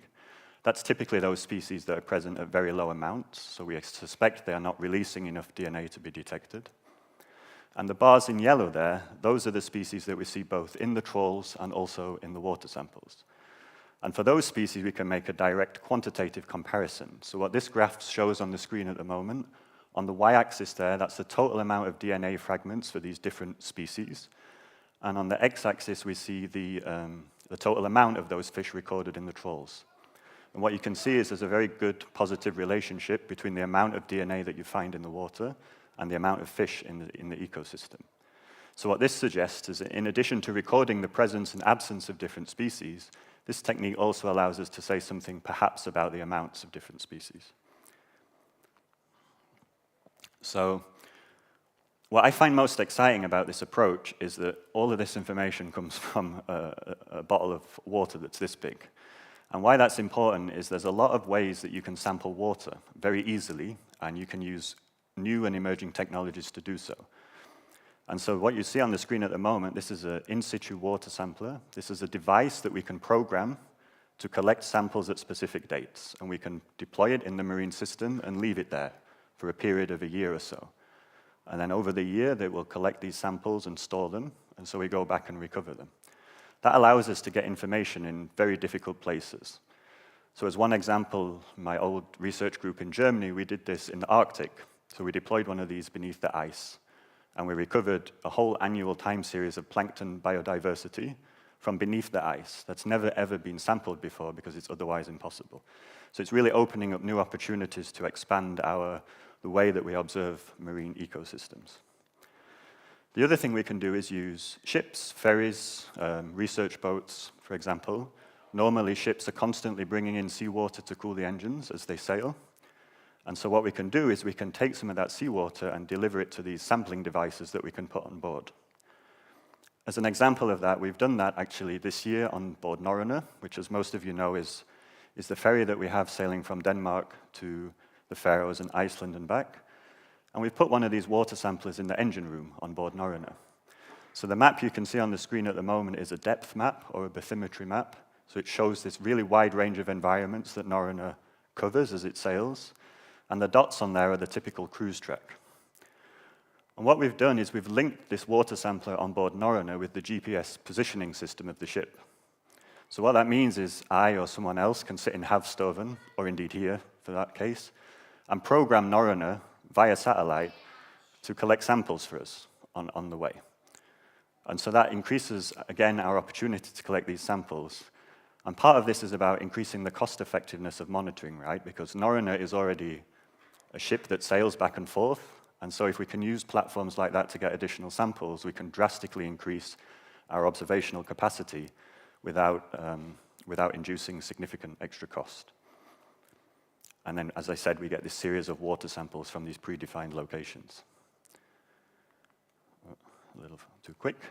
And looking even further to the future, the technology on the horizon is even more exciting because there are things that exist, such as these autonomous underwater submarines, which you can literally program to run a specific track and collect water samples for you on the way, and then return those back to the lab and you can analyze them.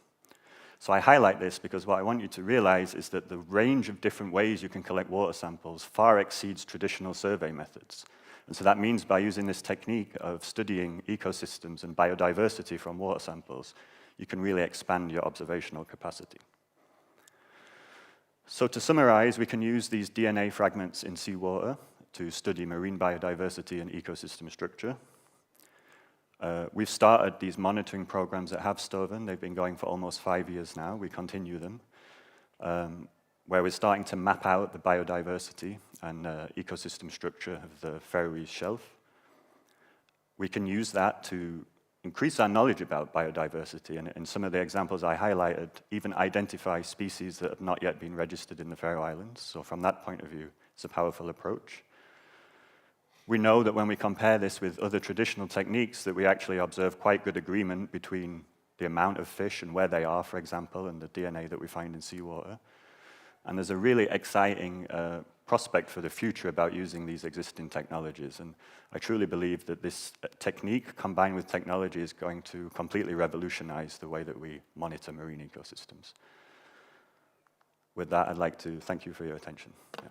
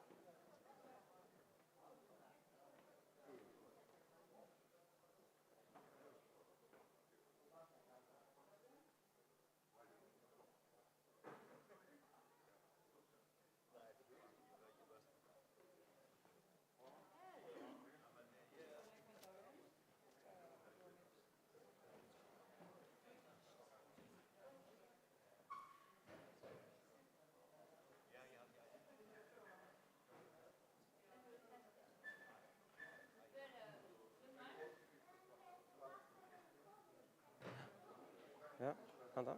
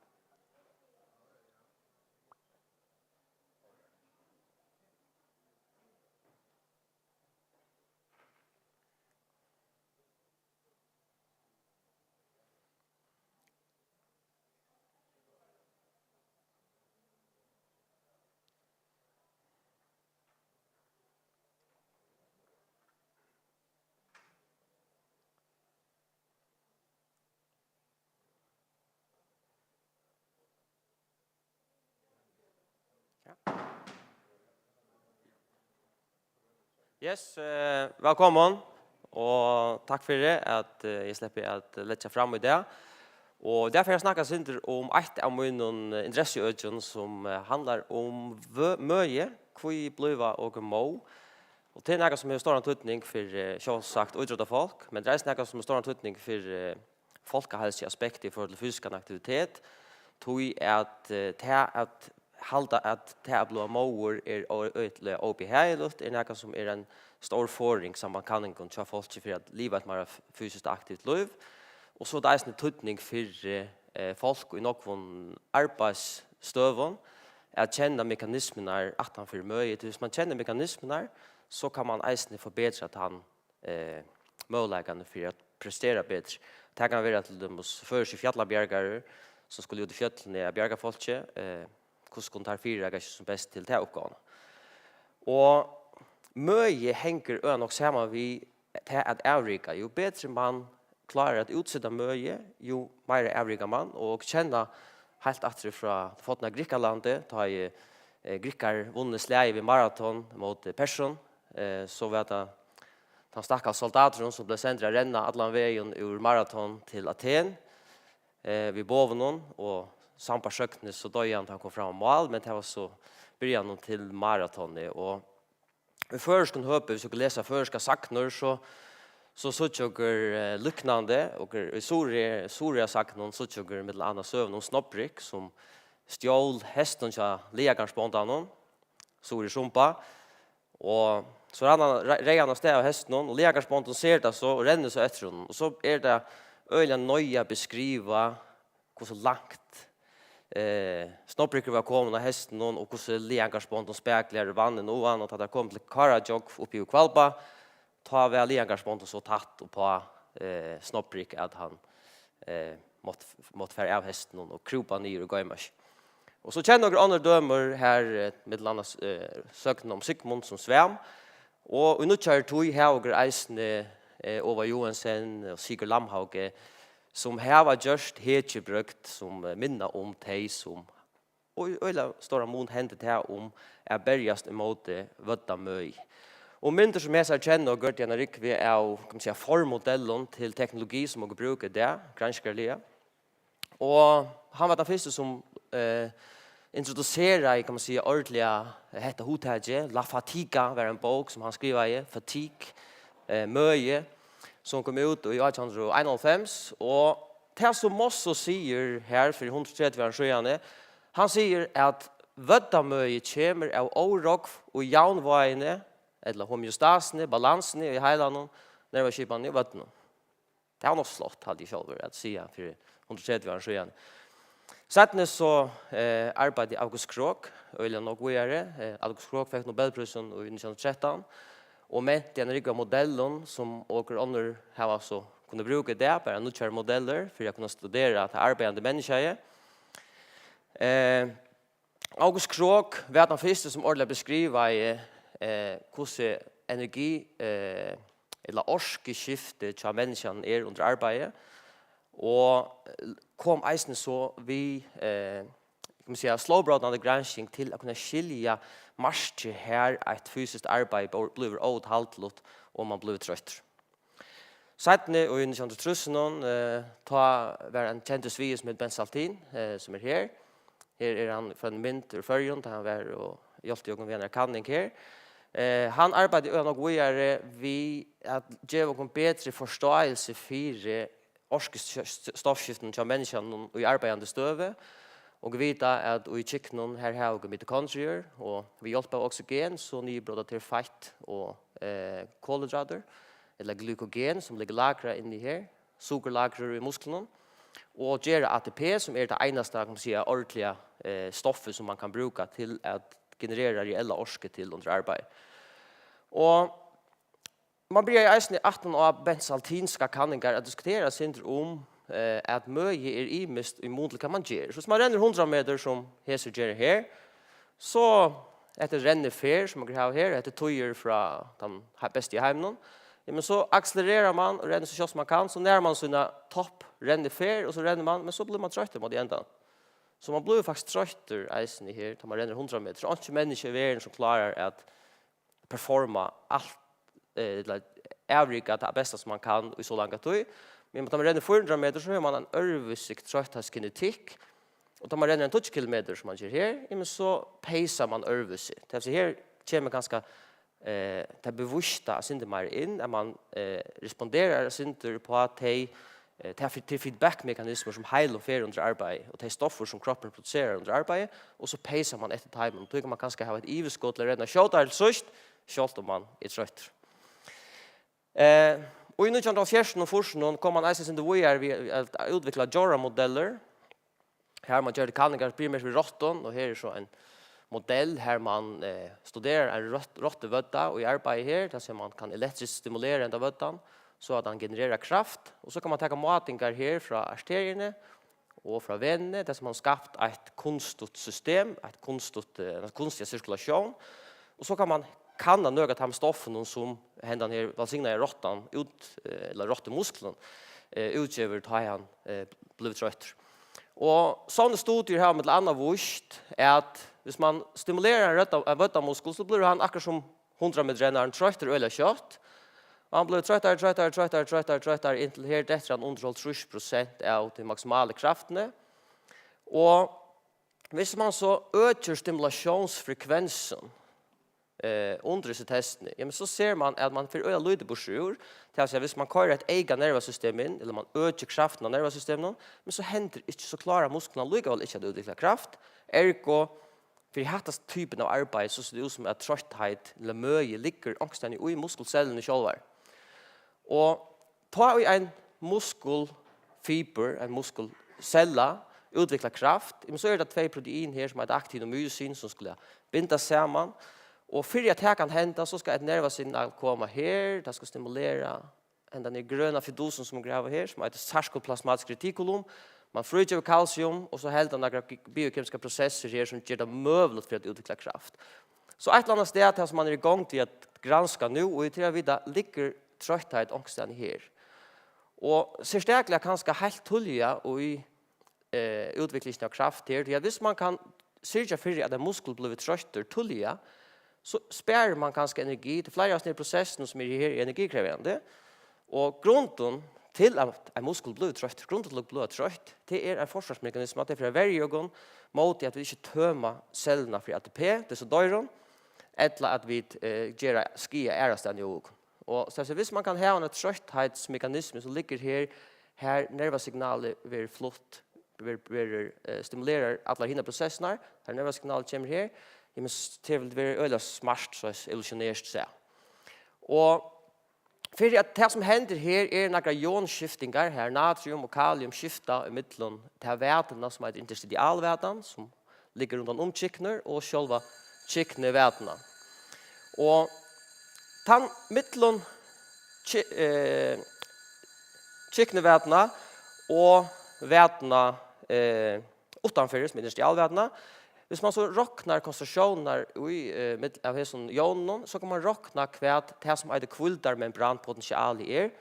Kvilddarmembranpotentiali er den spenningsmonen, elektrisk spenningsmonen som er mellom miljøet utanfor kikna og miljøet inni kikna.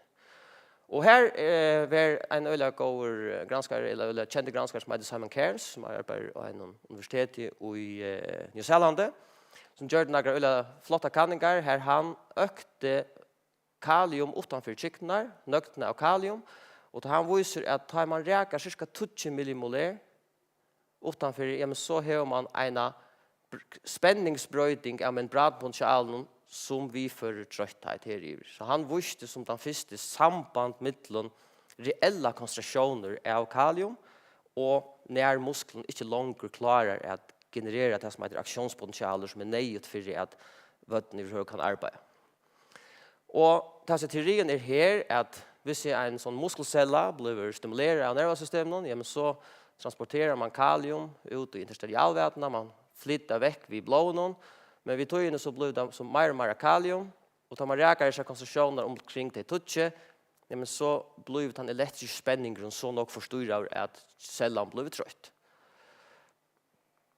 Og man vet eisene at ta i kaliumkonsentrasjonen er øyelig høy i interstitialvetene, men så sender man negativ feedback at til mønene, og faktisk eisen at til motor cortex og til heilan, og tog kan man så hemma til signalene som kommer til muskelcellene.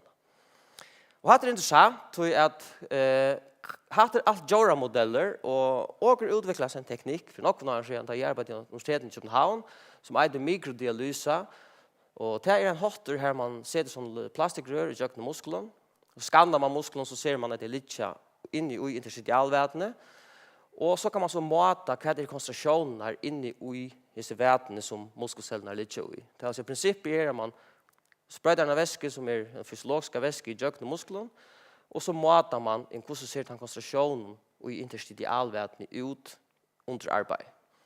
Så ser det ut i praksis, man ligger sparska ved en bein her, og så kan man imsestan i møttene med. Og da jeg også gjør det her, men så synes jeg også at ta ui akkurat som og så fra sånne rottemodellene, fra Simon Cairns og fra Big Land Ritchie, beint Aron, ja, men så synes jeg eisen at man reker cirka omkring 20 millimolar i industrialvetene, ja, men da klarer personen ikke at arbeide i det samme intensiteten, og det er personen eller muskelen trøtter. Så et eller annet sted har jeg skapt et link i midten en rottemodell og det som vi kunne mate ut i friska mennesker. Og ta man arbeider så, og gang det så ut om at omganger at man får for noe kalium ut her i interstitialvetene, og tog har man nægget som er den natrium-kaliumpumpen som pumpar natrium ut, men kalium innat i kyktene. Disse natrium-kaliumpumpen røyner at motvirka til forstyrrelsene og ionkonstruksjoner som vi sutja. Og tog det interessant å si hva hender så vi natrium-kaliumpumpen da man trener, fysisk trening. Og det har også gjort en riktig kanningen her i några mindre, her har tidlig vært biopsier og hukt at hvordan ser natrium-kaliumpumpen-konstruksjonen ut. Og viser at så en av de nok for kanningen som gjør det til øyne, at man trener ved øyelig høy intensitet, som gjør at man forbedrer seg øyelig nok. Det er altså man klarer å utsette mye, ja, men så får man eisende oppregulere noen av sånne her proteinene som innganger i natrium-kaliumpumpen. Det er natrium-kaliumpumpen er viktig for å kunne avrike og for å utsette vødda mye. Så er det eisende at det sammenhanger mellom hvis du hittar et imisk om proteinen, hvordan nok vel man avrikar til dem sin fotballstiste i høy intensitet, hvordan nok hva sjåda renninger klarer man gjøre en fotballstiste, så er det samband mellom det, statistisk samband og konstruksjonen av natrium-kaliumpumpen. Motsatt hvis du hittar etter hvordan langt samme spillere renner i en heilendist, altså et uttrykk for uttalende, så henger det sammen ved øren variablen.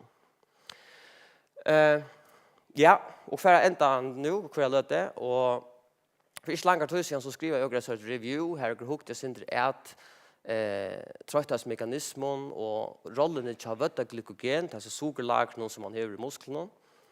Og her konkluderer jeg med annet at noen av de tingene som blir fyrslige for holdrusseren sjøene, da man først for kunde måte vødda glykogen for først før, han kan øyla vel sammen vi hvordan vel man klarer å regulere noen av de mekanismene som er helt avgjørende for å kunne prestere. Så her ligger hentan granskingen i løtene, og for å være aktiv til her som blir i La Fatiga til Mosso, ja, men så kunne jeg bare konkludere at han i sin uveilsen for 130 år siden er rett, at et eller annet sted ligger trøtthet, forstyrrelser i heilandet, og i nervøsskipene i vøttene som går i en viss mån skilja, men slett ikke til fullnar. Og spørningen da man hikker etter, ja, og vi vet øyne nok mer av detaljnivå, men og det vet dere ikke ordentlig hva vøttetrøtthet eller hva muskeltrøtthet for deg. Og det en synder som Sokrates sier, at ja, jo mer og vite, jo mer vet man egentlig man ikke vet. Så og vite en rikve av ting som kanskje kunne avkrefte, men den egentlige mekanismen at han for vøttetrøtthet ikke ordentlig beskriva. Så er det Louise at det er at for 15 timer så jeg spalte første landslig i Litava, og så er akkurat kommet etter i Vilnius, så her måtte åker eisene vøttetrøtthet. Reie og blå strikene her til det første fotballslandslige, og det grønne og lilla til er så Litavar, og dette hvordan langt det ble rundet i jøkkenen fotbollstiston, og her så jag at føringar har vært bedre til at utsida vøttamøye, eller utsida trøtthet. Så atreisning kan skal døme på anvendeligheten av hans forståelsen. Takk for det.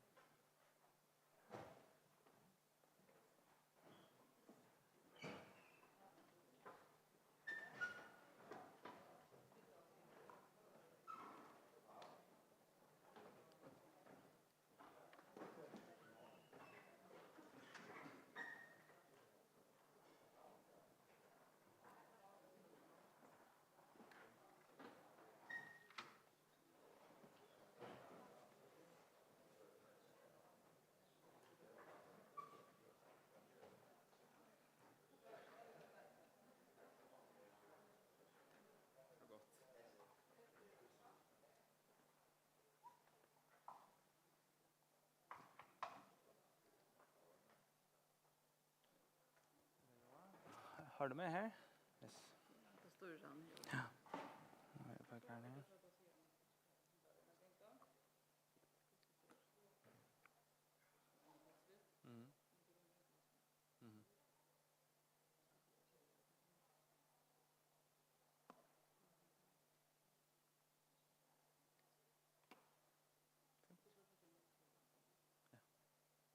Så sier vi at det skal börja.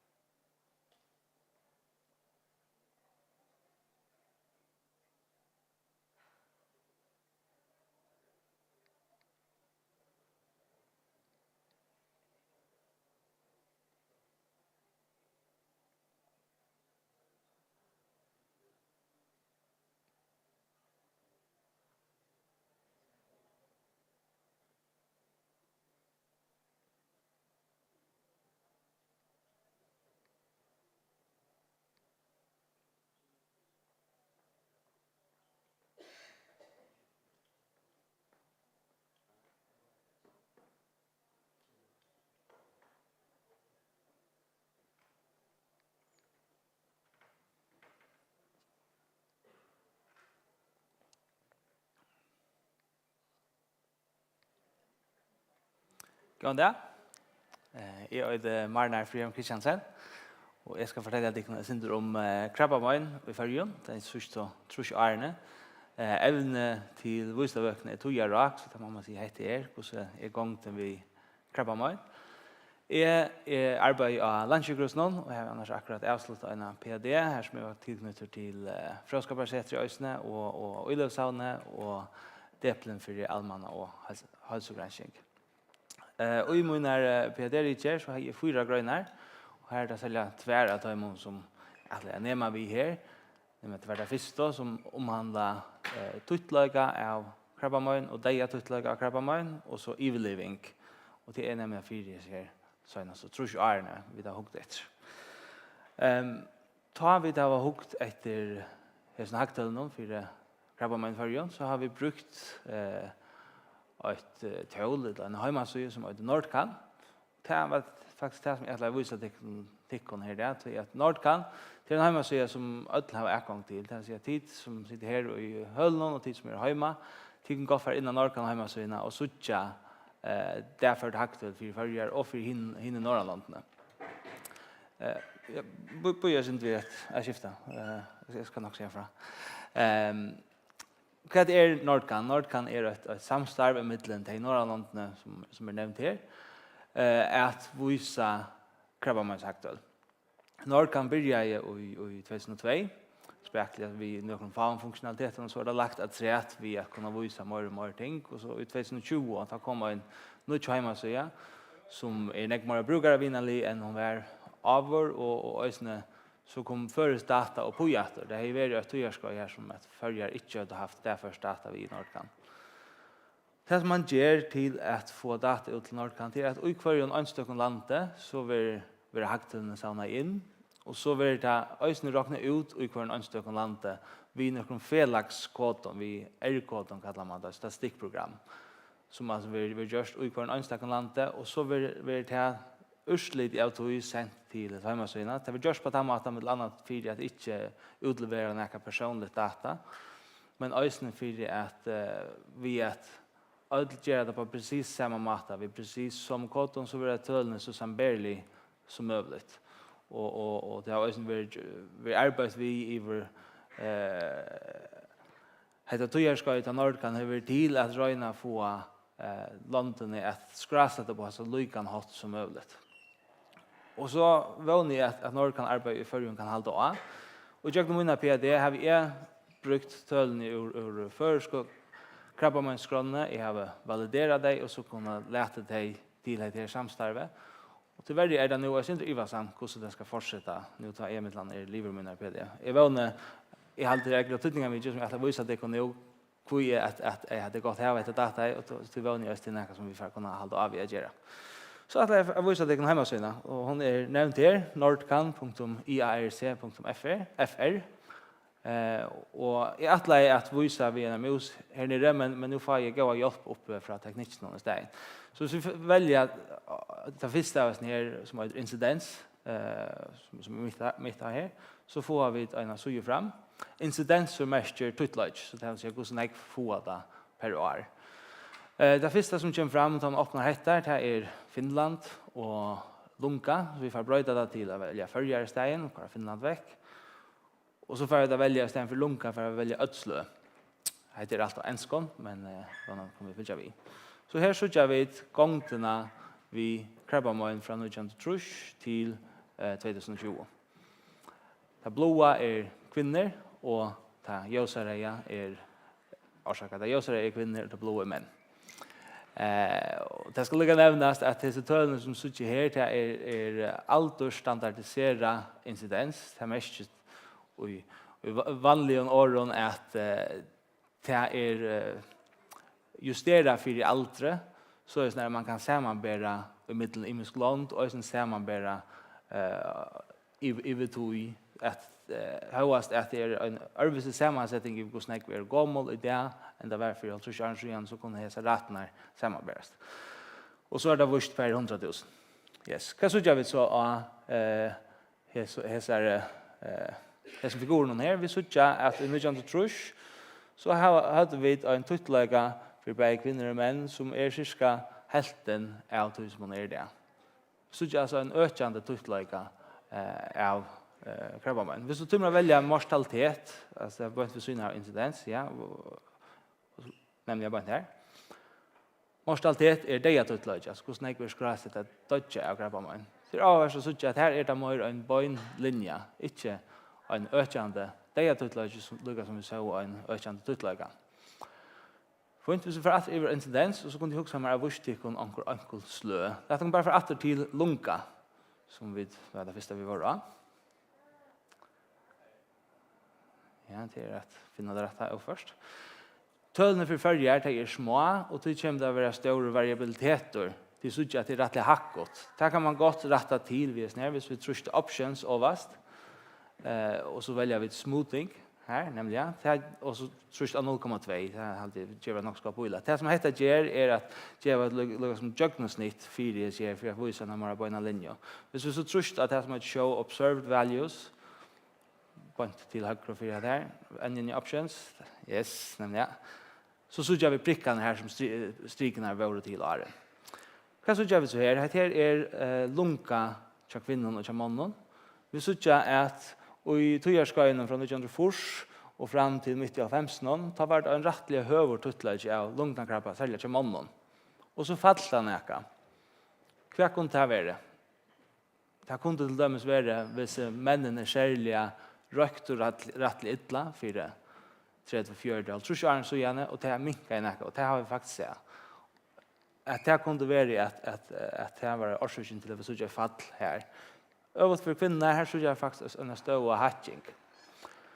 Här är det kanske inte väl lika stor monor att vi rödjänst. Låt oss välja ett annat slag hvis vi får att välja bröstkrabba. Ikke överraskande till näck för kvinnor än män som får bröstkrabba. Och hur är gången vid bröstkrabba? Jo, vi ser att det är en hatching i totalen av kvinnor som får bröstkrabba. Och det är en rättlig tydlig gång, det är för uppe efter. Men ett är vad händer i följen. Det är avvärst hitta efter hur samarbetar vi eller hur gör vi samarbete vid Norrland. Så kommer vi fram in här och välja hinne Norrland ner till så vi lägger det till att 4 och efter.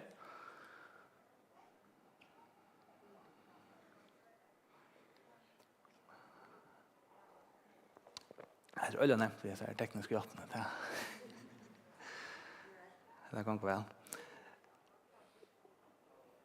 Och yes, och så kommer vi visa bara kvinnor nu där jag skolan vi barn ginnon och så för en options och fjärna prickarna ösnen så att det show observed values.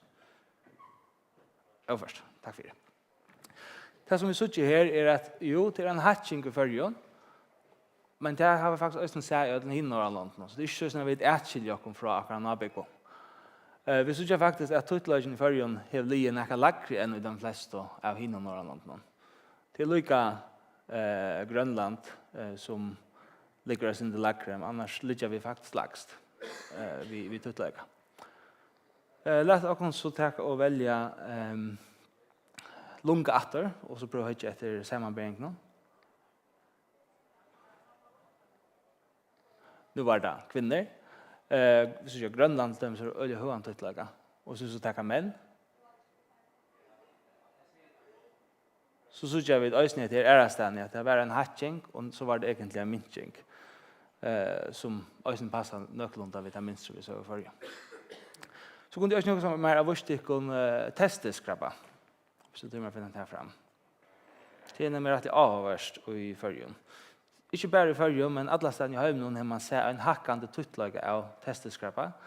I det sista 23 åren är det fördubblat några ställen. Så är det inte att det växer i tog, men lägg mest till det absinkonlinjerna som är följer. Här ser det ut till att det sista 20 åren är det en större ökning i den förskottölen. Hur är det överviktigt att ha vissa tölen? Hur är det avhörst hit efter? Men det kan vara nämligen sort här som kan säga är det akkurst i följen som kan föra till att man får en högre risiko för krabba, men är det också som vi kan göra att framöver kanske förebygga att onkel får krabba men. Visst det är det så kunde vi ju sparst äckligen några lojing för som annars hade varit rakt. Det var en showjogging gång av några incidenser. Det har jag utlägga.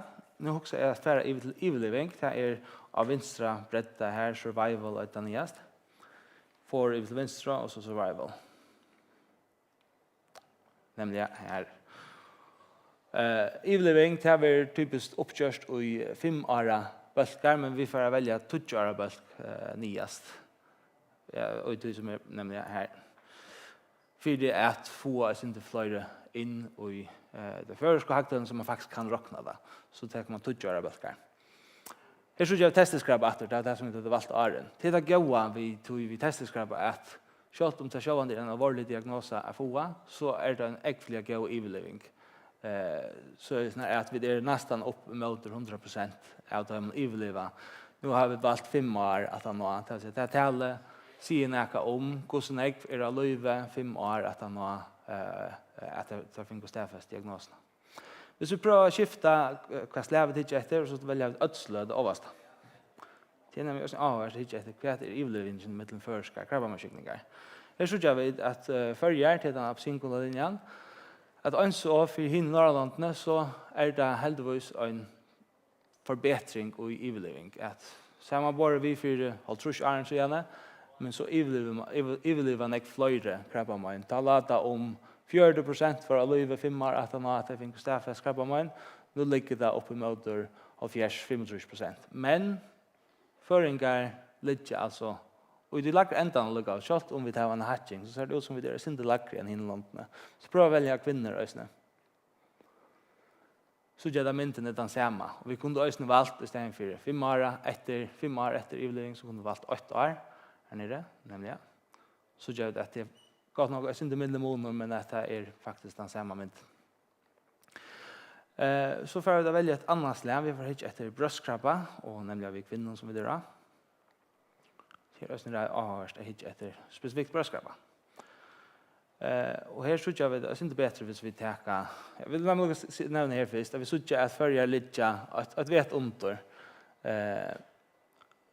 Ja, och så för att skifta det som är bröttet till 20 år ja när det nyaste för att det skifta till 5 till vi bröstkrabba har faktiskt nog till att uppskäda för 5 år böcker. Och så väljer vi 5 år eveliving. Yes.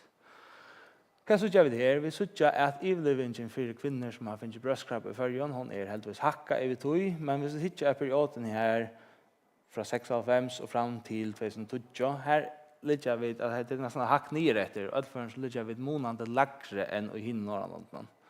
Det är också helst hänt här att vidgären för kvinnor vid bröstkrabba är blivit bättre. Hur är det viktigt att ta det vid det är långt blivit bättre nu, men jag hade detta visar hur studningar minst är att ha dessa tölne att göra det upplevande. Vi skulle att haft dessa tölne ta detta vär, men så hade vi kunnat göra också vita. Och så kunde jag också mer av vurstycken ösne för ovarie. Yes, ovarian tubes. Det här. Här var det. Och nu måste bröda att det nyast till 20 år.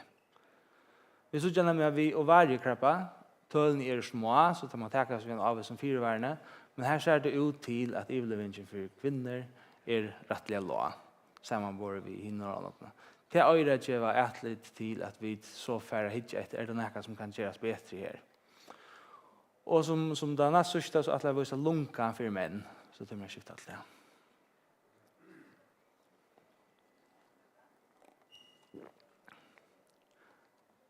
Här så gör vi ösne att tölne är att små men att det ser ut till att det är akkurat att vinna för eveliving för män vid lungkankrabba. Kan det vara till dömes att för män är försörjning att komma att lackna att det mest också är. Det kunde vara också här vi kunde sätta in vi. Till enda vis att hvis du kan stäcka ödslu åter. Ja, avast.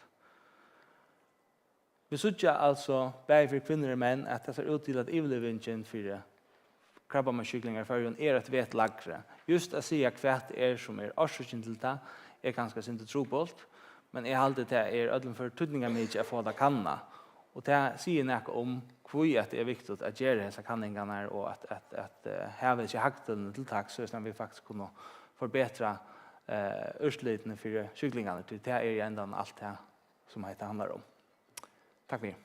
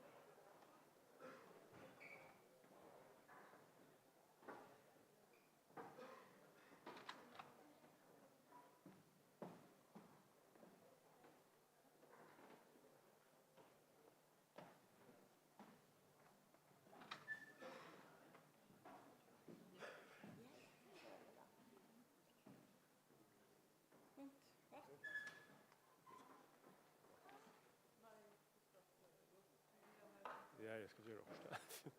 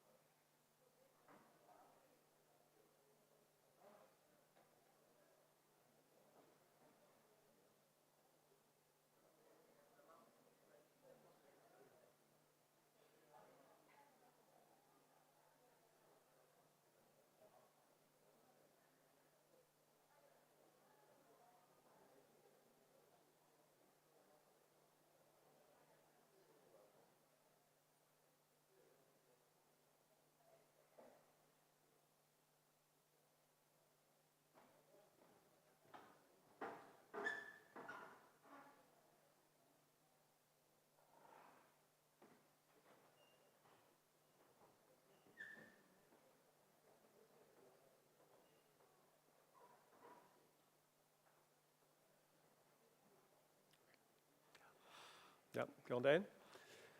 Jeg heter Hans Andreas Halvara, og jeg er søvfrenger, og jeg arbeider av Frøskaparsetsen av Søvi og Samfunnsnelten. Min fyrlester, han kallas for Bombo i Atsøknen med det Løgtenshusen i 1945, og så har vi haft underhøyde i samtøy og ettertøy.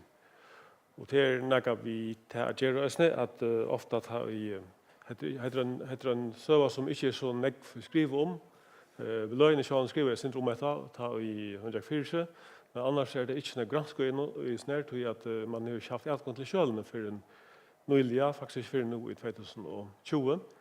Og tog her enda søvane sjående ble fortalt i samtøyene, men hun har også en liv og et liv i ettertøyene, og det ofte det som søvfrenger er ganske kallet for resepsjonssøva, at søvene kan gå brøyde seg sinter og til det, at folkene forteller søvene til andre folkene forteller søvnene, og det forteller til andre folkene. Så hun kan brøyde seg litt sinter. Og det ser man ofte, og det er særlige søver som blir fortalt der, og i vil var munnlige, utan til nekve kjeltene. Så det er synd at det som er for å komme inn i oss. Annars det som jeg alltid hittar etter, inneholdet, så det hva var det som hendte vi lagt ikke 18. september i 45, og lyser hva det var som hendte. så också jag spyrir vad atla är när bombemauren eller konan kunde man kanske också sagt för att vi är kan vidare vi inte för det vär som lejer hesa bomberna och lagtingen men vi har några avbindningar om att det nog var en maver som gör det då. Och så kommer vi komma in att det kommer in samtidsheltna eller det är faktiskt här som jag har brukt och just när som jag skriver som inte har snägt avgång till för en 2020 som jag nämnde. Ja. Och så att det kommer en ny story om vad det var som hänt här och det är ju inte en klockröjn ny story om att hatta det med som gör det eller kona men några tankar om vad kunde ligga efter för det. Hvis jeg ikke etter hendelsene själva så är det ju det bitcher av bok som kommer ut nu 18. september som är tandagen ta i hända bomba rast för 46 arrangerande. Och så har vi bortsett från Kjelton skriva Kjelton så har jag brukt mynter och det är inte nekva mynter av oss ner men det är ankrar och jag har funnit ankra mynter och det är sälja två mynter som jag har funnit som är tecknade av Løgtingshusen. Och det är det här som vi såg till högre i myntan till vänster som är permanent till är syns eftergjord men hon är efter hinna bara mynten som man ser hinna skyene. Det här två mynter som man inte ser allt Løgtingen. Men vi såg ju gå ser av mynten här kvärt skrejer händer av Løgtingen ta i hända bomban brast ut 18 midnatt 18 september i 1945. Det här tycker det är en äkta som mynten alltid. Men man ser det att det är något sånt i det norra ända husen att det är skäj händer man ser alla rutorna nästa alla rutorna i norra parti av Løgtingshusen är brottnar men man ser i sunnar ända här är inte så mycket rutor brottnar bara några färg rutor som är brottnar. Och ösne i hatten i omanföre som här en kvister som är här bant han här är heller inte så mycket skäj så det är sälja ut i sunnar ända norra ända byggnaden och det här som själva Løgtingshällen var att skäjen händer. Annars var labomban ösnen vi heter som kallar utnöringshottne ta sig till vänster ösnen av husen och språngt en stöjne för in i jöknen grunden av husen som man ser ösnen hinner tillgjort myntene som är permanent böjtene.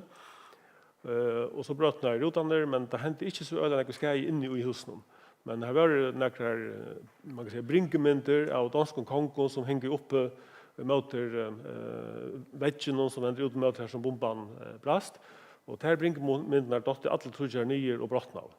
Men tänk formauren han hej stål i sunnar ända byggnaden och stå här och ovanför tänk lagt eller tandstålen här kan ornament av Christian Tuchenda som var den verande konkurren men tandmynten eller tandbrinkmynten hon häck uppe stadigväck där bomban var brost. Annars för några mynter kommer att hängas in i skaft in i byggnaden men in i tingssalen men inte myntat nio. Det var mest glas som var flångt in i byggnaden. Och men här så bomban brast här var att 130 cm störst hål eller i omval och det var cirka 35 centimeter djupt. Och rota brottna inte bara tingssalen tar bröstna ösnen hinmännen det finns ska att helt om till kommunskolan här som börjas husen i det är det. Och ösnen akkurat hus helt nere i Vågsbotten var trickbilden så egentligen att också rotar brottna här nu. Så det var dåliga bulter som var så nattna i havn. Hvis vi så færre etter hva det er bombemauren atleie, så kan man spørre noen spørninger, så ta mynde som det sutter til høyre bønt, hon tekna i samband med et malige bønt, vi at foten og politistene, eller løkreglene kan et malie, så tekna det et hus en mynde av havnene, så som det ser ut. Och man ser ju Løgtingshus i Pia här och man ser forskjellige hus stand där, politistøyna och man ser att havnar alltså renner om man jöknen havnarna.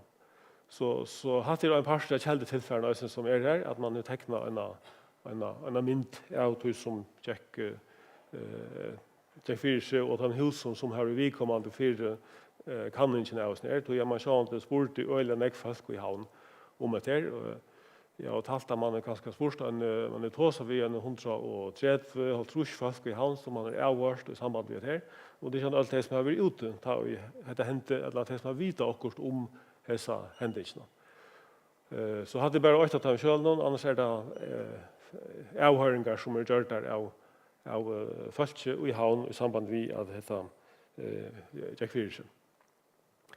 Men så det här som ganska är avvärt att spyrja till ösnen kan man inte visa ner och kan attla i sin bombemären eller bombekonna, men vi kan ganska antaka att det är en mäver som är steg 40. Det är nog som bändra att till en personer som är steg 48.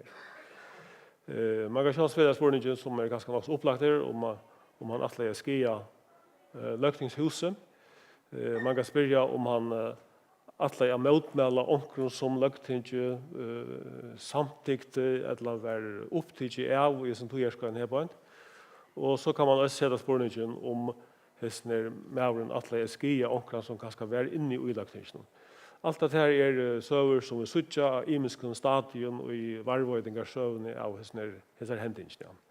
Och det som jag så har brukt till att pröva att finna det av vad det var som sövfrängar om att säga vad var det som rent faktiskt hände. Det är sånt att pröva att finna fäder i samtliga kältnum. Det kan säga att det här gamla kältnar och röjna så hittar det gamla eller det yngre frasaknar efter vi tog igen. Så det är det som jag rönt gjort i så här bötjen. Hvis man tänker att det första spårningen att skia lögtingen så kan man ju säga att han är ju också upplagt där. Alltså man lägger en bomb på ett utanför att folk har valt parlament så må man ta vara meningen bankramat att ski om inte annat i hus här på inte. Och det här så vi så söka i kälten och att här som vi söker här på inte är en mynd av två mapparna som ligger i källarsalen eller en av dem här är flera mappar men har en av dem som ligger vid kölen som lagrättland har samlat in och som de har framlagt i samband med kanningarna. Ja. Och ta är det gossir så läs att det boar här mapparna eller alla de mapparna som man söker här där har det höjt i här som är det bombeattentatet mot Lautingshuset. Det är det som ligger i här att det är man uppfattar det här som ett allop av Kjolt Lautingshuset. Och det ser man också i blövnen och det ser man också i kjölen att det är så som man har skilta i samtiden. Vad ligger ut i nejvare, det kan man inte vita ordentligt, men vi så inte går sig i kjölen och i det som hände här bara inte att ta en bomban brast laga 5 minuter i 8 om natten till 18 september. Det var ingen inne i laktingen. Det var mist inne här och ingen personer var inne här. Så det är sånt här som man kan ta utgångspunkt i, men annars kan man förstilla sig så att han så lagt att en bomb här har upplagt alla skia tingshuset, men det som ganska är mer han avhörd spårningen att lägga hesen personen var det någon särskild grund till att lägga skia tingshuset var det också som tinges att vi och så att det upp är tinge eller lögtinge östny en uimynd upp ha ett land i förjon ett parlament i förjon som man kan förtilla sig att ha östny här. Och då är det ganska avhört att spyrja om det som man kallar kontexten östny för att var det som lögtinge fäcks vi akkurat på detta muntiga och kan det vara det som har gjort akkurat eller som har finnit hända mannen till att lägga sig bomben ner. Och hvis man hickar efter tog så kan man hitta om till några samtyckter som tinge har gjort på en samman undan här. Och här vidare det går sig till att hvis vi tar att den bröja penslen på så är det stora så är det som alltså Kjolstyrrörsland eller Lösingarrörsland i Färjön har vuxit ju öjla negv, jag tror jag ska här på. Man skulle ju finna det av att när krutche hur Färjön kunde bli part av Danmark efter att när krutche och ett av det som lökte inte faktiskt vi bort om detta monter när få det är den där eller den bomba brast. Det var att Färjön skulle återfärda till att bruka att danska krona som man har brukt Aren krutche men Aren till har man under kronan har man brukt en krona som är samma virus som tar breska punkt. Och det är som man skulle åter till att bruka det. Och det var det sambandsmän och jana män tar var 4 man skulle göra det och tar hade 13 tingsmän i tingssalen medan folkaflocken som var med det hade 12 på i salen. Och folkaflocken var harst med oss ner han helt att man skulle först spyrja veljarna i förrjun. Gossier skulle man först ha ett lögtingsval. Är man tog avgjør om hentas borningum. Man skulle få alltid til å bruke til danske kroner. Og det var sånn jeg kom ut at det rymte faktisk ur tingene. Alle 12 fakkafaksmenner rymte ur løgtingsvalget i august, og sa at det kom ikke atter før det var løgtingsvalget. Hine 13 tar ble sittande, jannemennene og sambandsmennene, og samtidig så hette mal kjenta september i 45. At førre skulle atter færre til å bruke kronerna. Danske kroner, danske virus og sånn. Og man vet at ærestanden var det også kritikker av snøret, det var folk inne i tingene av snøret, mye disse 13 satt her, og sa det til at det motmalte, sa det til, onker kallet det for quislingar og for redere som satt her, og tog skulle da ikke gjøre seg til det. Så det en søva som man kan si at det bakgrunnen for det her, og som løyer dere kanskje inna, at det kunne kanskje være onker innenfor tannvuggang av løsninger parsten i fargen. Men det vet vi ikke, men det sammenhengen som man sier. Og undersøva som jeg fortalt, det at man også atleie reka personer som satt inn i lagtingsnen. Og det vet vi så til at det var ikke personer inn i lagtingsnen, men vi vet at det satt 4 personer hadde sittet inn i lagtingsnen en time av den bomba brast. Og så ikke at det nå handler mynden viser nok så vel, at hvis man utenfor lagtingsnen en myrka septembernatt, så ser man veldig godt hver folk kunne ha sittet, og at det ljøs alle stedene. Ja. Og vi vet også at disse 4 mennene som satt inn her, det var 4 janermenn, men det sitter jo i det som at floksens høle, i janerfloksen heie, og det høle ligger oppe i loften, og det i sår endan i husen. Det er akkurat i hinnom parste av bygningen som det. Henta søvann her, hun kommer fram av syndesettene, hun er fra Trusjen og ganske her fra Ångstøyen. Men hun er ikke nevnt i kjølen som vi tar.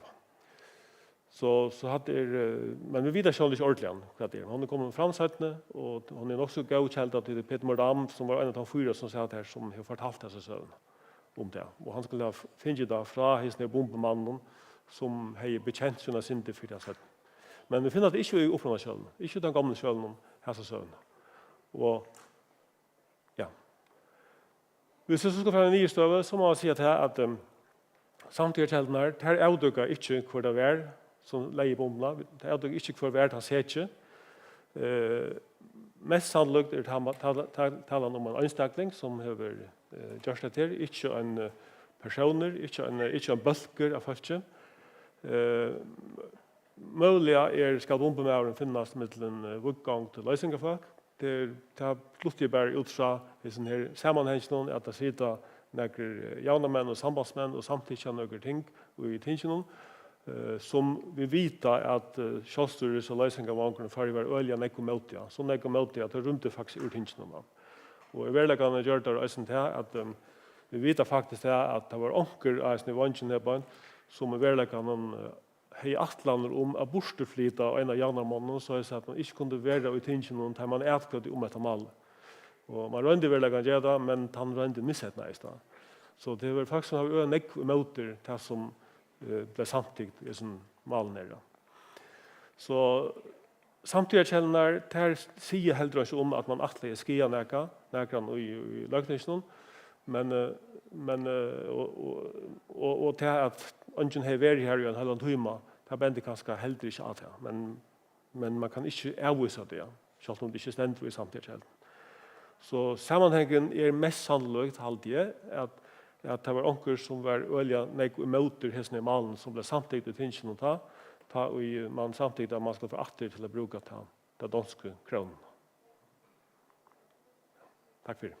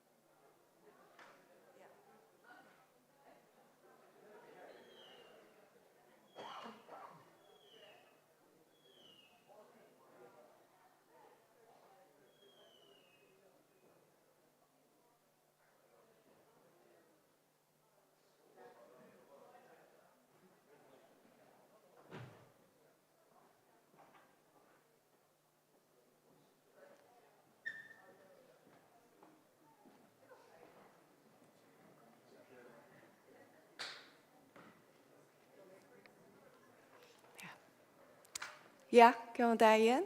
Jeg heter Nomi Ottmarstedt Gregersen, er løyfrøyngur og arbeid av Ullevsavnen, og er verskattenløyer for Farken. Vi har valgt hese høyde fra landnam til Farken 2, og til dere som vi setter spørsmål, men hver kommer vi fra, og hver vil jeg vidt hen? Og vi har sett dere et øyelig lengt mal, eller lengt fremtøyer mal, til at arbeide vi personlig medisin.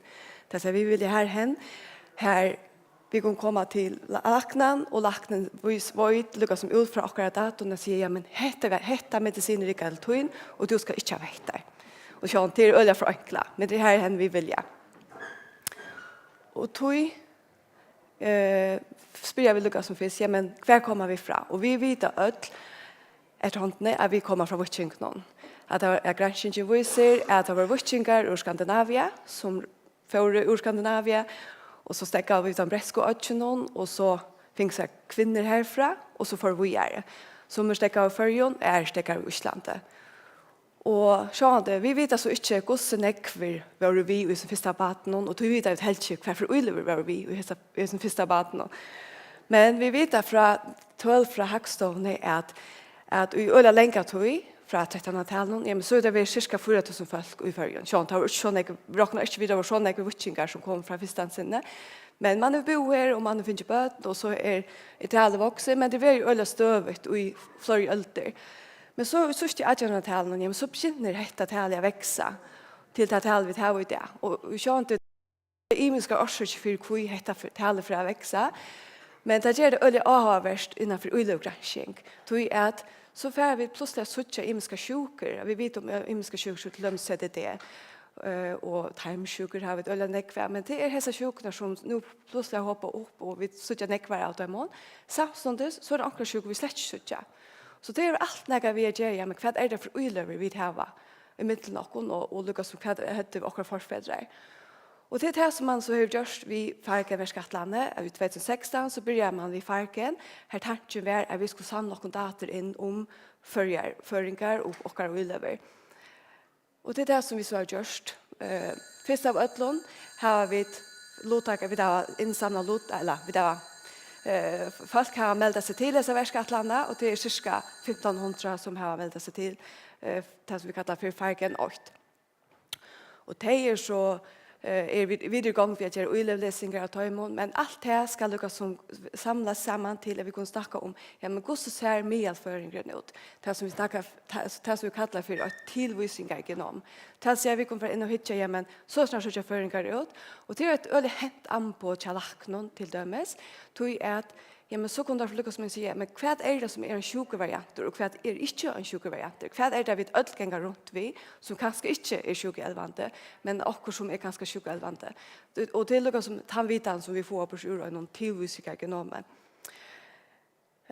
Og det er vi så har gjort, at vi har lottaker, vi har laboratoriearbeid, her vi gjør uilevlesinger, og så har vi bioinformatikk. Og det er lykkes som det understøver kjerve som man bygger opp vid Farken. Men hva er det så for lottakere vi tar? Det heter en typisk lottakere, men vi synes ikke at vi tar nekflere kvinner enn menn. Mye aldri ligger om halvtrusjærsalderen, det synes vi her, vi har seg mynden i Hebøyd. Vi synes ikke lottakere mot folketallet, at det er nekflest her i myene. Det er vi mangler lottakere til yngre og til eldre lottakere. Og så synes vi det også til at eller nek komma ur Mr. Röchnon och det så att vi hesten här förra korten här ta reja ta visar att vi då är över ombåan men det blåa mäster är vi då under ombåan och det heter visar och ösn kvar vi skulle hända ta se att vi må ösn ut ur havnene och Lucas som får låta om en jauna ombåan ur Ötlenfärjan. Vi har også spurt låttakerne, men hva er det som ikke at kunne være ugjennom sånne verskattland? Og man kan huske seg, nå arbeider vi ved uiløven, ja, men vil jeg først kanskje vite om tar jeg ikke noe uiløver. Men det viser seg at høvesårsøkning for at det ikke er ugjennom sånne verskattland, ja, men det tror jeg at det er helt spennende at vi kjører uiløvrensking i førjon. Det er en førsk verskattland, og man menner disse vitene i førjon. Det er noe som det er helt øyelig spennende. Og sjåvande det er at han vet som kommer, men det er ikke bare at han hjelper en sjølven, men det er at han hjelper kanske nästa generation eller ombötna. Så det är man hjälper det vidan kommer ordentligt till något som det som är hövsorsöknar och inte bara nästa man för några vid om sig själva. Så skulle jag säga att i fargen är det att man får faktiskt inte några vid om såna elever till något som granskningar dator så på den maten. Ja. Men folk vill ju också eller gärna vara i granskning, öllum granskningar verskatland till att det att du samlar dator in ger oss möjlighet för att granskare kan komma och säga vi inte kan hesa sjukna och vad är det för dator farken här ja men så får man lov till kanske att granska ut i och vi samtidigt själva från lottakaren. Yes. Men vi spurte oss in till sjuker in i kjefalt til å si at folk fortalte oss selv om de følte okkurst. Som følte okkurst og som følte ikke. Det var cirka helt om helt. Og vi har liksom dølt opp vi suttet sjukene her på et, og vi suttet at den største bølgren til den metaboliske sjukene til dømes diabetes og CDD. Men her det gjør oss en avbending om hva vi skulle hen, hva er det vi skulle få granske i. Og hvis vi bare lykker å vise til kunne østene nej, vi har hänt av en. Så lös. Jag vet att just det så ulövkanning där. Här tar sig vi har just examensläsning, vi har läst i allt gen. Och så har vi just en sort PCA-plott här uppe och kors tar sig vi har lucka som vi hittar efter gosse bulka dessa personerna sig samman. Och vi söker här på att dessa prickarna tar representera personer. Men vi så har vi litat där efter hur det kommer fra och ben. Var ska vi? Orsaka. Ska vi? Vi har litat där efter kan vi när kvar det kommer fram. Och så vi tar händan här och drejen och lyssenter.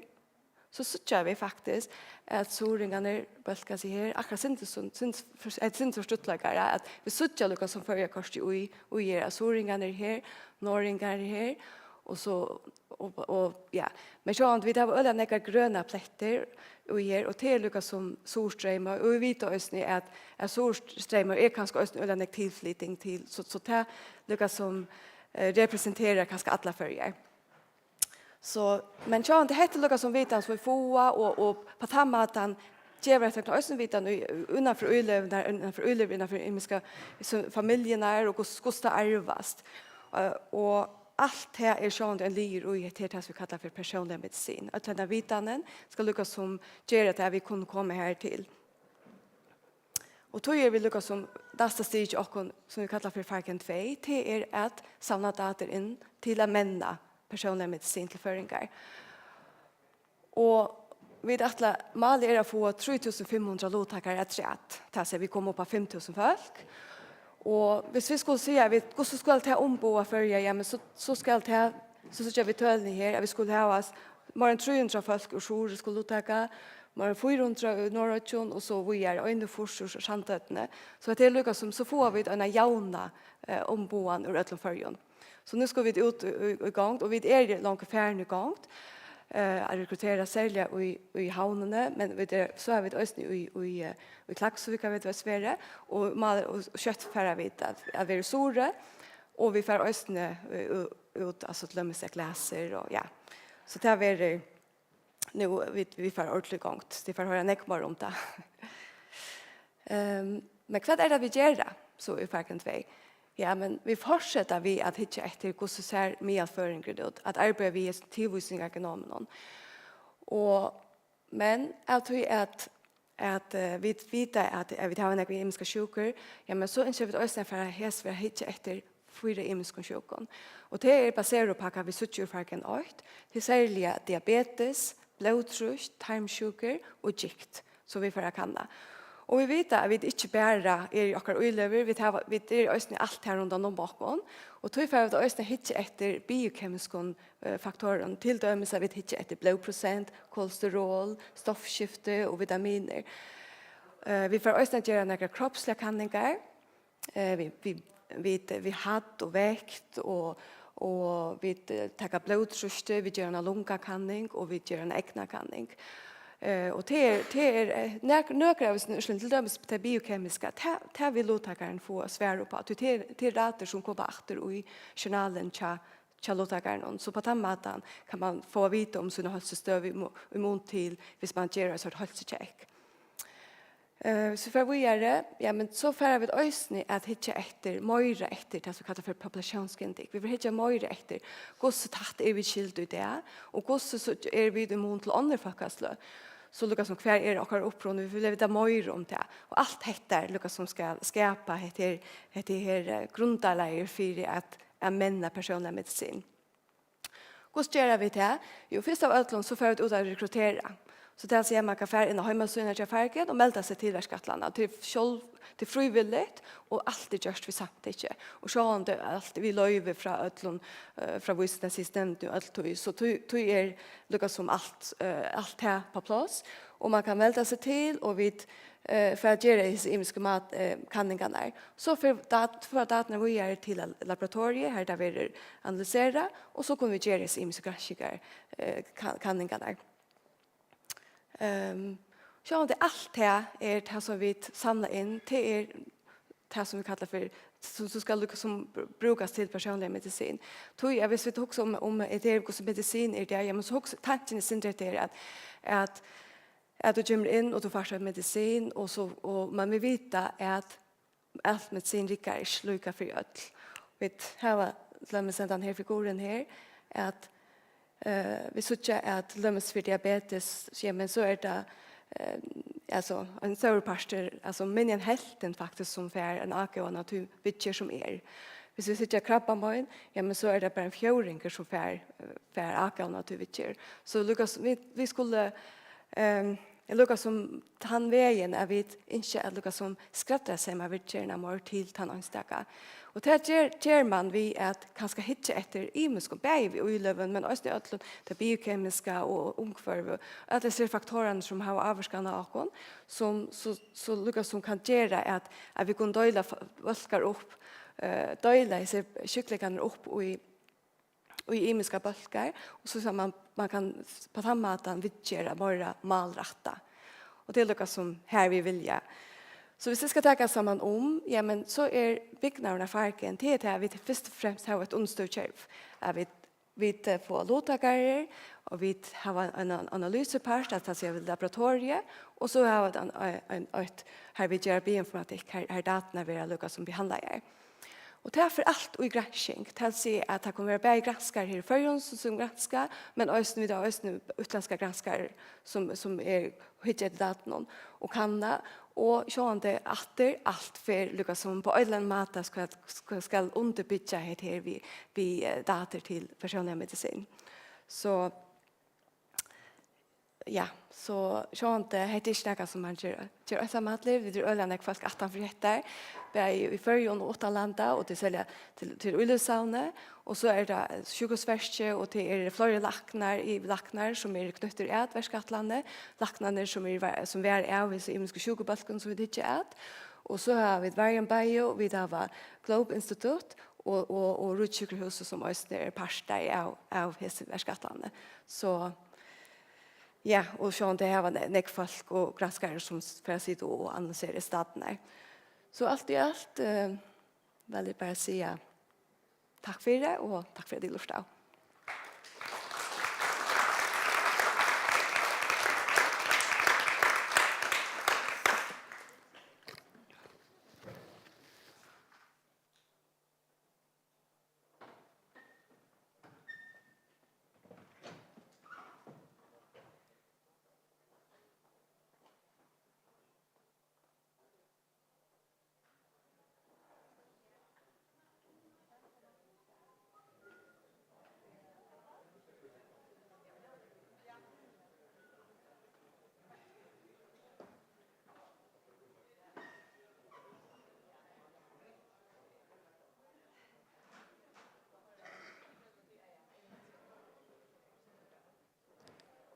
Hallå. Ja, Elioa här. Ja, tack för det.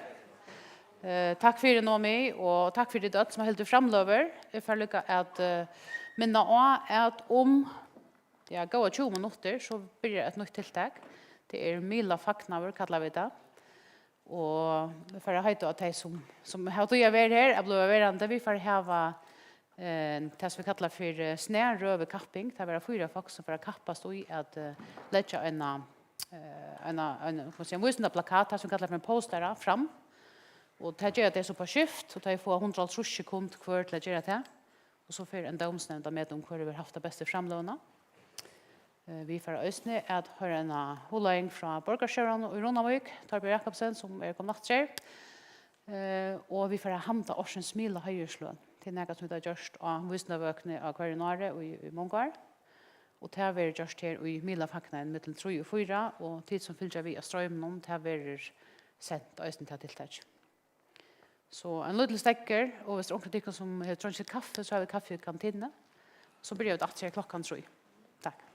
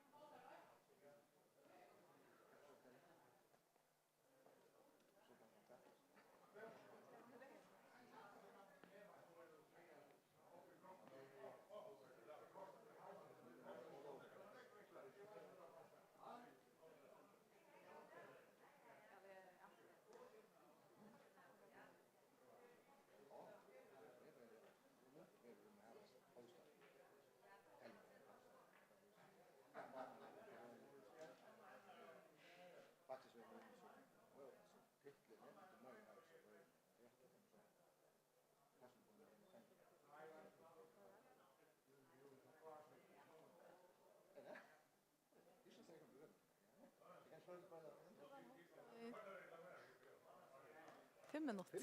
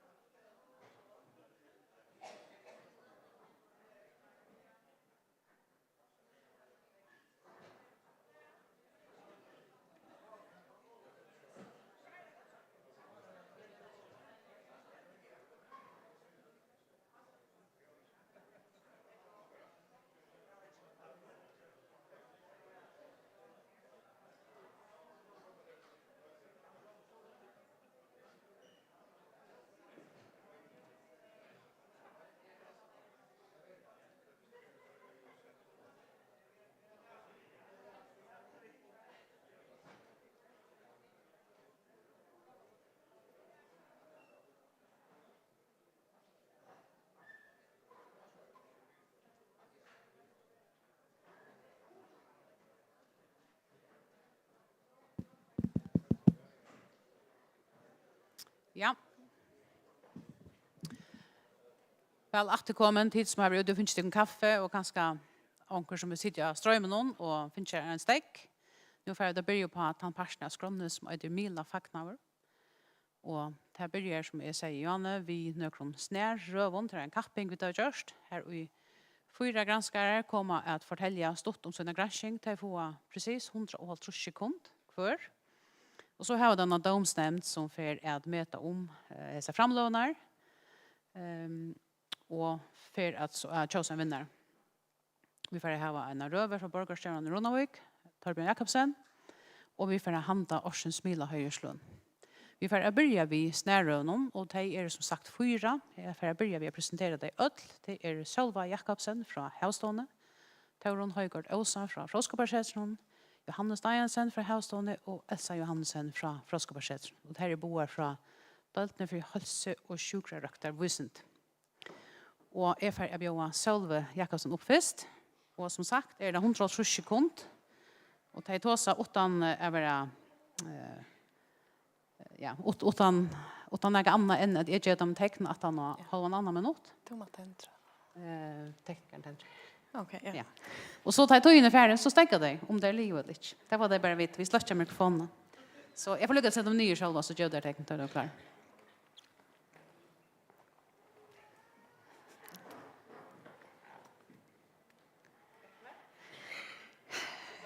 Ja. Tack för det. Kvärt är förra tutningarmästare Jorasle. Som är omyndas här kanske att det är makreleren och onkel kanske huxar om grint och det är säkert flera eisen som huxar om laxen. Men nej, låt mig fortälla det kon. Förra tutningarmästare Jorasle det är en everska liten vattenloppa, cirka 30 millimeter långt där. Hon heter kallas för Marskos eller rejade av mannamal eller för manlig och maler. Rejade var nämligen äte hövsföj till makrele och silt och näppasilt och så är det en föj till dömes toska och husenkle som är och lojtel till att glöpa stora föj. Rejade lever av plantäte och om akkurat lägger inte plantäte av langgrund om vetren så rejade är ut väla och ut djup mot kallt och check för om vetren. Näka det samma som en björn ger. Tar det så för att vara så kommer det att upp och upp någon och räker med den andra innanför ska landgrunden vid härströmmen. Om samma månad kommer toskor inom landa goita och toskuren han är överhuvud skydningar och norra fyr och västan fyr ötchanar. Och nu visar Norsk granskning att det är just samma sätt reja att det har sådana huvudskydningar och ötchan vare. Norska kanningen hon är en kanning av äggframläsning till det att om vare från 1925 till 2020 och knappt 90 000 honor blev kannajer i allt. Och tema var heimsmet. Så till vi kunde snabbt harsta härstående. Kanningen visar en myntjeng och i godinskne vi cirka när helt så jag 1950 och vi vet inte alla kvui så är och stora spåringen är så om människan och godingen att de kan vara en orsak till vanlig tillgång till Toskaston i Nordjartøy. Tack för det.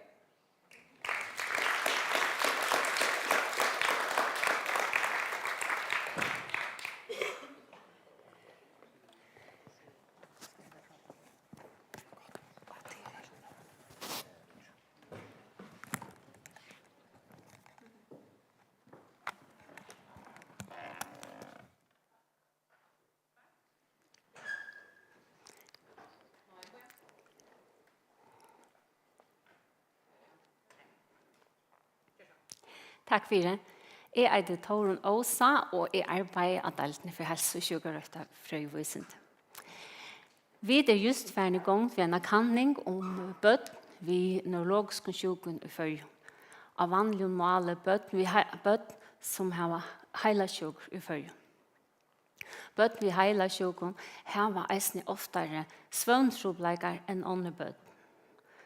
Granskning viser at 70% av som bøttene har svøvntrobleik.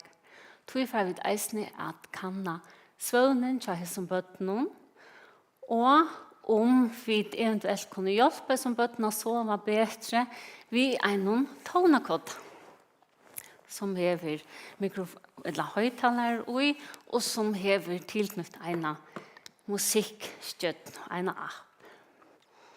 Så og i storten handler henda granskningen om tverrkanninger. En kanning som sier noe om tuttleikan av neurologisk sjuk til bøttene i Førje. Og der vet vi ikke hvordan bøtt som neurologisk sjuk i Førje. Vi får kanna tuttleikan, tar eikjenne omframt et eller bøtten vi Sverige hela sjuken har eisne 8 fylkesjuker, kaffe fylkesjuker kunne de hava, med anna hjärsta og lungasjuker, omframt at vi får kanna sosiala status og geografi. Den neste kanningen tonakoden, vi får kanna svøvnen, tja bøttene og om tonakotten eventuelt kan være en bet. Vi skulle ha holdt trusbøtt og familieterapi i kanningene, og der sier man, bare i 20 rødt og samfunnsfrøye, at man ikke kan slutte baden ensammelt, men man alltid er en part av en familie, og eisene av en samfunnsstruktur. Så vi får ha 25 bøtt som får tonakotten, og 25 bøtt som ikke får tonakotten. Som for jeg synes ikke om det er en måned av effekten av tonakotten. Og utslitt til effektene kunne vi mata vid puls i 5 veker. Omframt er vi færre hava et spornare skjema til om svøvn, til foreldre, åren og 18 tonakotten. Takk for det.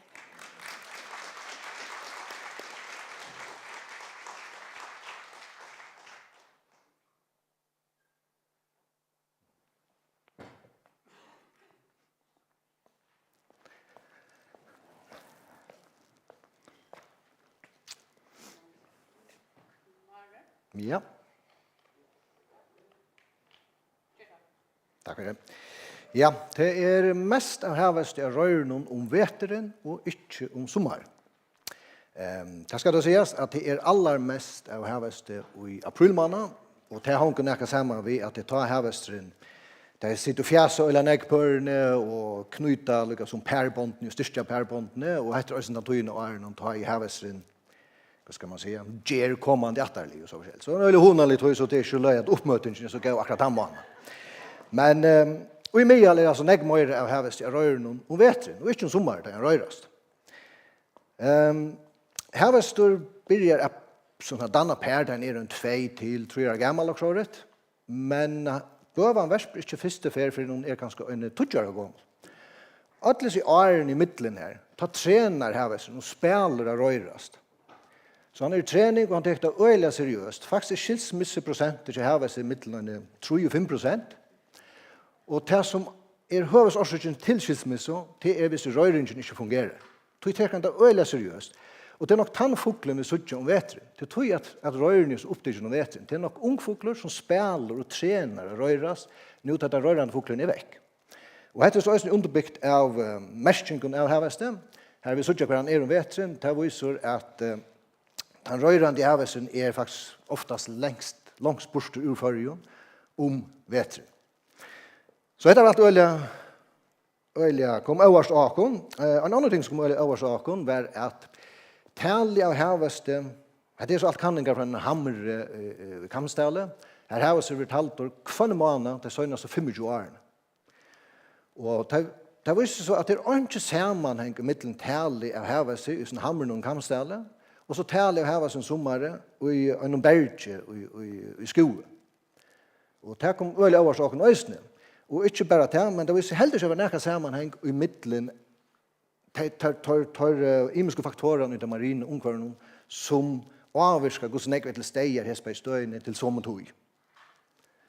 Og en annen for det kom øyelig oversaken til hese støyene er så øyelig nær sammen. Talene er noen sammenslige fugler, og fugler som er øyelig mobiler og er så tatt sammen.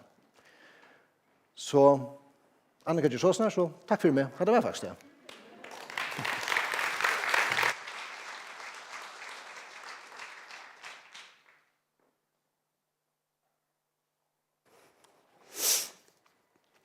Ja, ja. Ja. Region Chamar, hon snur seg om palliation i heimen og til en kvalitativ kanning. Og det er så kanningar viser at fleste folk som er alvarslig sjuk, de har et innskjum at dødja heima. Hittet et førske tølen så dødja alai 12% årlig heima i førjon, og hittet imot til kanskje Danmark og England så er det helt oppi av 22%. Så man kan spørre hva skal så til for å kunne dødja heima. Med annet har man sett at det er viktig at man hever en typiskt en närstående i familjen som kan fungera. Det är inte som en sån oformell omsorgande personer som kan stola till dödjande att vara hemma. Och då har vi intervjuat 13 omsorgande personer från Ötlund faktiskt landen. Det är 8 ökjer, det är ju Ötlund ökjer. Och det är mäkar och döttrar som är intervjuat. Och här visar urslitet hva det utherre runder du husker det kommer vi lære noe av. Og det at handføre omsorgene hjemme og mening og sørste tøyene. Det var ikke 5 av 13 som omsorgene personen. Det hadde selv en helsefaglig bakgrunn. Og til hver familie var det onker ved en helsefaglig bakgrunn. Så det kunne alle bruke dette her til å stole til dødjene hjemme. Og det som eisen var viktig, det var å finne mening, til å være hjemme, gav mening, til å kunne stole borgerne og være her som man var veldig yngste, men eisen til å kunne strukturere dagen, være ordentlig godt søtte det. Avbjørnger våre, det er flere øker i føringen hvor man ikke døgnvakt i hjemmetannelsene. Og her var det borgere, eller særlig avhørende, som følte at hva nå er kyklingen lujer om nattene, så kan man ikke ringe til hjemmetannelsene. Nyrstående blir så til at det skal faktisk ha størst nettverk til, særlig av familie, for å kunne dødge hjemme. Så det er viktig at professionell er oppmerksom på at de som kanskje har et vakt nettverk, men gjerne vil jeg kunne være hjemme. Hvordan får vi stole til hjemme? Ja, takk for det.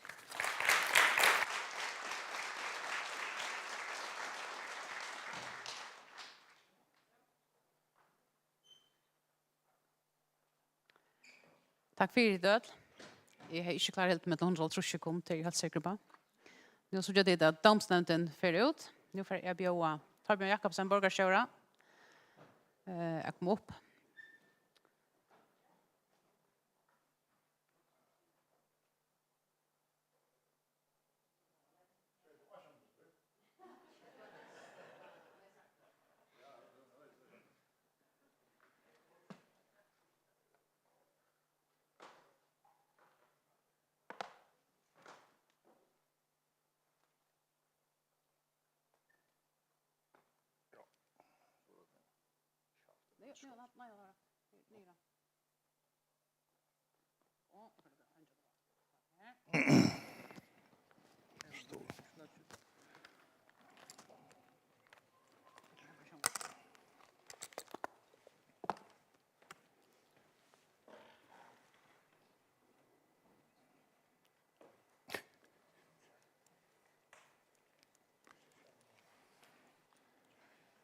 Det var Annika som høyte av meg om at se noen år i med domsnevnden satt og vurdere. Man platt å si hvordan jeg går rør her i Adlinevåg.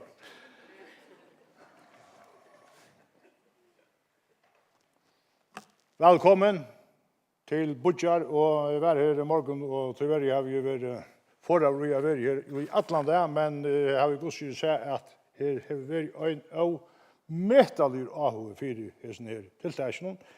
Og særlig godt var det sånn at sånn ekver ungdommer har frekventeret Laksødl og det i her samband.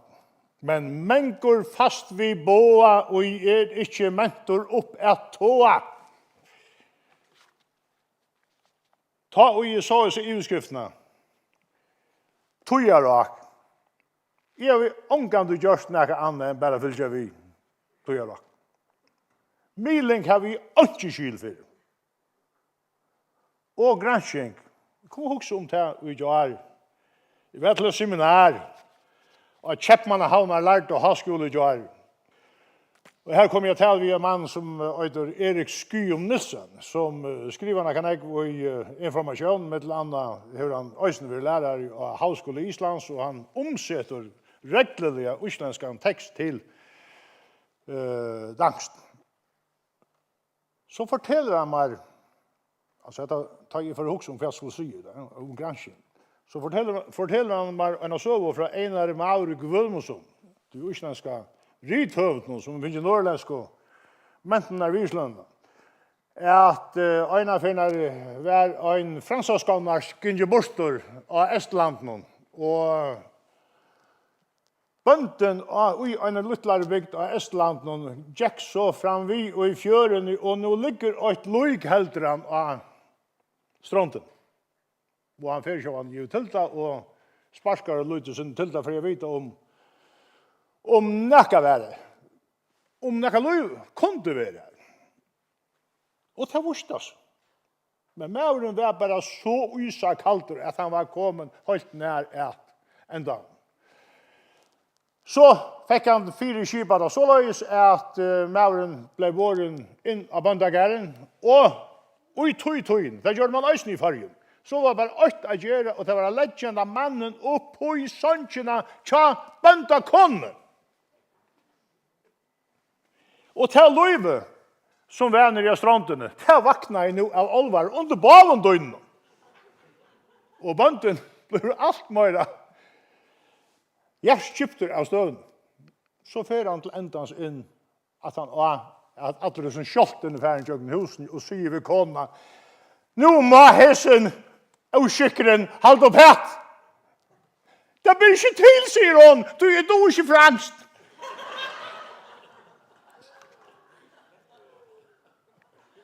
Det var det som jeg husker om da det kom til Gransjen. Vi leser kjøp pratikeren om atterline, solen av vinden og egnar, og mest kjent i stedfestningen, det som hever være, det skal være, og det som hever hent, det skal hente, og ikke nødt under solen. Og korten, kanskje det iverskipet såleis, men fra individ til individ tesan meira iva som tar det snur seg om skil for tøyer og ikke miling og gransking. Og la meg nå bare ved si at jeg ombor bare med sjølvan løtten. Og det neste 20 minutter. Jaunan, manavarlige, om ikke vigelige, koma føreskar og utlenskar delegasjoner av Vidjan tja Ronaga kommunen.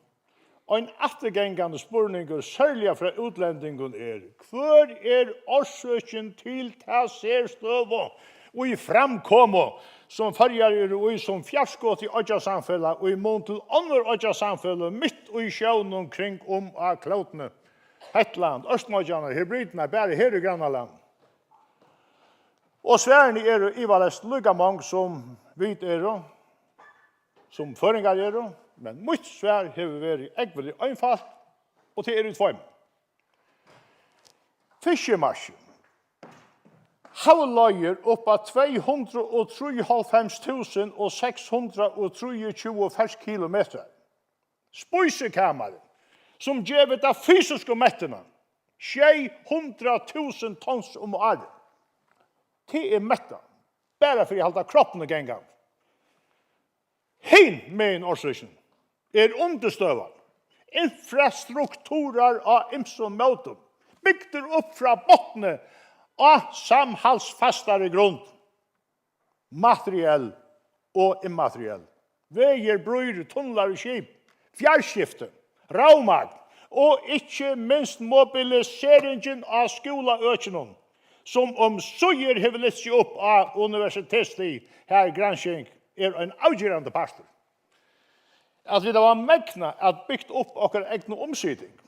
Og høyast heimastyre ligger så høskande lengt borster fra Tjaland av velten.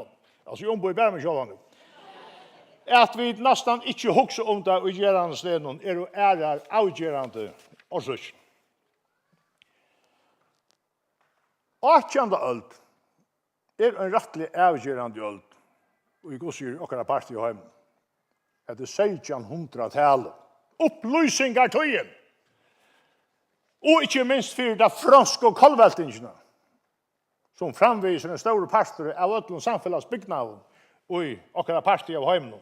Ta og i fornuft og kritikker blir en pastor av manna hoksan. Gamla dogmer, fordomar, sensorer og autoriteter blir alloppen.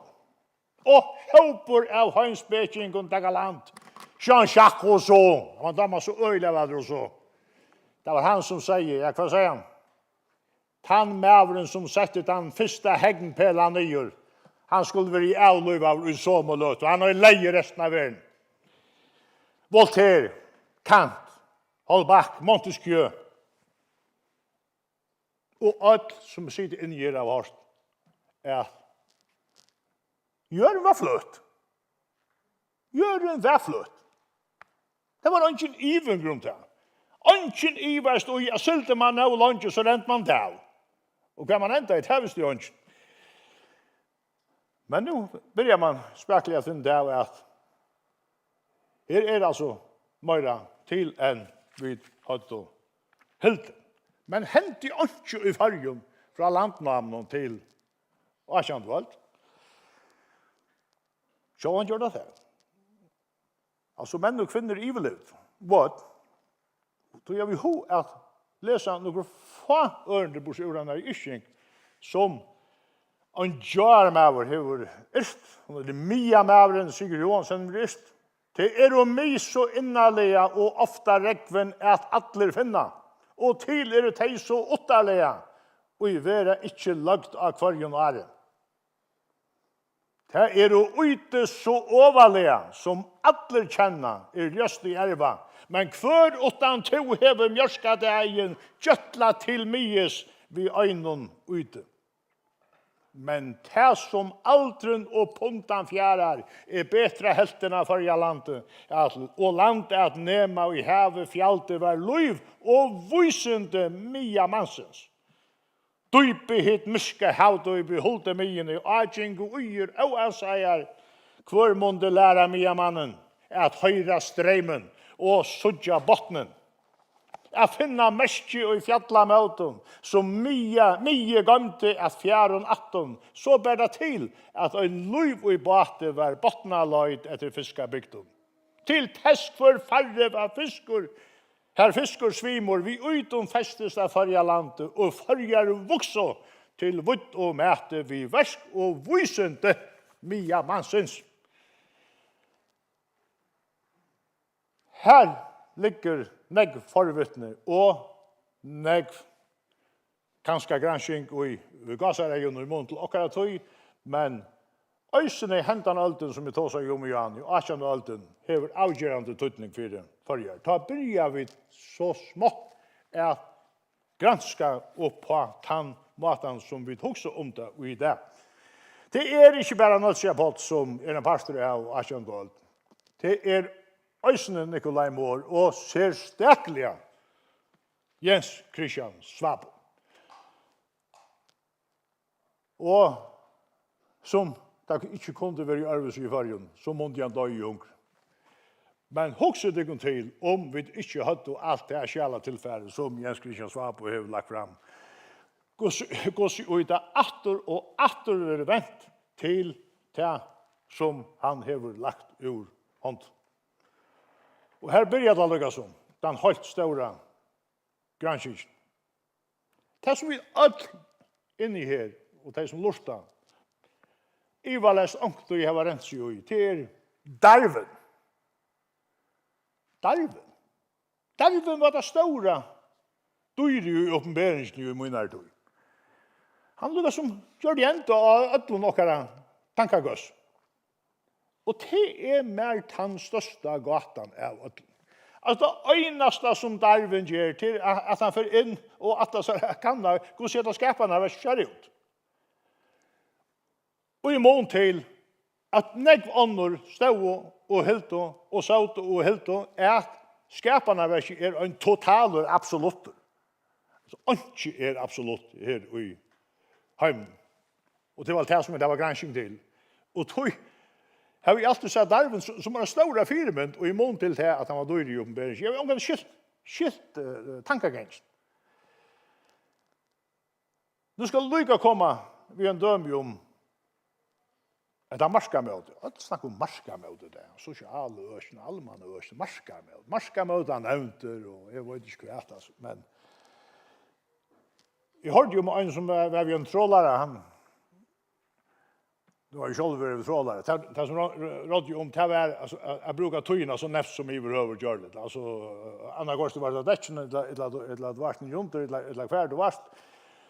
Og I her som før noen, ta og påsaknudene var løster, og dekken var fullt av fiske, så rådde bare om å få han til halter så kjøtt som I behøver gjøre det, med han var tålige fisker. Og det rådde jo om at spretta og rydja og fletja. Men hessen øyne som han bor, en 16-årig gammel dronk, han nekst større av 4-2 som vi inne I menus fisk. Så han stod for den vegga bare og potla I øyne og en fisk, men han struttes av øtlån alve. Og det enda vi tog at han fikk rekne. Jakob Sverre. Det var ta i Jakob Sverre, gamle Jakob Sverre var i velmakten, og vi som kjenner han, vi kallar han fremvisbæra for Jakob Sverre. Og han ble løyfrøyng. Det sier noe om at her er altså tvær skjoler av sånn besøk, men det kan være at man ikke alltid har kommunikerende vel her i midten. Nå er det miling, og nå er det tøyarak, og Anna, det kunne hensi at bare pastor burde haft vært syndegrøyer i mellom, utan å fære fra søgnen. Så løsner at alt var lukket som møyre i egna hatt. Det som ekvelig avgjørende, nå sier jeg det her, for jeg litt øyelig vel fyrig i nekva maten, men vi må bare anse etter at vi ikke ender i statskvå og blir så forelsket i akkurat egna vitan og granskning og så videre, eller alt stekker opp. Det er det aller viktigste, at vi omgang til å stekke opp, at det er skruvene i vatten og støvått, og alt det. Det som ekvelig områdende, det for jeg hakker støy i alle kjøvene, altså ikke alle folkene, det å få granskingene og vysentene i egna hatt, og i eia hatt. Og vi tog samband kunde jo også med at da vi her var en public service stone som kringvarper at tannstånderen om han fær til fire tredjene som nei var fire fungerer som en public service stone at en skilt har vært lagt av han om at han gjør til møvelet at formidla eller mila til granskingene som nå ennafør ganger fire seg øyelig ofte og kanskje mer lokaven selv enn til at den vanlige mæren slipper frem etter. Jeg vil si det, og på tannmaten, jeg hadde det ekvelige tøtninger mye at stålene vil opprefeste så er det at høvesøvner som har vært nå i øyne vik og tvær en mjøt som fører middelen kjens og halt til Alexander Adol når i Klaksvik. Og en landstyrsmæver som har kallet en vanlig frekventerare av Facebook for ikonebokere.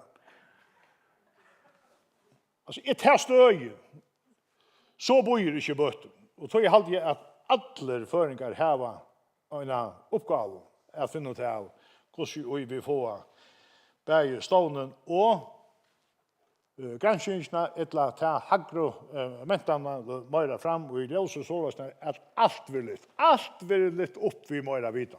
Alt samfunnet som det. Jeg må legge for det øyne stått og så at det var til at da jeg var landstyrsmæver i år 2000 skulle jeg legge oppskudd fram om en granskning rundt til Georgia. Og dette var togene så stort at den ikke storkipene lov var kommet, og her kom så et høyringsskriv fra landsgranskåren, og det var ikke vi mye. Landsgranskåren, han heglet etter nyere og nårer, hette kunne ikke brukes til noe som helst, og så stod Jotan der inne for det neste året, og så man fikk lukket som en kontinuitet i det her. Og det gjør det til at jeg falt så sånn og et helt annet mål, men det fære. Men det måtte falt den dagen, tror jeg at det kom å kalle løktensens granskåret for en gemenan bokhalter. Her måtte man ikke gjøre. Til endans, og det er også en personlig avhøyde, så får jeg høyde av, jeg vet ikke om granskningar rai kan linne under etter her, men så får jeg høyde av granskningar rai om å sette nye av granskningar tøyme av salarfrøyingen, samfellagsfrøyingen, boskaparfrøyingen og folkalusfrøyingen. For jeg finner ut av hvordan det blir til at føringar som rykasta tjau i heime framvegis selesut fralse for danskan påsamhet. Takk for det.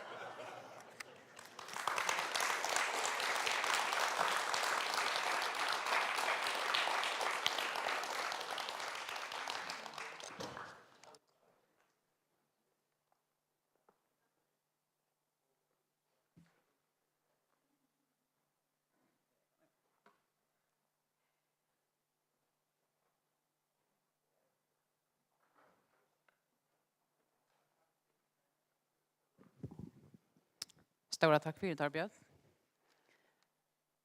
Ja, jag tror inte svär ordentligt på hälsa granskaverskatna, men allt var fritt ett budget nu först. Jag vill inte säga att domsnämnden natten.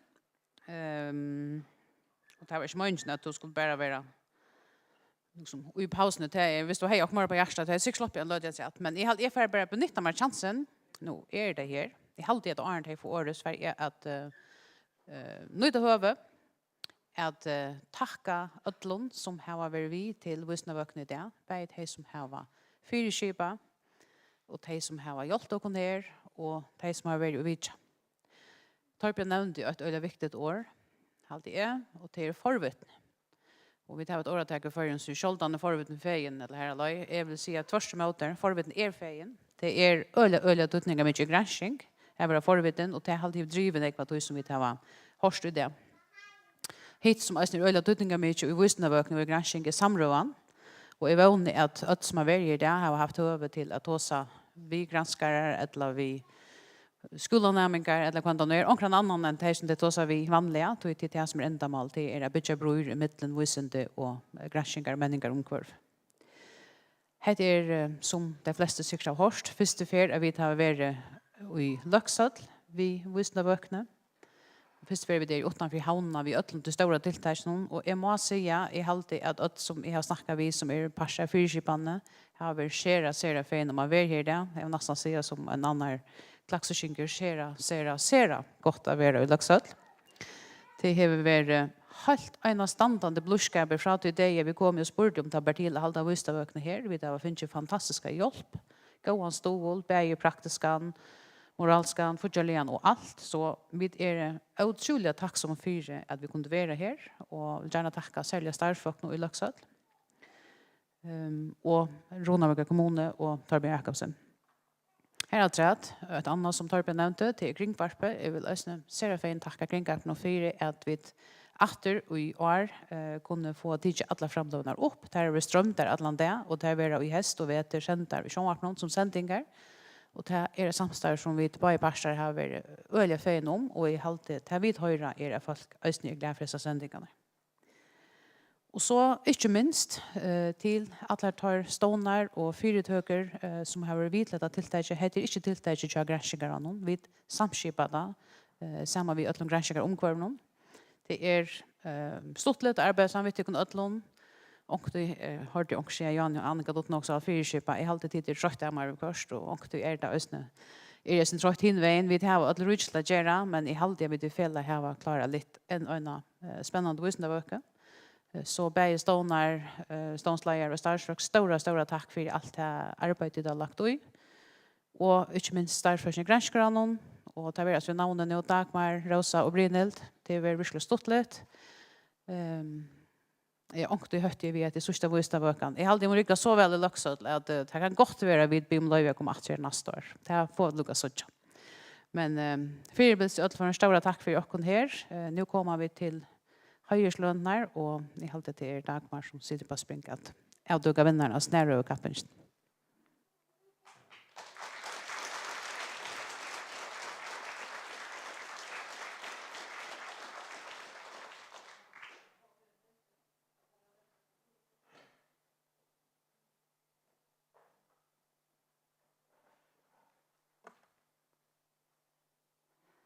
Ja, vi har haft en skjota, men effektiva och allukavall också grundiga alltid vittjer av de 4 skundrövnen som var här, snärrövnen. Och det var faktiskt rättliga ringt att välja hur skulle vinna. Det var rättliga tattlöp i mittlen så 2 av rörnen. Men välja skulda och vi har valt att det var Johannes Danielsen som får vinna Snärrø-kappensen.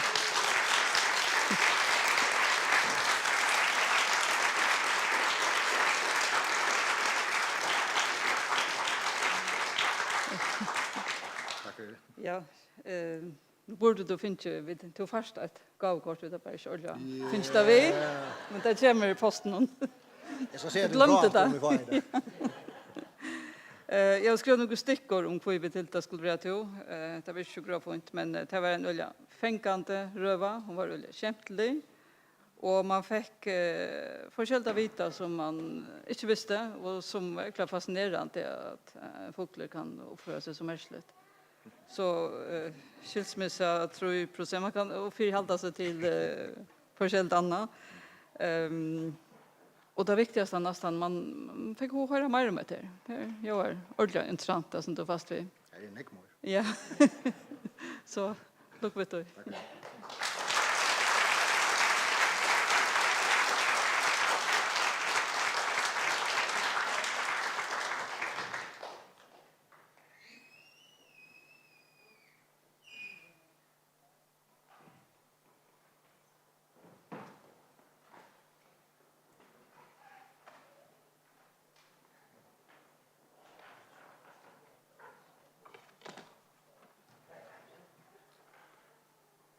Ja, og så det Mila Høyerslønnen i 2022. Det i år, og tutsjenta sinne vi leta Høyerslønn granskarassens for fram ur gode allmänna miling av gransking. Og samband reknen tjokken som kan Høyerslønnen letas granskaren Mila følger etla øren som har doa særlig vel av Mila granskar urslit. Vi har haft i år finnes flere imisk og gav oppskott om folk som kunne være høyre for sin evne av Mila granskning allmänt. En domsnevnt vi ombåen for først Mila-folk, fråskaparsetter og granskingere i valgt, hvor skal høyres i år, og i nevnten Øster Vinterreik, Inge Heinesen Høysted og Dagmar Johansenes. Og nå får Øster Vinterreik at avduka hvor det som vil høyre over idé.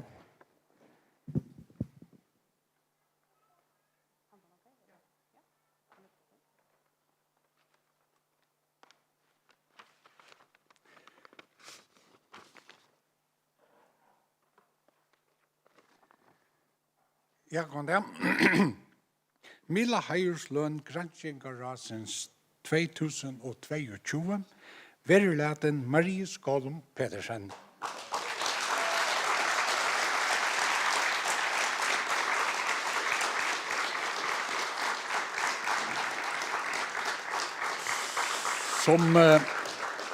Som hever heite PhD, lektor i helsevåsenden og granskingarleier av deltene for helse- og sjukarøktarvåsende og forskapasiteten.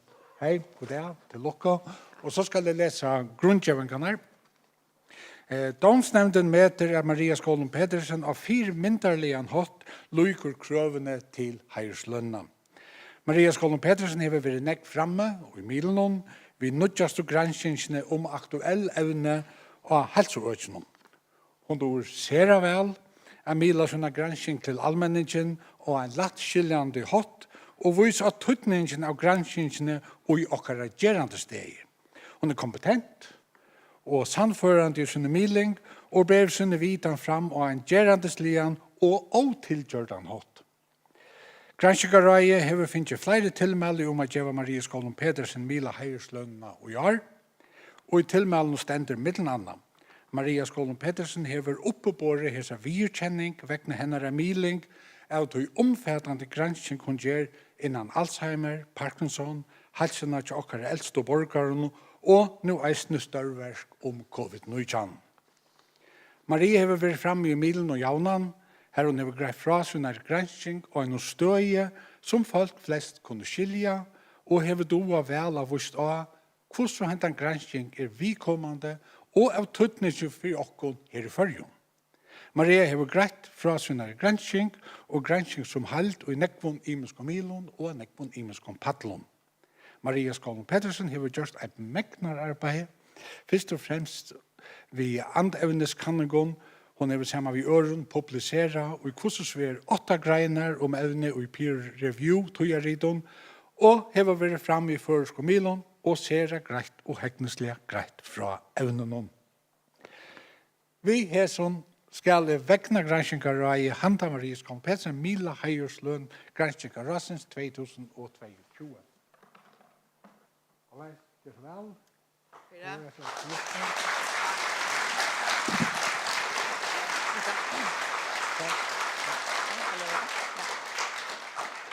Ja, detta är en stor hejer att få en hejerslön för millinsna.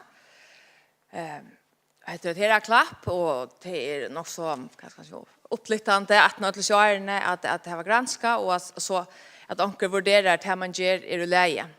Det är inte alltid så lätt att mila urslut man häver först allmänt att samla ettla till lotagarna som är vi.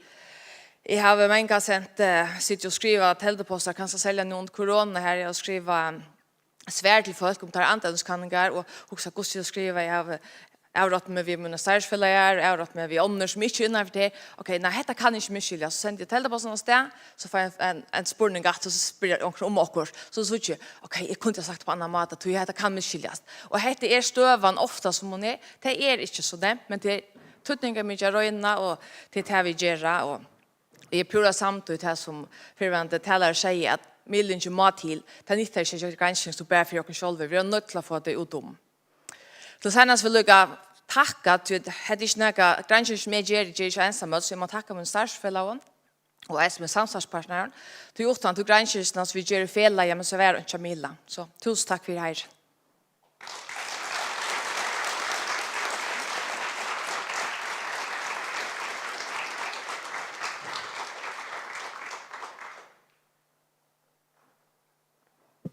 Hjärtligt lukk Maria och stora tack för ett sommål. Nu har vi för att be teknikern och slutcha strömmingsna. Och vi har varit välkomna att visa 23 och 7 september om ett år.